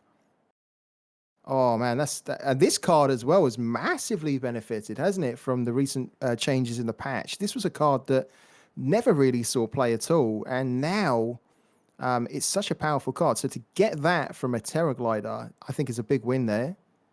Yeah. Keeps control of the board, and then the only unit for Zara can't do anything at all. So it's going to come down, I think, for Zara, whether he can hack her into something massive and then create a huge swing. We can see as well for Panda, there's a lot of nasty stuff in his hand. He's got the Terra Mech, and he's already got, let's not forget, the Altar of Gaia down, which is already racking up some units. So you combine that with the Terra Mech, you can, again, just keep control of the board. Really good position for Panda here. Yeah. This is the situation that Panda is playing as if it were a deck that goes heavy on the board.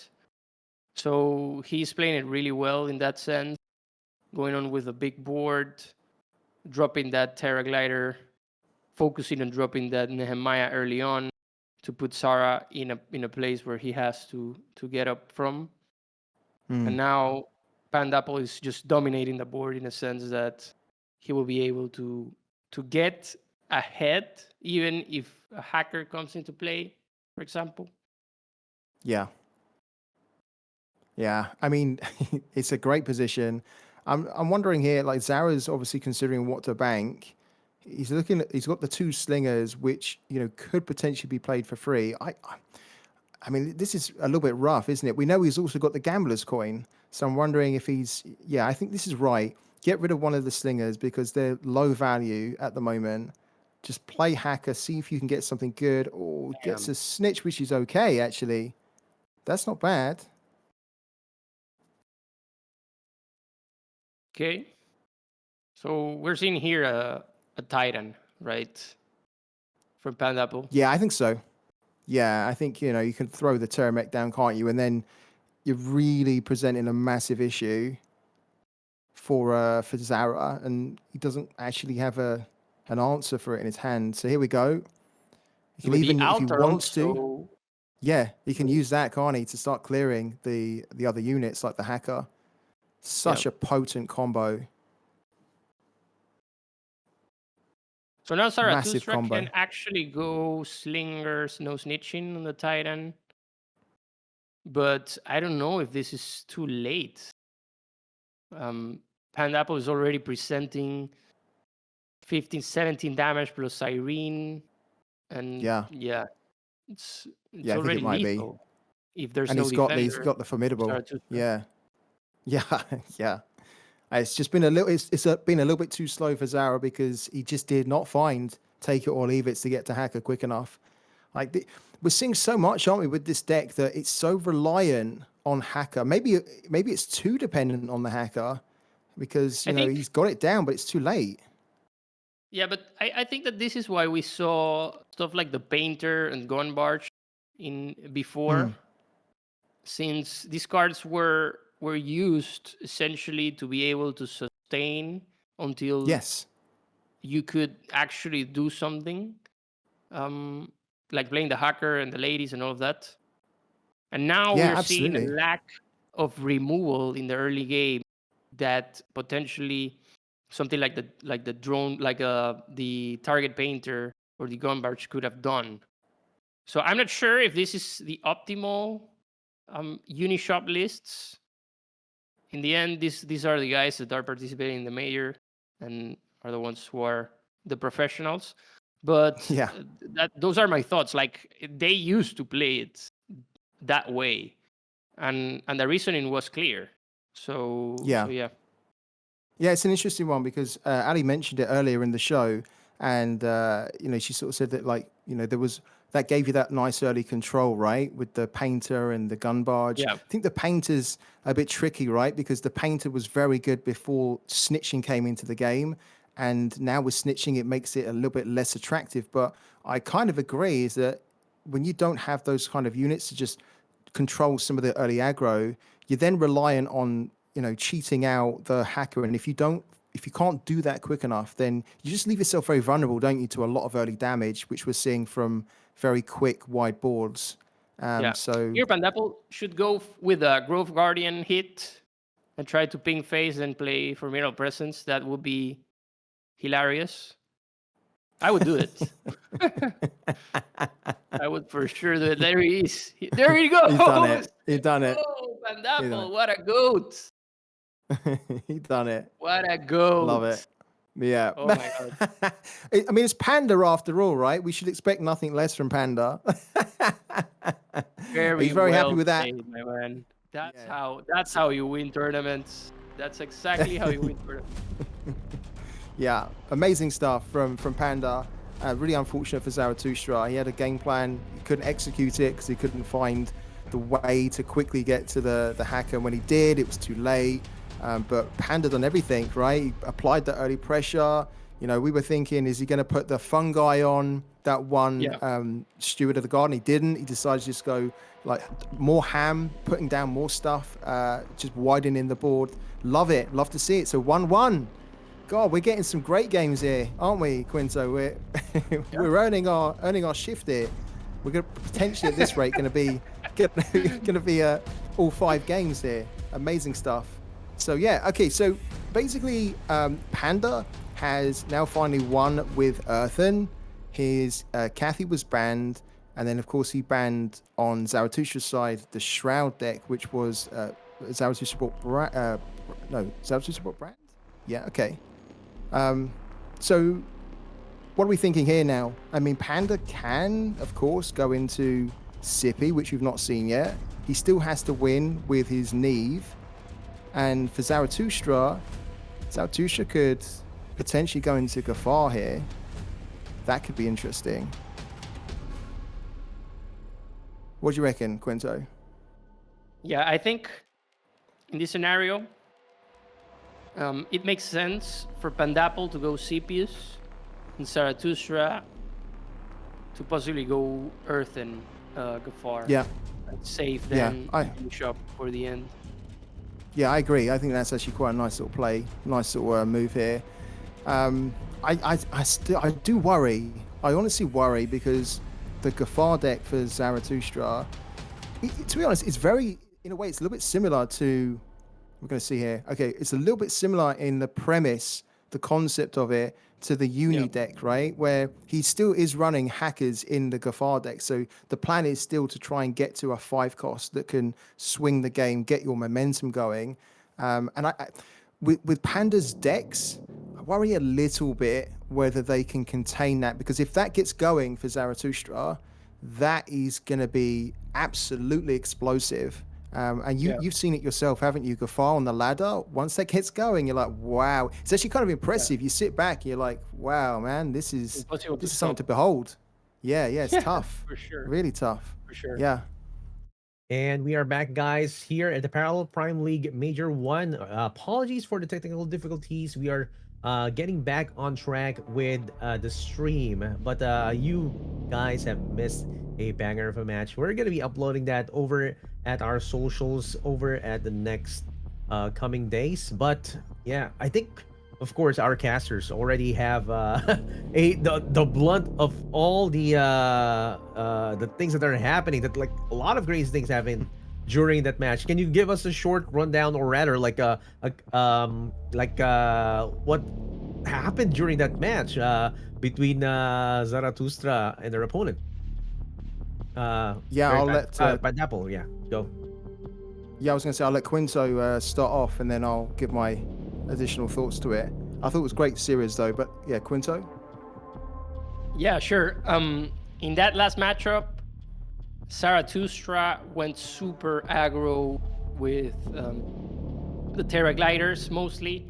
He got also got to play a hacker, if I'm not mistaken. In the end, he just had enough tempo to get the final kill with Cyrene. That's essentially what ended up happening in that last match. Really crazy, man. Like, so the total score was went into 3-1. Is that right? Yeah, it was 3-1 to Zaratustraa. So he won the last game against Panda. He was playing. Panda was playing as Neve, and then Zaratustraa won the last game with Gafar. And I was a bit worried, sort of heading into this game. I mentioned at the start of the game that I thought it was curious that Panda didn't ban the Gafar and he let the Gafar through, because I just didn't think that like his Neve deck would do very well against it. And it was a struggle, to be fair. He done very well towards the end, but it was a top deck. It was a top deck Cyrene from Zaratustraa, which gave him enough damage to get the win. So I think overall, like Panda, we love Panda. He's like the people's champion. Everybody loves his personality. We love to see him do well in these tournaments. And again, I think he brought some cool decks and he showed a bit of personality. His great personality during the games as well. I think he'll be relatively happy with how he's done. I think he'll also be disappointed that he wasn't able to take it further, of course. But I do think that Zaratustraa seems very keen on defending his major, well, not defending, but like the fact that he was the first major champion in season 1.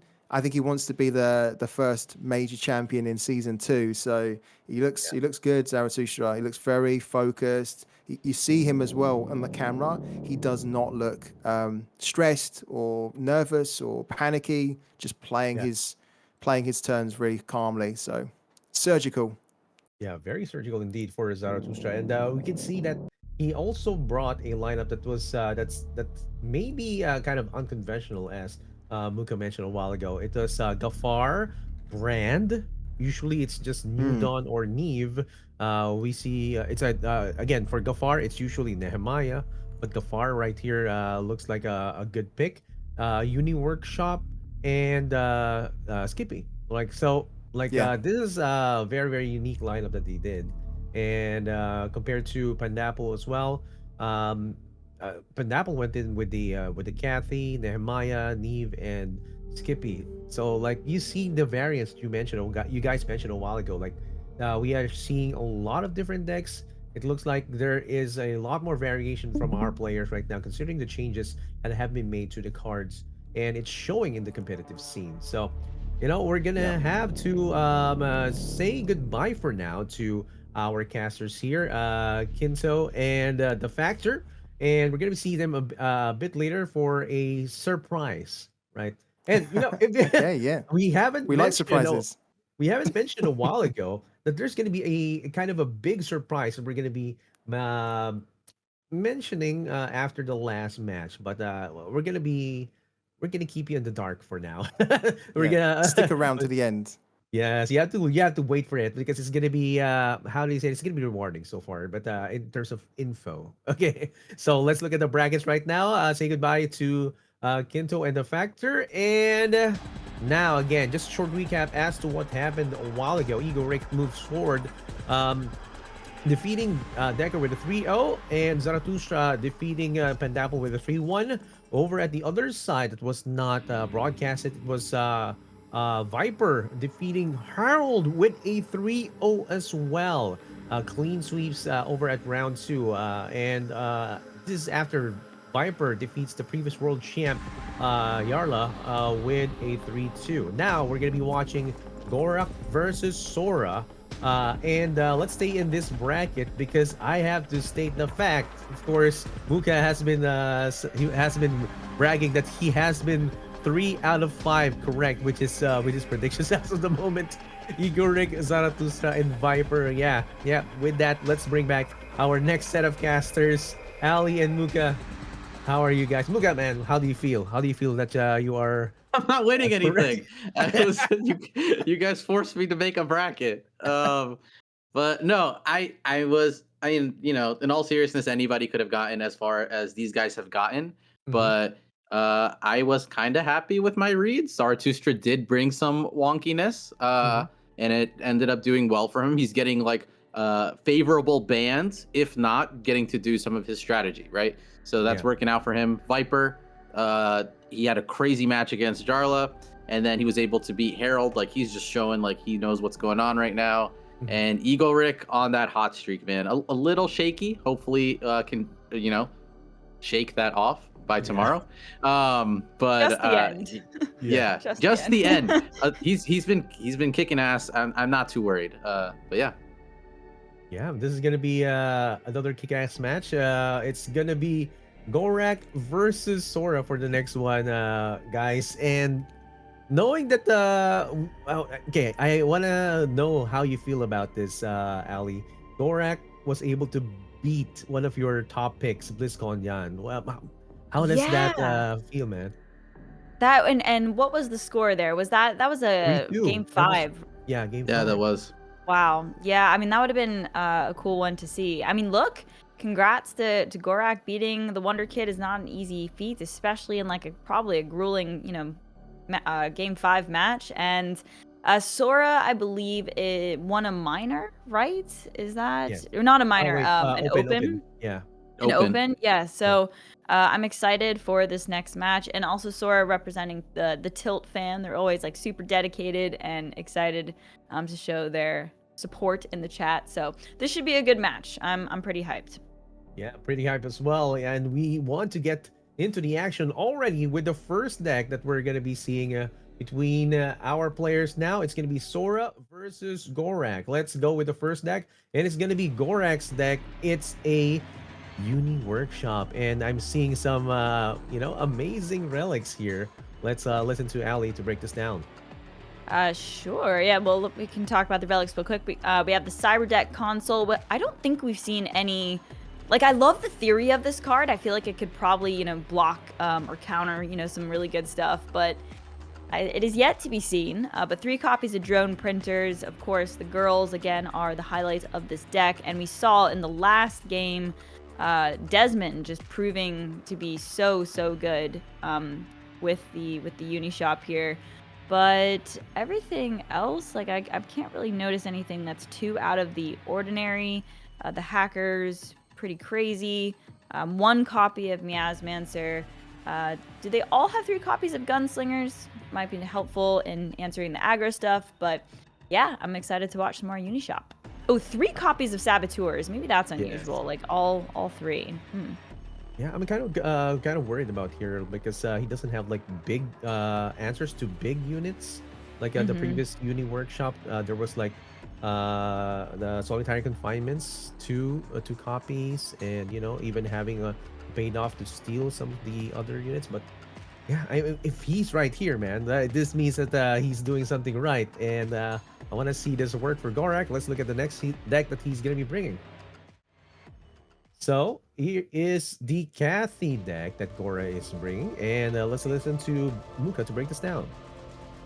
Yeah, so key star of the Markolian bring this weekend is Ruthless Sergeant.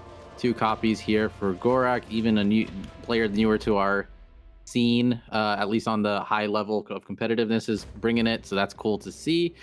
Interesting choices on the effects side, only 1 PS8 launcher, 2 no snitching, something there a little bit interesting to see because he's filled his unit side super heavy. He's fit second wave soldiers in, which have not been seeing as much play with the list that we've been seeing so far, but also fit in Muriel. So that's where the chunk of the effects that were probably in the builds that we're used to, and even like a Memento of the Fallen, those aren't in here. He's just jam-packed it with like good value units. These rallying cries are gonna always hit. He's always gonna have units to play to fill the board. So that'll be interesting to see how it all comes together and plays out. Yeah, I mean, like even seeing a Muriel come back, it's very unit heavy, and it's quite an upgrade, or rather a unit upgrade, so to speak, if you put out that Muriel. And let's look at the next deck that Gorrak is bringing.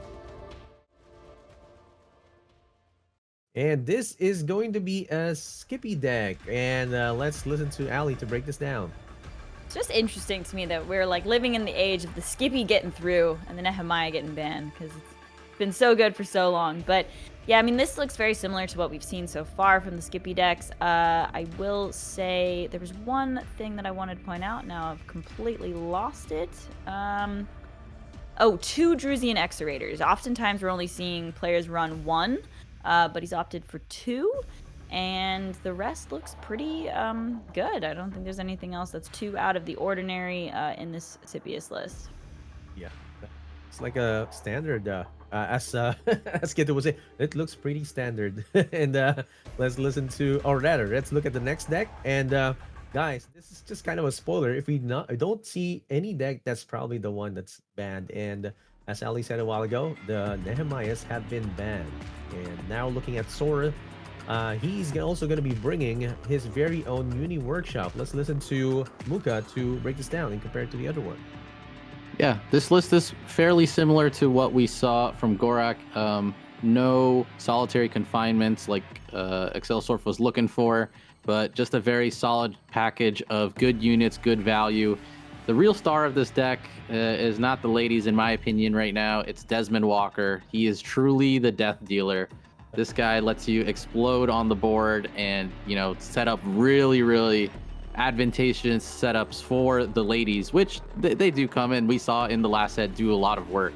But I think Desmond is super underrated, and I'm happy that people have been playing around him. And you can see that with the evolution. That's why we're not seeing like the target painters and the gun barges as much. You're seeing the Alvaros, the cunning diplomats, the Harfs, Miasmancers, like all the 2s and 3 drops are more stacked, because they're there to either provide some value or to explode with Desmond, from what I've seen so far. But yeah, overall his list is similar to Gorrak's, maybe a couple cards here and there that are swapped, but no big choices in terms of like teching for certain matchups or anything like that. This is a really a good card to play with. Desmond Walker. We saw it even bring down the cost down to 0. Such a swinging turn from the previous match. Let's look at the next deck that Soraa brought. And okay, this is gonna be a Neve. I'm pretty sure Ali would be happy to discuss this. So these Neve lists are pretty tight, but I will say I don't think, unless I'm losing my mind here, that Engine Whisperer has seen some play in a minute, or a lot of the time people have just been cutting them from Neve, right? So 2 copies of Engine Whisperer. Personally, I've always been a bit of an Engine Whisperer hater, so I don't love to see it, but that is okay. Only 2 copies of Void Trapper. Oftentimes we're seeing 3 copies there. Only 1 researcher opting for 3 brand expertise. And no stabilized shard, unless my eyes deceive me, which I also think is a bit peculiar. So I gotta say, I don't know if I'm completely in love with this list, but it's gonna do a lot of what Neve is supposed to do, and maybe the little different choices here could work in his benefit. Yeah, Engine Whisperer hasn't been seen for quite a while now, but has like the benefits of Harf. So yeah, in an effect heavy deck, this actually might work. And let's see if Soraa will bring this to round 3. So yeah, just a spoiler, guys. Those are the 3 decks that have been carried by our players, and as we have seen, the Earthen decks have been banned. You can see it over at the Sanctuary website, or how they're going to be carrying. And this is going to be the last one. This is the Scipius deck, and let's listen to Muka to discuss the Scipius deck that he brought. Yeah. Some notable techs for this one are the Lord Harf, which has been seen a lot in the successful Scippy decks. Lord Harf has had his comeback. Usually he's been opted out for sometimes, but in this meta he's been seeing a ton of play. Good against Universal, good against Shroud, good against Gafar. Very, very strong card overall. And then there is the Teched Miasmancer. There's double Drusian for Soraa, also similar to what Gorrak was doing. Interesting to see that they both adopted that. And aside from that, the top chunk or the bottom chunk of the energy curve is fairly standard. Yep, he's got 9 1-drops, really, really good. That would be Lambie approved. He harps on that a lot. 3 Cunning Sipians, 3 Standard Bearers. So it's very, very standard on the front end, very consistent, and then like only, I think, 2 tech cards, you'd say, if at all. No extra effects, all heavy down to the units, and then an extra Drusian Exorator there for extra consistency. This is like I mean, this is a different world already. We're seeing a very, very different meta for the tournament scene, considering that, as Ali said, both of these skippies have not been skippied. So they are right here to stay, and we might see a Skippy how do you say this? Skippy mirror, a Uni Workshop mirror, and this is gonna be interesting, guys, because a lot of the decks that are usually feared and revered are now are the players are saying, I can face this, I can match this up, and I'm really more afraid about the Earthens destroying me. Like but in this matchup, guys, how will which one would you start up with, just to have like a kind of a starting advantage over the other? Let's start with Ali. Gosh, I don't know. I'm looking right now at the lineup here, and I think that Soraa might be theoretically disadvantaged because Gorrak's got Kathy for the Neve, so that might be a bit tough. So I don't really know which one I would queue up first. Maybe I'd just start with Scipius. Munko, what do you think? I'm really interested by Sora's Neve, because you can tell he was not planning to go into Earthen. There's no embedded agents, focusing more on the Engine Whisperer and like the effect kind of lines. Got a lot of card draw in it. Playing 3 no snitching.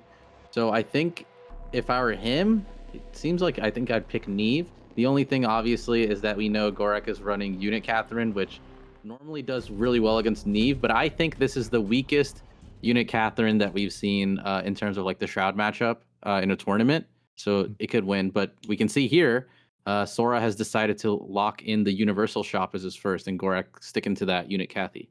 Wow, Love how we were definitely. both wrong. I said Scipius, you said Neve. They're both like, Yep. just kidding. Wow. It's fine. All right, guys. We are now starting the matchup between Gorrak and Soraa. Unit Kathy versus Uni Workshop. Let's give it to our casters for this first match. Ali, Muka, take it away. All right, let's get into it. Yeah, Soraa. So what the heck is Gorrak's camera setup? Wait, my eyes had to get adjusted because it's just like a dark figure. Yes. Sorry, it just like, caught me off guard. But his starting hand is super stellar. That is like as consistent as it can get, right? He has triple 1-drop. He has to decide if he wants to bank the Alvaro or the no snitching, which will be probably the main decision for him. I did want to note on Sora's side, he has a pretty good hand, good curve, that he's playing at like almost 4 a.m. his time. Oh my gosh! Wow, that's impressive. Yeah, that You have to factor that in, honestly. With playing on the other side of the world games. is tough. Like some tournaments will work in your favor. I think we've done a little bit of a better job as a league, which I'm happy to see. But it is still not easy. Like playing at 3:45 in the morning, you just gotta stay locked in. Yeah. Wow, decided to go for the no snitching with the Bannerman to just get that immediate buff. I like it, honestly. It protects against this easy PS8 launcher kill, but we can see that there's a gunslinger in the hand, so he could answer it next turn if another effect does not get played. But I gotta say, Sora's got a pretty decent hand here with like the shard, the hacker. I mean, it's unfortunate that Ingrid's in the hand, but you know, it's not the worst. I feel like so far after watching Universal today, drawing into these ladies early, I am tempted, if I were in their shoes, to start banking them if they are not discounted. Like it does not feel like against Catherine and Sippy that like you get that far. Desmond can maybe, if you can set up a really good Desmond, then you can play them on he discounts by 2, right? So you play them on 6. Yeah. But like that's a long time. You're gonna hold this and bank everything else for this. I don't know. I'm starting to think that you got a banker and play I around don't know, like man. Desmond and the other. I think you might be onto something given the matchup, like against Kathy, sure, but Oh man, it's tough because if the game goes on long enough, you'd just be kicking yourself. But I suppose it depends on the quality of the other cards in the hand. But I definitely I do see what you're saying. Yeah, like it feels tough right now. Like look at this board. He's gonna play a red sand scout and then he's gonna Alvaro into another red sand scout that's gonna be a 3/4. That's a very strong board, and Sora can only PSA one thing at a time. It's Yeah. gonna it's gonna freaking hurt. I don't know. I mean, look at this board already on turn 3. My God, this is Yeah, and for every 14 PS8 terrifying. now, he's gonna take burn damage. Yeah. Yeah, the interrogators are sneaky with their damage, that's for sure. Yeah, Well, it's not this turn that I'll have the Juggernaut popping out a token, but next turn he will, which is always a nice swing back. But I will say it's going to be pretty tough. It is nice that he's got the shard developed, so at least he's got some energy going for him. Like maybe a top deck Tioli into the hacker, but just the fact that you're gonna be taking all this damage from the interrogator like really sucks. Yep. And if the Juggernaut token it's good, but it's not as fast because these Red Sand Scouts have evasive. So he can still Yeah. keep chipping away. Oh my Yeah, I mean, gosh. we were discussing it earlier, but it seems to be, I mean, Unishop, it's clearly popular and doing well, but it does seem to really struggle against the Scipius, the Cathy, the aggro. It's just like you really got to get some board presence in the early couple turns, and it's kind of tough to like. Or you have to get such an insane hacker. Like this would be the dynamic of like you've got the stabilized shard developed, and then you can get a hacker and just get really lucky. But you're relying a lot on the hacker, drawing you into something incredible and like Yeah. living to see the day. So Sora's at 9 health. I think we're going to game yeah, 2. I This is think like insane firepower. Well, I don't think there's anything he can top deck. Zero cost lady. Well, it's zero cost, but that's not gonna work. yeah, yeah. 3, 4, 5, 6, 7. He has to. Well, he has Okay, defender. He has defender. yeah. Okay, maybe, just maybe. There's 5 damage that can go face though. Come on. I mean, if Freitas comes into the equation, let's see. There's a Catherine's rallying cry, so no like immediate damage right now. And as you said, those Red Sand Scouts have evasive, but he's still living at 9 right now. So hanging on by a Yeah. thread, but he's still there. Like he'll get one turn of he doesn't have he doesn't have any burn in his deck. So the scouts can bring it down to 4, and then you're taking a 25% chance of how good cat okay, never mind. You're good. I Okay. mean, yeah, Well, you're good. That'll do it. The no snitching will do it. Man, if you're Gorrak right now, you must be feeling good. You're a newcomer. You took out yep. BlizzCon Jan. Like literally that everyone had on their brackets. Okay, most of us had on their brackets was gonna win this thing. Take him out, and then you draw like this in the next game that gets you to top 4. You gotta be feeling good. He looks pretty calm, cool, and collected too. I mean, Yeah. it's dark, but you can see he's got this on lock. Ooh, okay. A Desmond comes Okay, can into the equation. Desmond do it for Uh, him? I don't. What does he draw? He draws a ton. That maybe there's something there. yeah, we're gonna need a miracle. Fortunately, we would be able to trade away the interrogator if we, needed a to use the Tioli, but I don't know. I mean, you would absolutely need a defender of some kind, right? And I But then don't. you have the Sand Scouts. How do you stop the Oh Sand yeah, Scouts? exactly. Yeah, no, I think he's cooked. I mean, we can. Well, maybe there's a one drop Freitas, but I still don't know what that does. Let's see what he draws. I am down to see the vision. He's exploring. That's what matters, right? Not He's exploring. he's not of the He's got. mentality that Oh my okay, god! okay. Okay. Wait, it's Can he do something here? Can he do something here? He okay. still needs a Wow. defender. Oh wait, he needs to he doesn't have a defender though. Can he suicide? Like, Um. cause Freitas could have gotten a defender, right? He doesn't have any defenders in his deck. I don't think so. I can look at the list, but I don't think there's just like hard run Yeah. defenders. He can kill Kathy, but I still don't know how he can get past the Red Sand Scouts. He can kill one. What does he do about the other one? He's got 10 seconds to figure this out. This is Well, not a you'd lot of time. probably leave the Kathy alive, right? And just go for the risk that she doesn't hit and like Wait. prioritize. Yeah, he's fine. He's fine. He can kill both scouts. He can still kill the scouts. My brain Yeah. is not traveling as fast as Sora's. Good on him for staying calm, cool, and collected. But yeah, this is fine. He heals. I forgot the buff. I forgot the unit buff. So he can just Okay, there we trade. go. This is Ooh, good. ooh. This is as good as it Oh my gets. god. The rope though. Shield pod defender, nice. Oh, that's good. That's You can good. PSA Kathy. You can trade. Okay. Yeah, I wonder, do you PS8 the tutu instead, right? And leave Kathy alive and just He have should her have at done the that. I think you're correct. Well, He I has 5 guess. seconds. Oh my god. Oh my You have god. to Oh my kill. god. No. You have to kill Scout. You have to kill Red Sand Scout. Oh no. Wait, does he Oh have my damage? god. Miasmancer? Dude, I can't keep no. up. He needs one more damage. Gorrak needs one more damage. So he did effectively do it. If he can live for a turn. No, Gorrak can't finish. Let's see. Can he draw with rummaging? He has 2 draws with rummaging. Holy He needs to draw smokes. 1 burn. Well, no muster is disabled. So he can't. It is. Yeah, Miasmancer disabled.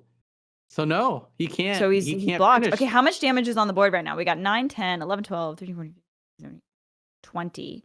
20 damage, but 21 also with the gun. Wait, No, wait. we're dumb. Wait a minute. He just ran into it and just attacked face with the Oh my the god. second wave soldier. Okay. Yeah. Okay, you're gonna Guys, have we're to rusty. We're rusty. Zapcasters on that one. I think we just got so excited about the vision of it, like it going up. We Yeah. just No. okay. I think the mistake, and I was confused by this, is that like he PSA'd the Kathy, but then he took his own Alvaro damage burn. Like he would have been more than fine. Just let the Kathy sit. You don't have to kill it. Yeah. You have plenty of units on board, and he would have lived. He 100%, I think, would have lived. To be fair, I think that was it. The time I think was the issue, right? He just needed Yeah. a little bit There's a more lot time of decisions to make. marinate on that turn and find the best line, and he just had to make plays quickly. But oh man, it was exciting though. I will say that the zero cost Freitas with the Desmond out, and yeah, no, I think we're right though. I suppose no snitching could like hit the Kathy and have her attack or something like that. No, you can't. Or She's no, 5. no, you can't. Yeah, you Yeah. can't. Never mind. So we're. I think that was Yeah. it. I mean, he had some extra energy he didn't get to use too, so it definitely was a time crunch issue.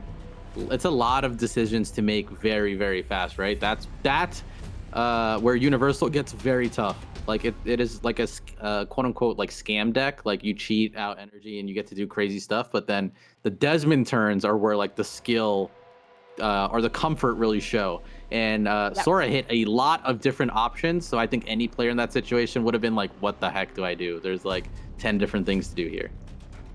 Yep. There's something about this picture of Gorrak, like it's almost like sneaky, like I'm gonna get the wins, you know? It's like almost got like a cheeky look to it or something. Yeah, he's like, you didn't think about me, did you? Yeah, exactly. That's the vibe for sure. It feels like he pulled off the heist of a century, and then he's smiling back at the camera, exactly. being like, I got him. Yeah. Well, we almost saw like the scenario too, right? Like if you can't get control of the early game with the uni shop, you gotta like hope like you got some ramp with the stabilized shard, get the hacker out, and then just barely like get back into the game and recover once you find your girls. Like it almost worked, but just couldn't quite get there. So all right. He Gorrak switches to his uni shop. Soraa full swaps to Scipius. Well, this should theoretically work out pretty well. I feel like Scipius has a decent shot, right, of just swarming the board, overwhelming before the uni shop can really handle it. It's won every game except one today on stream. Okay. So Scipius has definitely been having a good matchup against Universal. I see that Desmond hover. That's a good one. That's what you want to see. Just needs more units to support it, but he might be able to Desmond quote unquote scam earlier or sooner than later. But Sora's hand looks diabolical. Yeah. Unfortunate for Sora that he's not on the play. He'd probably prefer that, but still it looks like a pretty great hand. He's got the recruiter for some hand regen if he needs it. He's got the 1-drops, the standard bearer. The only thing he needs is like the triumph, and he's good to go. Ooh, he's even got the saboteur for the stabilized shard in the hand. Not too bad. Yeah, this is looking good. He's going to be able to put a lot of pressure, slow down Gorrak. Gorrak has to make some tough calls here. All the cards in his hand are pretty stellar, and it must be tough to figure out what to bank here. Like banking Hacker feels wrong, Desmond wrong. You need Tioli to get there. You need Shard to Oof. get there. You need Sabo to not God. die. So what do you bank? That's tough. I think he's hovering the Desmond because I think it might. I mean, here's the thing: if you bank the Saboteur, you're giving up like early. Like you really don't want the high density replicator to get out of hand, right? So, I mean, he's decided to go for banking the Saboteur. I mean, maybe Desmond's just so good that you can't bank it, but that was a tough decision for sure. Oh, Another second copy Hacker, there. man. Ugh. Sometimes you ever have that moment where you're like struggling and you bank the card and you're like, and the universe just gives it back to you. You're like, okay, that was a good bank. Yep. That's how I treat those. That's exactly how I view it. But if it gives you this, like you didn't bank the Hacker, and you're like, well, I don't need to, then you're like, oh, the Saboteur was the wrong bank. You know, that's Yep. the hindsight's Universe letting you 2020. know. All You didn't right, trust me. I well, had you. yeah. Especially if you got 3 copies, right? But I think Yeah. maybe But there's there a is lot a of bonus saboteurs as now that well. Hacker draws. Yeah. Like we learned that with the podcast with Fino and Zelly, Mhm. that there is now another card that is essentially a part of the draw engine, and that's what also makes Hacker pretty attractive right now, or Universal Yeah. Workshop.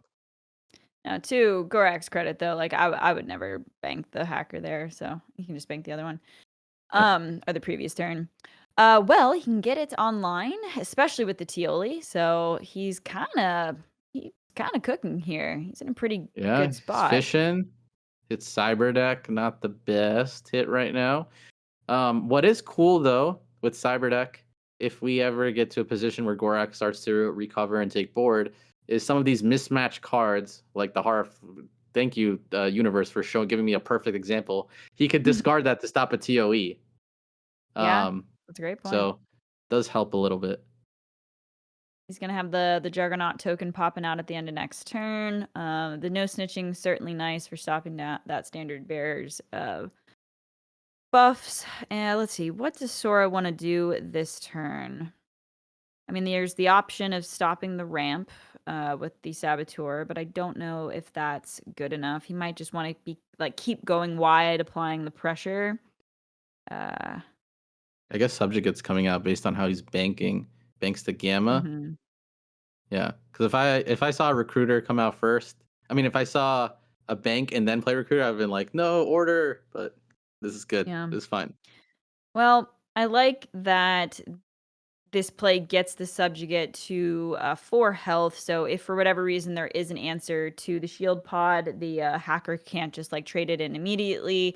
And My I think if you gosh. can stick the subjugate, you're really happy, right? So I think he's like, the sooner I do it, the better. Less mana for Gorrak to play with. If I can get this down, I'll be happy. Yeah. Man, what are Gorrak is these not getting it draws? easy. He's a 5-drop Harp, 5-drop Rummaging Researcher. That's kind of depressing. Imagine if he didn't have Shard to like help him out through this. It's just sitting there Yeah. on an empty turn, being like, "Hello, I need help. I need an adult." I wonder if we'll see a move away from Unishop decks in future tournaments because of the inconsistency of Hacker, or if it's just net positive because it's kind of insane. I'm really curious to see if the Yeah, meta that is a shifts very for the good next point. one. I don't know, but I feel like it is right now it's being considered overall a net positive. We'll have to see how that actually translates. Okay, 1-drop glaive. There we go. Oh man, Okay. that Drusian looks A1 scary. A1 scary. Well, That is there's terrifying. the mana efficient play, right? With the one of the relics and then also the recruiter. You also get a counter Yeah. buff with the subjugate on the board. So I think that'll probably be what we see here. The question is what does he choose to bank? Does he go for the other replicator? I wish he recruited first. Yeah, actually that's a good point. I mean, I suppose he wants to get the token. Well, actually, no. The standard bearer He would have been has able to do been everything. snitched, so Yeah. technically could have recruited first. Let's see. Okay. What's it gonna be? I feel like for both players, with the when Ooh. Scipius sees play, I wonder if they're just like, yeah, I'm probably gonna lose this one, but let's just play and see what happens. Let's just go to the next one. Because like today, everyone that's gotten Sippy, I don't think anyone's really struggled getting Sippy through. I know like everyone's scared of Earthen, but it still feels like Scipius is here being like, you know, guys, I'm still here. I deserve some respect. Like Yeah. don't forget I exist. No, Scipius is still proving to be quite a threat. That was really unfortunate for Soraa there. You saw the 2 triumph of Europa shuffled to the bottom Yeah. from the recruiter. That's not what you want to see. I mean, he's still got quite a command of the board here, but we're getting to that point where like a hacker has been developed, a Desmond is on the board. He's even got some card draw. Like things are gonna potentially get out of hand for Soraa here if Gorrak keeps finding like card generation, which he found a cunning diplomat as well. So Yeah. He's got a fish. Like the thing is 26 cards in your deck. It's gonna take some time to get through that and find the actual right card you're looking for, unfortunately. And I don't even think he knows what I guess like a 1-cost lady. We joked about it last time and it happened. So I think it's only fair that we do it for Gorrak too. You know, make it even on both sides. Okay, 2-cost Gosan. love my ghost song. Let's go. Actually, question. I should know this, but if Desmond is reducing the cost of like the 5-cost researcher, and you had the Cyberdeck console developed, and it costed 3 in the hand, like you would be able, it would count as 3, like you would be countering, or is it 5? I don't. I don't know. Asking the dev. Why'd you ask me the hard? I'm sorry, I'm gonna put you on the spot. Chat will know. Oh my, I'm I looking would up think Desmond. it's probably like the reduced cost, right? But I don't know. I think it is the 100%. reduced cost. I think it's the reduced cost. Intuitively, I want to say it's the reduced cost. Okay. Let us know, chat. And forgive us for not knowing. Okay. All right. What we want to do? We got 5 energy this turn for Soraa. Of course, you can just drop the X-Rater, but I don't know if that's quite good enough yet. There's like a clean trade into the glaive with the subjugate. Definitely I'm going to want to get the subjugate off the, glaive off the board here. Yeah, He's just looks going like he is- Drusian. Yeah. Probably full clears. That's why. Yeah. The other option was like No, 3-1-1, but I feel like having 2 subjugates on the, well, actually, I don't know. Maybe 2 subjugates on the board with all those counters is quite reasonable, but you're burning a heck of a lot of cards. Yeah. I think Soraa was worried about like leaving stuff on the board for a cheap lady, but at the same time, I feel like making a very explosive board was kind of attractive. But like you also want to kill make sure Desmond dies. So this is the best way to make sure Desmond dies. Yeah. So overall, I think it's fine. This was good. Okay, that's actually quite a nice Yeah. pickup, I think, for Gorrak here. Like having some consistent card draw. He's got like the tools developed. He just needs some better cards in the hand. Universal Workshop feels like a slot machine. I feel like gamblers play this deck. Like That's it's what I'm just saying, right? Like, I'll be curious to see if people move away from it, but I think it's still it's probably good. net positive. Yeah. Okay. Oh, There you go. That's well, like you're hitting the slot. It's like slots. You're just playing slots all day, and waiting for jackpots. I don't. This is can't be healthy. yeah. Can't be healthy for It's your health. especially in tournament play. But at the same um. time, this is what card games are all about, right? Yeah. Yeah. You scratch that itch, right? These So, these units, by the way, are not weak enough to steal with Ingrid. When ooh, Ingrid is that set is a up, though. perfect Yeah. draw though, because Ingrid with the Tioli, he'll be able to get the Ingrid out next turn. Clever of Soraa to get these units out of range though for an Ingrid.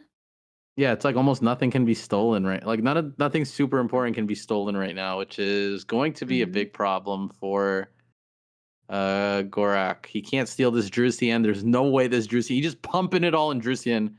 Like nothing is going to go away, and he's gonna make sure this thing lives forever. Yep. See, I mean, He's this gotta is he's gotta heal up that striker. That striker could be something. yeah.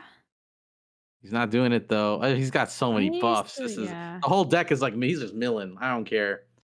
What do you got? That's Does he have game? Is there that much damage that he keeps buffing like this? So he's at 19 right now. 20. 20. Surely it would be game next He's just turn. gonna bring him down to like 3 health. He's like whatever. Yeah. I think Ingrid will like surely one unit or two would survive this, right? I mean, like gosh. 11 Yeah. 11. 22 Bless. damage to face. Gorrak at 3 health. Soraa gonna Okay. try to even up the scales in this set. Oh, 3 Ooh. cost. What do you get? I don't think he can get anything though. There's 2 11 attack units on the board. I don't think Gorrak doesn't run in like solitaries or anything to remove that kind of stuff. No. So, and this is a very wide board. I think Sora just ties it up, which is super sick. Yeah, love to see it. Man, Sora's like with the green and the black, it's like the evil layer, of Slytherin or something with this. And the But reflection dude, of the glasses. you're villainizing him. The poor guy's just trying I to know. survive. It's like really late. It's like really late. He's like, man, I just want to go to bed. Like, what's going on? He hits the 1 cost Oh, Freitas, which should make us okay. be going crazy, but he heals 4, buffs 4. Still's not going to kill enough. Actually, with the reflection of the glasses, he looks like the hacker. Like, you Yeah, know he what I mean? does. Yeah. That's I don't think that's enough to do anything, unfortunately. It was Mm-mm. these Not for this. units This just board got is way out rather of too hand. big. Double Yeah. subjugate into like building a full board is very powerful. Like that's very crazy. Yep. Like I said, I'm pretty convinced that the only way that these Unishop decks take these aggressive decks is like the shard into the hacker, but then like the next turn you have to get like a girl or like something really absurd. And I mean, he even got a Desmond this game though. It wasn't the He worst did, but the hand. Desmond was like there wasn't too much to like do with it. Yeah. He was only playing 1 or 2 units at a time as he was drawing them with Desmond. He's kind of locked, unfortunately. Wasn't finding enough stuff to dig through the deck and just spam a bunch of units. He's like 1 or 2 units at a time, and by that time, Sora already had a subjugate that was really powerful. So then Yeah. once he got the second one up, it was like that's over. I mean, look at he has 8 cards in his deck. He's just milling everything. He doesn't even care. It's wild. Well, then props to Sora for prioritizing getting the subjugate down on turn 3, making it a 4/4 like that. I think there was For maybe one sure. other play that he could have done that turn, but he opted, to develop it, and it did land. So, good job, Sora. Yep, that was a very pivotal turn. Really good C from him. He had the chance, I think, to go 2+1, but he ended up just going just a subjugate, and that subjugate is still on that board, carrying this game. Really, really sick to Good. see. Good. Now He's still we might get our game 5. We might get yeah. we were lucky the first one. I always feel bad when I say that we were lucky. People are playing for money. Like, this is a real deal. But like, yes, the first set went rather quick for us with Egorik. But this one looks like these guys are both they're gonna fight for it. Yeah. I mean, I think by the oh, Okay. that He figured okay. out how to kill Drusian, but I don't think that's enough still. He's at 7. Yeah, this is No, still game. Yeah, not unfortunately. even close. Yeah, I feel you. I like those game 5s earlier in the day, and then towards the end, I'm like, all right, we can make it quick. Are we sure we got to make a best of 5s? Yeah, you Let's sure? scale this down. Best of 2. No. I say that now, but when we do actually get like the best of 5 and it's the last match, it's super exciting. So They're hyped. They're very, I very welcome hyped. that if that's what it happens here. But yeah, again, I think really well piloted well by Soraa that game. Got the subjugate down, just spiraled out of control. Built that crazy. Like anytime there's an 11-11, that pops up in the game, that was pretty sweet seeing those two, Exorator and subjugate next to each other. So now we are tied up 1-1, folks. I don't know if how Soraa plays. A lot of the Tilt guys play a lot of Shroud, so I feel like I'm calling a Neve pick here because Catherine has already won. Gorrak has Unishop and Sippy, so I don't know if Soraa wants to take the risk and lock in Unishop, and then he goes against Sippy, and we just saw that happen, right? How well did that go? So I think Soraa's gonna lock on the Neve, and if he can secure a win, then he just has 2 tries on Unishop. That's pretty solid. And I think by that same thing, Gorrak goes Sippy because Sippy has a good shot at winning both of those matchups pretty well. So let's see. According to parallel stats in Diamond and Master, Neve is... Well, actually, never mind. It'd be kind of hard to distinguish these stats because whenever you look at the Juggernaut Workshop, it isn't just localized to Universal, right? So it could be something else. But as it currently stands, Neve is looking like a 42% win rate against Juggernaut Workshop, but that might not. Yeah, that discrepancy is sometimes the bane of my existence when I'm collecting data now part of the studio. Yeah, I bet. And I'm like, man, I gotta go find which is Universal. At least we're not in the days. At least I say that at least as a person who's collecting the data, I would love to see this in general. But the days of Perp running Universal Naeus or people trying out other Universal archetypes outside of Workshop, those were very cool to see, and I was a big fan of when those things happened. Okay, all right, Gorrak. Where did he bank? He banked something so fast. Didn't catch it either. Yeah. Gorrak not on the play. Dominion in the hand for Soraa. That's probably the best card, right, against Scipius that you could have as Neve, at least in these early turns. And even Malia is a great follow-up after you get a Dominion, right? So love to see that. Yeah, this is a very strong hand, Dominion and Malia with a Steward. He just has to find the right window to do it. But if he does it correctly, it's massive. It's game winning. It literally might be next turn with Cunning Scipion hitting the board, but he won't have enough energy to do it both. He needs one more. He needs to top deck a Tioli or something. Yeah. Baron one turn too late. That's for sure. Now Gorrak does have the subjugates in the hand, so he might be able to get out of range of a big Dominion play, but it's still probably going to be a little ways off. So this kind of sucks to Dominion, but becomes a problem if you don't Dominion, and he plays Relic. He's going for it. Ooh. He's put in 8 in the chamber of his Malia gun. Yeah. That's worst hard, comes worst, though. he shoots with Malia if he has to, if it's really bad next turn. But I mean, I guess it's probably right. You can find another one, and you'll get a draw with the with turn 4 next turn. He can put the Singularity Steward down with the Malia, making it corrupted. He'll get a card, potentially even buffed. If it takes something out, the Malia banishes. So that was probably correct. I always want to be greedy with the Dominions if I can, but I think if you're too greedy, you wind up being kind of sad about it. I've always felt like this matchup was like if you had double Dominion and hit Amalia, it was like like you felt so good. Like the first one Mhm. gets you there, but you really need the second one to like feel confident that you've closed the gap. Yeah. Okay, decides to I think this is just a good Malia live. play. Like Steward Malia and just banish everything and chill, hopefully.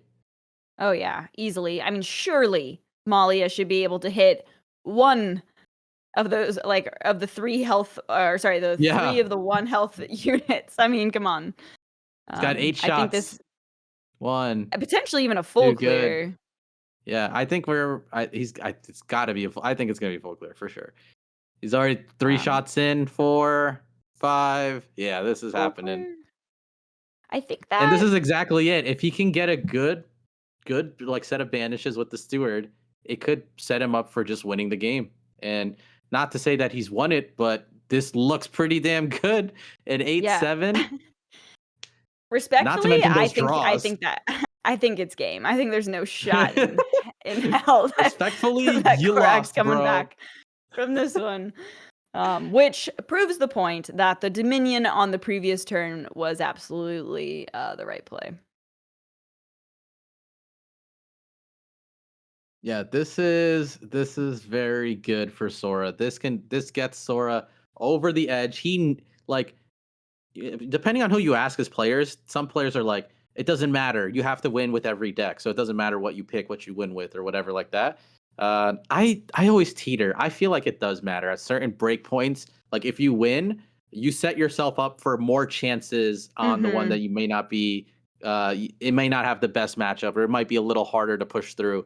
And I feel Yeah. like this match was a match that Sora had to win. Like whoever won this match would have felt pretty clean because they get 2 chances on their Universal Workshop, which matters a lot. Yep. You're right though. There definitely is a divide. Like I've talked to players that are like, "Nah, it literally doesn't matter," and others with the reverse opinion. So interesting one. Okay. Well, that was a pretty weak turn. I mean, Sora's got options here. You can go for a Wong. There's also, well, you maybe don't want to go with the Wong because the Molly is still going to be drawing at the end of the turn, right? You could Eclipsed Fate the Relic if you want to just like get them out. But I think if I were Sora, I would want to be developing more units on the board, which is exactly what he's doing right now. So, Sabotage the flycatch. wow. That's offensive. I feel like that's offensive. Yep. He draws a card, right? You still draw a card, but I feel like that's kind of a slap in the face, man. Like what the hell, Baron? Okay, fine. Go ahead. That was slap me. That was fair. He I gets a mean, life siphon. That's a good banish. that's barren for you, you know? Yeah. Oh man, that was some like masochist energy. Like he took his own burn and then drew the banish he needed to make the play better, and now swinging for 10. It works. That's wild. Very very strong. Like you said, I'm pretty sure Sora has this in the bag. Yeah. I don't know Oh what yeah, Gorrak the can do at this backup point. Dominion, Molly has existed on the board a couple times, so she's already healed Sora back up a couple times. So yeah, Yeah, this is Poisoner well, helps. Poisoner does yeah. save for a turn for a couple turns, but there is more banishes on the way, so the steward will come back. Yeah. No, I think he's in a good spot. I'm trying to think of what Gorrak, like obviously like a Triumph of Europa could maybe do something, but I mean this steward on the board, is there no way there's no way to like get lethal this turn. Is there if like you I'm banish checking. Yeah, I'm looking. everything? Let's see. Well, there's 4, so that would go to 11. He has 14 damage, I think. No, he can't banish the. Yeah, he can't. No, wait. He can't banish the Baron with the. That's okay. Honestly, it oh, Okay. Wait. Hold up. guerrilla Can he? tactics. Now I think he can banish everything and win. Let's see, can he manage 1, to pull it 2, off 3, here? 4, 5, 6, 7, 8, 9, 10. 10 plus 4 is 14. He has lethal. Okay, there we go. He has to attack with the other 2 units, and then Dominion and swing with Steward. Nope, he doesn't see it. You saw it. You see what I'm saying though, right? He had it. Here's the thing though. Like you're running, if you don't for sure, like you're running the risk of just messing it up. Just like play the Wong and win too, you know? like you're gonna be No, but fine. he like did have it. I swear. He had it. Yeah, I didn't. Yeah, he I was had letting it. you do the counting. No, Yeah. because he swings with the other 2. That's 4 damage, and then there's 3 units that get banished, right? So that's 6 damage going to the Steward, and that's the 6 he's missing right now. That would have been game. Yeah, there you go. Nicely done, Muko. You've redeemed us on a few of our packs. It's better than the one where we're like, how does the red sand scout go through? How's it gonna win? And he just like kills the defender and swings face. Just a simple attack, you know. It's fine. You're like, have you played the tutorial? I don't know. I don't think so at this point. All right, well, nicely done, Soraa. This just everything lined up super well. You know, had that Yep. early Dominion and like the turn 4, so nice to have that, like actually have the 1 drop for the Malia in the follow-up. Just worked out perfectly with the full clear too. So there's lethal presented on the board. He's going to take the 3rd game of the series, making it 2-1. Now the question is which unit does he use the finishing blow? It's gonna be Baron. Okay. So it's just like, If you bro, really get wanted me to out of BM, this game. You could throw the Siren down, but seems unnecessary. That was like Jarla when he played Viper. One of the games, he's scheming, but he had lethal on board, but he's scheming anyway. I'm like, that's kind of BM. Yeah. Every once in a while, you gotta throw a little spice in there. Yeah, It's just get all- them a little mad. Yeah.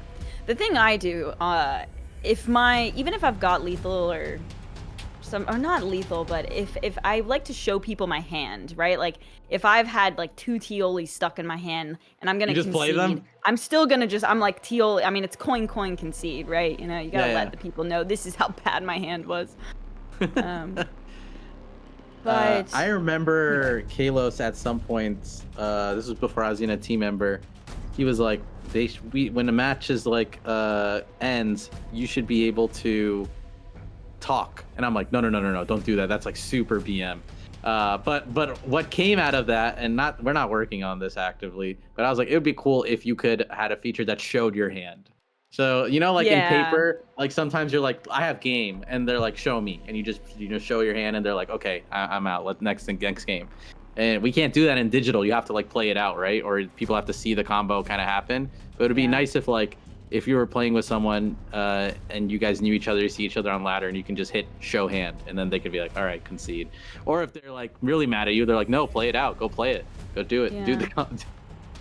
Some games have had replay features, but I'm unsure if you're able to like have the data of your opponent's hand in that situation. Like maybe. I don't think I've ever seen that. Guy Weaver had that. It was pretty cool. Okay, that you could see your opponent's hand too. I don't know if you could see your opponent's hand, but it was like a replay functionality. Like Replay functionality is very sick. Once we get some more free time, that is something that I will be pushing for internally. Stuff like that. I love it. I think it's cool. Yeah. Well, especially if you're one of the big focuses of your game is on competition, right? Competitive play. All right, so Soraa has got just the Universal Workshop left. Gorrak's going to have to win with both the Unishop and the Scipius to take this series. So we'll see. I wonder if there's like a major discrepancy in their Unishop lifts, or if they're pretty much the same.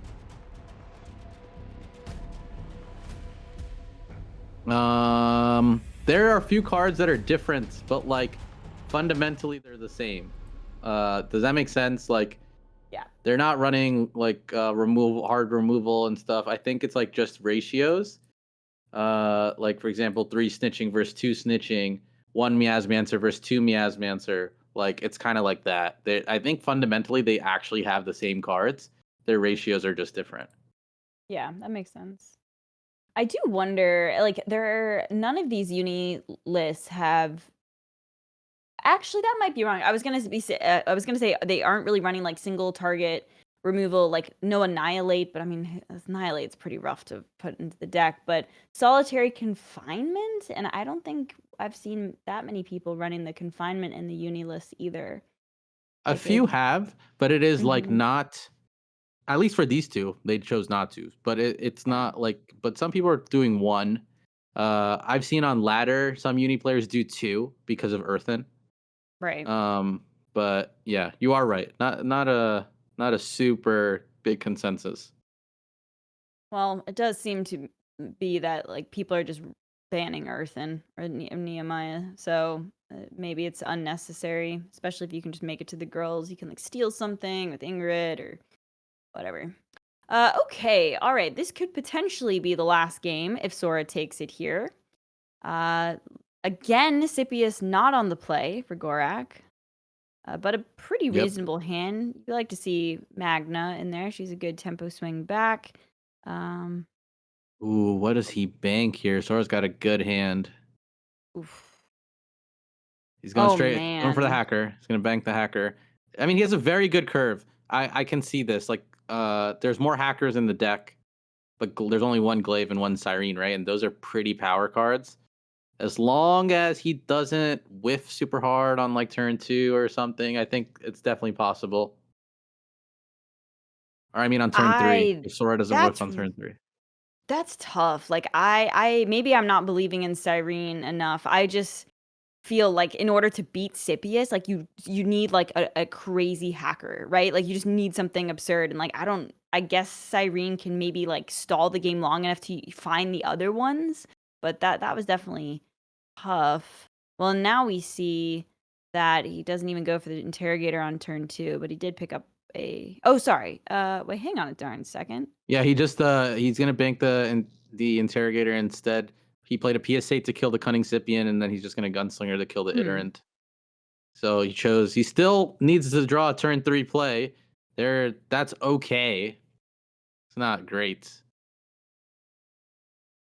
I don't know if I like that. Not like not getting the interrogator down there. Yeah, it's a bit of a But tough decision for sure. Next turn he has access to glaive. I was doing my energy wrong for a second there, but yeah, yeah. he could have done interrogator and the PS8. You're very very right. He opted to just keep his slinger safe and try to keep the tempo going in his favor, or at least stall out. Gorrak next turn he can glaive and token. That's a very big turn, and Mhm. then from there Cyrene comes out, and then he's gonna have to see what happens. But we'll see how you feel about Cyrene after it comes out. I'm a big fan of Cyrene.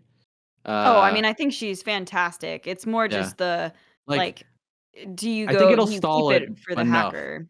I get what you're saying. I think I don't. Hmm. Well, I will say based on this hand, like this Juggernaut Whoa. getting popped out with the glaive is like you could win the game with this Yeah. dynamic here. Like This this is a is really, very really good good. board. Glaive Cyrene token this next few turns, and then Wong after is like very strong. He's just gonna go for the defender here outright. I probably would have thrown one of my slingers maybe into a recruiter. I get paranoid. I don't know. These like Cathari suddenly will just start gaining stats out of nowhere. Yeah, I I feel like that agree. annoys me. I don't really see the reason not to trade there, Yeah. but Can we talk um about this legendary 5-drop hand that Sora has? Like, just take your pick of what you need in the situation and play it. yeah, That is a good hand. that it is. Honestly, I think I mean, oh no, I can't call things too soon here, but this is incredibly intimidating from Sora here. I mean, and as you said, the 5 drops like I don't know how you beat this from this point. Like I don't think Gorak had like quite a strong enough start. Again, I think being going second really probably hurt him too. Yeah. Mm. I think Gorak's gonna try with his approach right now to uh like just use the mass to gain a ton of stats and then try to leverage that to his favor. Spam a bunch of units that are going to be very powerful. Now, what do we go for here? Ooh. Okay. I don't know what gets banked Oh. here. He's gonna bank the Cyrene. All right. Or is he leaning on Wong? Or it looks like it might be Cyrene or Wong that gets banked. 5. Okay. Hear me out. Is Listening. Desmond not the bank? Like, I know Yeah, Desmond's I think insane. you could see Desmond as the bank because he has so many big plays. I could definitely have seen Desmond as the bank, but I guess he opts right now to set up. All right, here's my hot take. Are you ready for my hot take? Okay. Well, no, he has enough. Yeah. No. He can. He just. He's gonna use Desmond to afraid us. This is fine. Yeah, this is You don't right. need the Wong because he'll draw 4. Yep. So this will set it up all super well. Yeah, And one of yeah. them No, we this know will is probably die with Magna, maybe. Ooh, Cyrene. in retrospect, this definitely seems right. I mean, Yeah. how is Gorrak gonna answer Desmond? And then you have the draw 4. Like, yeah, this has got to be correct. Pretty sweet. This Um, is good. If you're Sora, I think Sora is now. You've been up so late, you're just locked in. He's locked yeah. in. Like I don't think I've seen any emotion out of his camera. The dude's he's always just looking up and thinking, and then just playing, looking up and thinking and playing. He's past the Gorrak, threshold. where, yeah, like, he's like ascended. Like when you're like he's past second win, he's past third win, he's ascended. Like now yep. he's just awake. He's probably gonna be awake for another few hours even after this game is over. But yeah. Yeah, no, he's crushed it. I think that just the freight is coming down, being able to buff the glaive, make it absolutely massive. Draw 4 here. I mean, Yeah, this is gonna be a nutty. ooh. Thanks, hacker. I don't need you anymore, buddy. I get Desmond got the job done himself. I mean, technically, yeah, I was gonna say, like, the world's your oyster I mean, really, Yeah. you can do anything here, but it is mighty tempting to go with the hacker first and then follow it up with the Freitas the He could following just 3 turn. plus 3. He could 3 plus Yeah. 3. Whoa, whoa, whoa, hang on, we gotta bank the, oh, no, I guess we could bank whatever comes out of the hacker. Yeah, he's going to Whee! Ingrid. Oh, He's okay, opted okay, for he's just Ingrid. Yep. gonna okay. He's debating us. Yeah. He's debating. Either way, Alright. this is exceptionally strong. Glaives like this come once in a lifetime. That's not really true, but it sounds cool to say.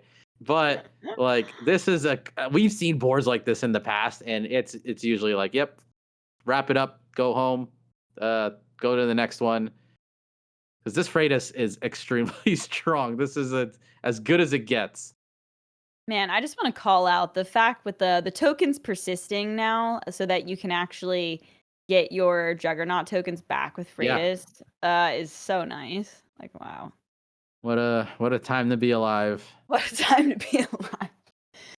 All right, folks, I don't see a world where Sora doesn't swoop into the semifinals after this match. This is like kind of an amazing. Well, you know what? I'm happy we got to see a uni shop. Sorry, I'm calling it a little early here, but take down Ascipius because it's been quite difficult. We see some throughout emotion, the by the way, out tournament. of Sora now. He's been cheesing hard. He's been cheesing super hard after this play is like it's all said and done. He's just like, bro, look, I got more. He's like, you want to see this? He's doing what you said to do. Just keep playing your cards. He should reveal it. I imagine if he revealed the Ingrid, be like, yo, I got this. You want to see it? I still Oh, got game. yeah, he's smiling now. Yeah, Cool. he's feeling real good. Gorrak, he is back against the wall. I don't think there's literally any way he can get out of this. He Nope. did play exceptionally well to get here, but this is what happens with Uni. If you can get the right setup with Desmond and explode, like this board wasn't that big before. It was like 2-3 units or three or 4 units, and now you got to hit the scroll wheel. You know what I mean? Like it's just one turn can immediately change what happens with a Universal Workshop. Well, let's see, we've got 5th through 8th gets $3,750. That's not bad. And also 7 league points. So Yeah. I think that Gorrak still got to be pretty proud of himself. And a massive congratulations to Soraa for moving on. And also, again, shout out to the Tilt fam. I know you're probably super proud of him. And yeah, we're going to see him compete tomorrow in the semis. Yeah, very stoked to see him win. This guy has been competing very well this season. I think he very much earns it. Very cool. I said very a lot, but I'm happy for him. Shout out to Gorrak too. He played very well. God damn. Like he played well. He did good. He did good things with the cards, taking out favorites, right? He messed up all of our brackets. So shout out to him, and I hope he keeps competing too. Yeah, Viper is going to be a tough opponent, that's for Yeah. sure. That'll be a good match. Yeah, like Soraa moves on to semifinals, guys. Amazing cast as well. Like if you're seeing the Twitch chat, like what are they were like commenting on the first match regarding the Red Sand Scout. Like No. Soraa was like having a lightning round with his Desmond Walker plays. Like, oh man, that was amazing. It was amazing though. Like it was a chance for him to turn it around, but in the end, he redeemed himself with this kind of like this glorious play that he had, like a very very wide board against a deck that usually has a wider board than you, right? So Yep. it's a really how do you say this a redemption arc right there from his previous play. But yeah, amazing cast right there. Like any thoughts, guys, like as to how tomorrow is going to be going, right? Because considering that we have seen the decks that have been that the players have brought out, like is there any thoughts, like you think which decks should be banned, or that should be banned over the matchups tomorrow? I know you guys have access to the tournament sanctuary website. Like I'm looking at the matchup between Viper and Soraa right now. It looks like there are 2 banned targets for me. What do you think, guys? How about you? Let's start with Coach Muka. I think Hasty Gafar was a great pick. We see it on both sides. Zaratustraa brought Hasty Gafar and Viper brought Hasty Gafar. I like Hasty Gafar a lot. If you're talking the same lines that Unishop is a scam deck, I can tell you Hasty Mobilization is the scammiest card of all time. Like that is crazy. Yeah. Like yeah, it can get pretty crazy. Don't ask me about who wins Zaratustraa versus Egorik. I have no idea. I think it's cool that he brought Brand. I'm very happy he brought Brand. That's kind of nice to see. Aside from that, I like the Hasty Gafar. That's where I think that was a correct choice. I don't know. But Viper versus Soraa, 2 good players. And Egorik versus Zaratustraa, 2 good players. Like, no one is going to have it easy to get to the finals. Yeah. How about Judging you, by Allie? the lineups, like I'm really like Zaratustra's decks. Like the Brand is super cool. Demolecularize is a hell of a card, y'all. So I feel like the fact that he's got access to Demo is pretty sweet. And then as Muka just said, Gafar with the Hasty, like I think he's looking pretty strong. All right. Oh yeah, okay. So yeah, that's those are our top picks for for our casters. And wait, I think we're gonna be having a card reveal soon. Wait, let me check with our production if we're gonna be ready with our card reveal. But before we do that, let's look at the brackets to see which ones are moving forward. And before we move forward, we want to see who were able to get those wins. And here we go. Let's look at the matchups again. We saw over at the first match, Viper was able to defeat Jarla with a 3-2 moving forward against his opponent Harold, getting a 3-0 and moving to the semifinals. And over at the previous matchup that we just saw with Ali and Muka, it was Soraa who was able to defeat Gorrak. Gorrak was able to defeat BlizzCon Jan with a 3-2. But again, Soraa was able to defeat him with a 3-1, moving forward to the semifinals. In the previous matchup, which was casted by Kinto and the Factor. It was Zaratustraa and Pandapple, with Zaratustraa moving forward with a 3-1 matchup. And, Egorik, again, getting that 3-0 straight up. And it was an amazing performance. And he's going to be facing Zaratustraa over the next day. That's going to be the semifinals right there. And, this is, I think we're going to be having the card reveal ready right now. And, we're going to be sticking with Ali and Muka, guys. I know there's the card designer right here. You ask him how we're going to be asking him how it How do was you feel about designed. this? Yeah, man. So let's go. It is going to be the new deck. Let's start it right now. Drum roll, please. Brrr. This is called the Ancient Asian Speculatore. Muster, destroy target relic, gain attack and health equal to the destroyed relic's energy cost. Kathari, common unit clone. It is a three cost 1/1. Okay, let's hear some thoughts from Muka right now. Oh, god damn it. So this card, you'll see in Deception that a few other of the parallels got their own relic removal. And there is, based on that, you can see the spectrum of narratively who is better at relic removal than others mechanically also. Earthen by far has the one cost effect, right? Relic repurposing from the past. And Kathari and Augencore in Deception get their own. Asian Speculator is for Kathari. I actually really like the art. I think we have the perfect loop for this too that we can show you guys. And then on top of that, the Augencore got one that was revealed a little bit before, in a few weeks before this week, which is Kata's crew from the comic.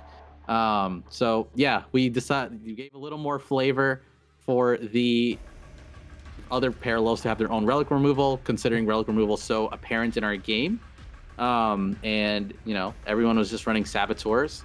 So we decided to spice that up a little bit and give them flavor for how their parallels play. How about Ali? Where do you see this getting played? Can I just say, well, as Yeah, Muka go. said, I mean, relic removal is insane. The fact that it's removal, but also a benefit effect, like relic repurposing, healing you in addition to being the disruption is great. So can't see why this wouldn't be played. It's also a clone, so it's synergistic with other Kathari decks. But can we point out, maybe we can flash the art one more time? Tell me, does this not look like Daenerys Targaryen has become a clone? Okay, that looks like Dany for sure. I absolutely love it. I call it Daenerys Definitely. Targaryen too. Yeah. You do? Yeah. I do. It's like Kathari Dany. Shout out It's to super, Nacho super for making cool. this art. It's awesome. Yeah, I love it. All right, give us 1 second. We are getting the PL for you. Dude, this is amazing. But the fact that it's not universal, it's only available to Qatari. Man, this is it's like Saboteur, but not but only there's a possibility that you can get a swing, a trade, or value trade, or you can get a possible lethal down the line with that the muster right there. But yeah, I think we're already preparing for the. Oh wow! We're a little. Wait, there we go. We're a little zoomed in. I think this might That's be my fault. We're giving. one of my new favorite perfect blues. I think this looks so cool. Yeah, it looks very, very good. That's so Very big cool. fan of how this one came out, and it's very cool to be sharing this one. Yeah, we'll see how it works. I think both this and Kata's crew, which is the Augencore relic removal unit, both have perfect loops. It was a nice coincidence. Nice card that we have revealed right here, and that's another deception card we'll be watching over. And again, PTS is going to be coming soon, as posted by the parallel socials, and you got to watch out for that for the content creators and the ambassadors of Parallel. We'll be able to show you some content regarding deception and everything else, and watch out for that as well. I'm pretty sure Ali and Muka are going to be posting their very own takes and contents as well when the PTS goes live. And For your comments, just make sure to watch out the socials and comment on your thoughts on the Asian Speculator. And with that, we're going to be saying goodbye for now to Ali and Muka. Thank you for casting the last semifinal match for today. And again, before we go for day 2, or rather the post match show, again, this is a short recap. Egorik, Zaratustraa, Soraa, and Viper are our top 4 players for today, and they're gonna be fighting for the spot for the World's Championship, the first spot that we're gonna be giving to our players, and of course, a lot of points and a lot of the prize money, the lion's share of the 75k prize pool. And let's bring back our casters, Hinto and the Factor, for the final thoughts of the card reveal first. Of course, I would like to think, I would like to have your thoughts, Mr. Qatari man, right here, Kinto. Wait, what happened to your lights? Now it used to be like it's now brighter, man. Did you change something with your light? Yeah, I changed the lights a bit Yeah. at night. Go. So, yeah, the Speculatore seems like a really nice card. Getting that relic removal and that being a clone.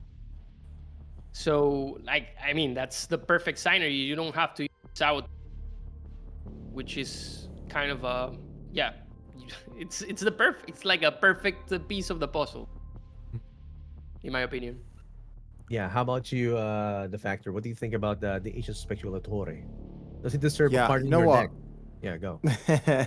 Do you know what? I really like that. I think that's a really nice card. It looks amazing. It's nice that we also got the surprise of seeing the perfect loop as well, which is just brilliant job from the team. I really like that card. I think it's so good as well that the team are thinking about more relic removal for the different parallels, because something that I, funnily enough, was looking at yesterday, I was trying to build an Algencore deck, and I was trying to build like a pure Algencore deck, right? So no PSAs, nothing universal in there. And I was like, all right, where's my relic removal? And Algencore doesn't have a relic removal. They just don't have it. And so it was nice to hear Muka talking about, they're going to be more relic removal. I like that. I think that's great. And I also like the fact that you get the stats as well, right, of the cost of the relic that you remove. So yeah, fantastic card, great addition.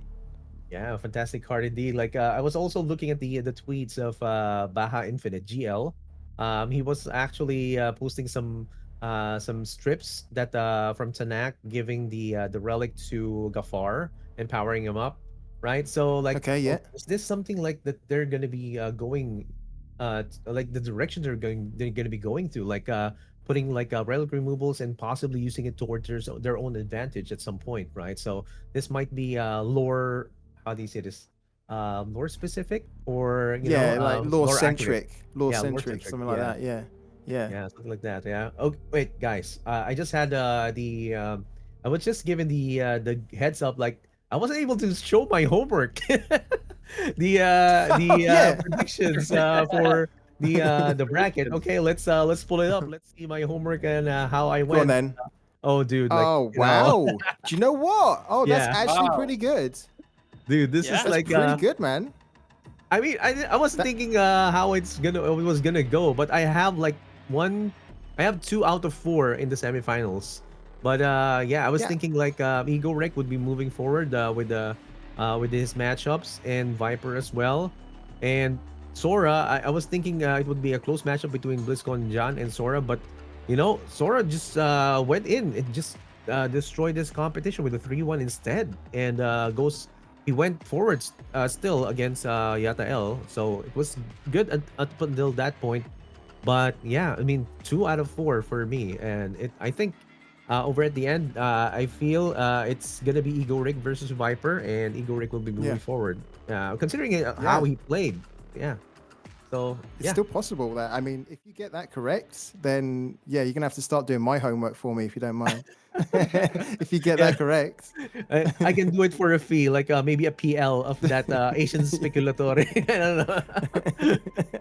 Man, in this previous day, or like this day 1, like there were like lot of different decks that we saw, and for you guys, which ones were your favorites? Let's start with Kinto.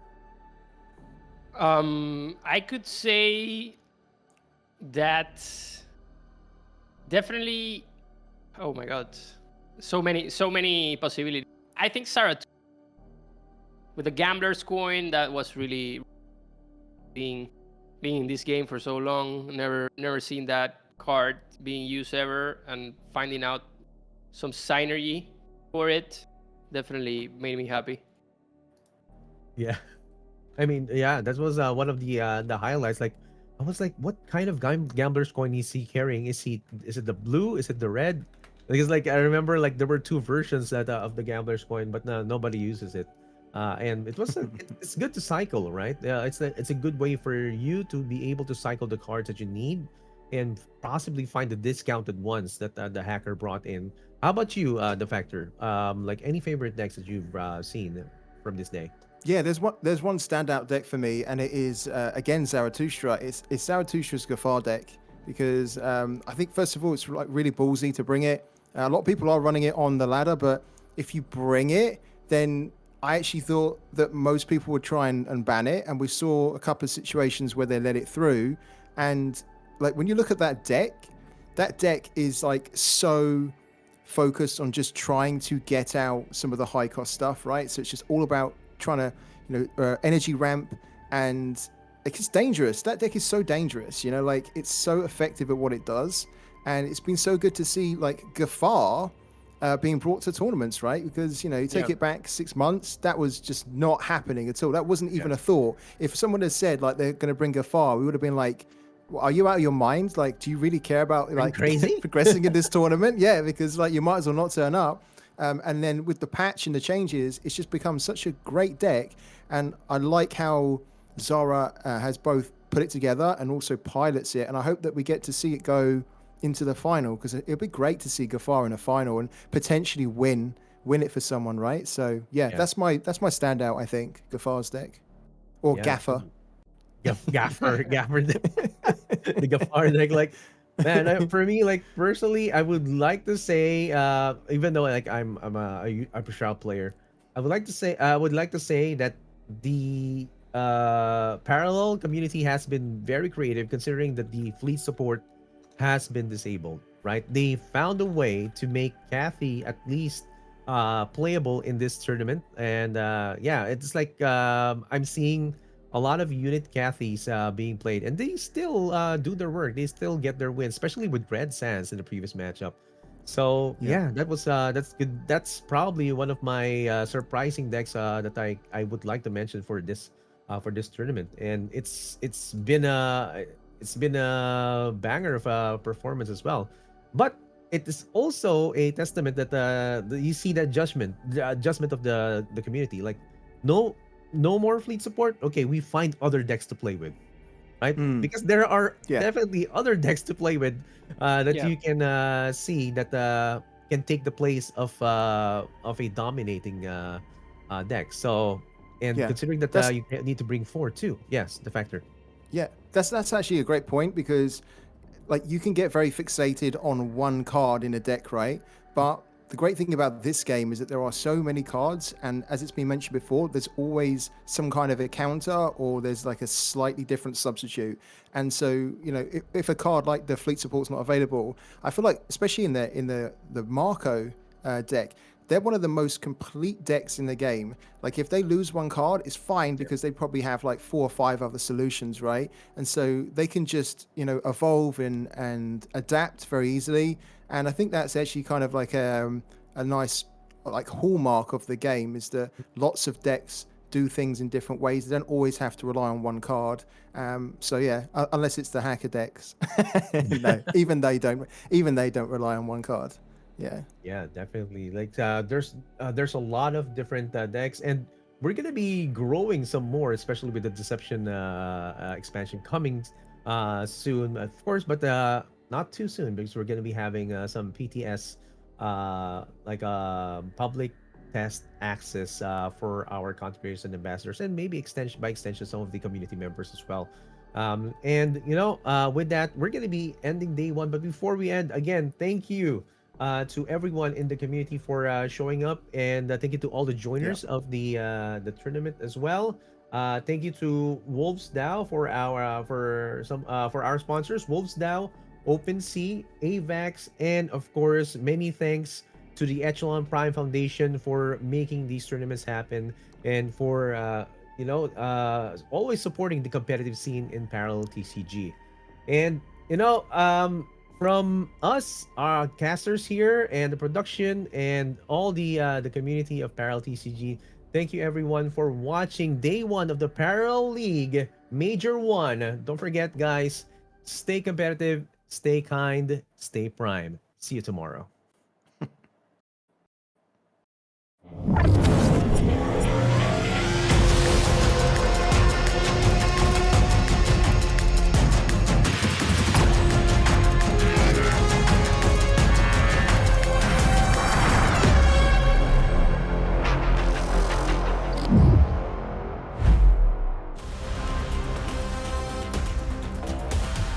Wow. Zelly winning game 1.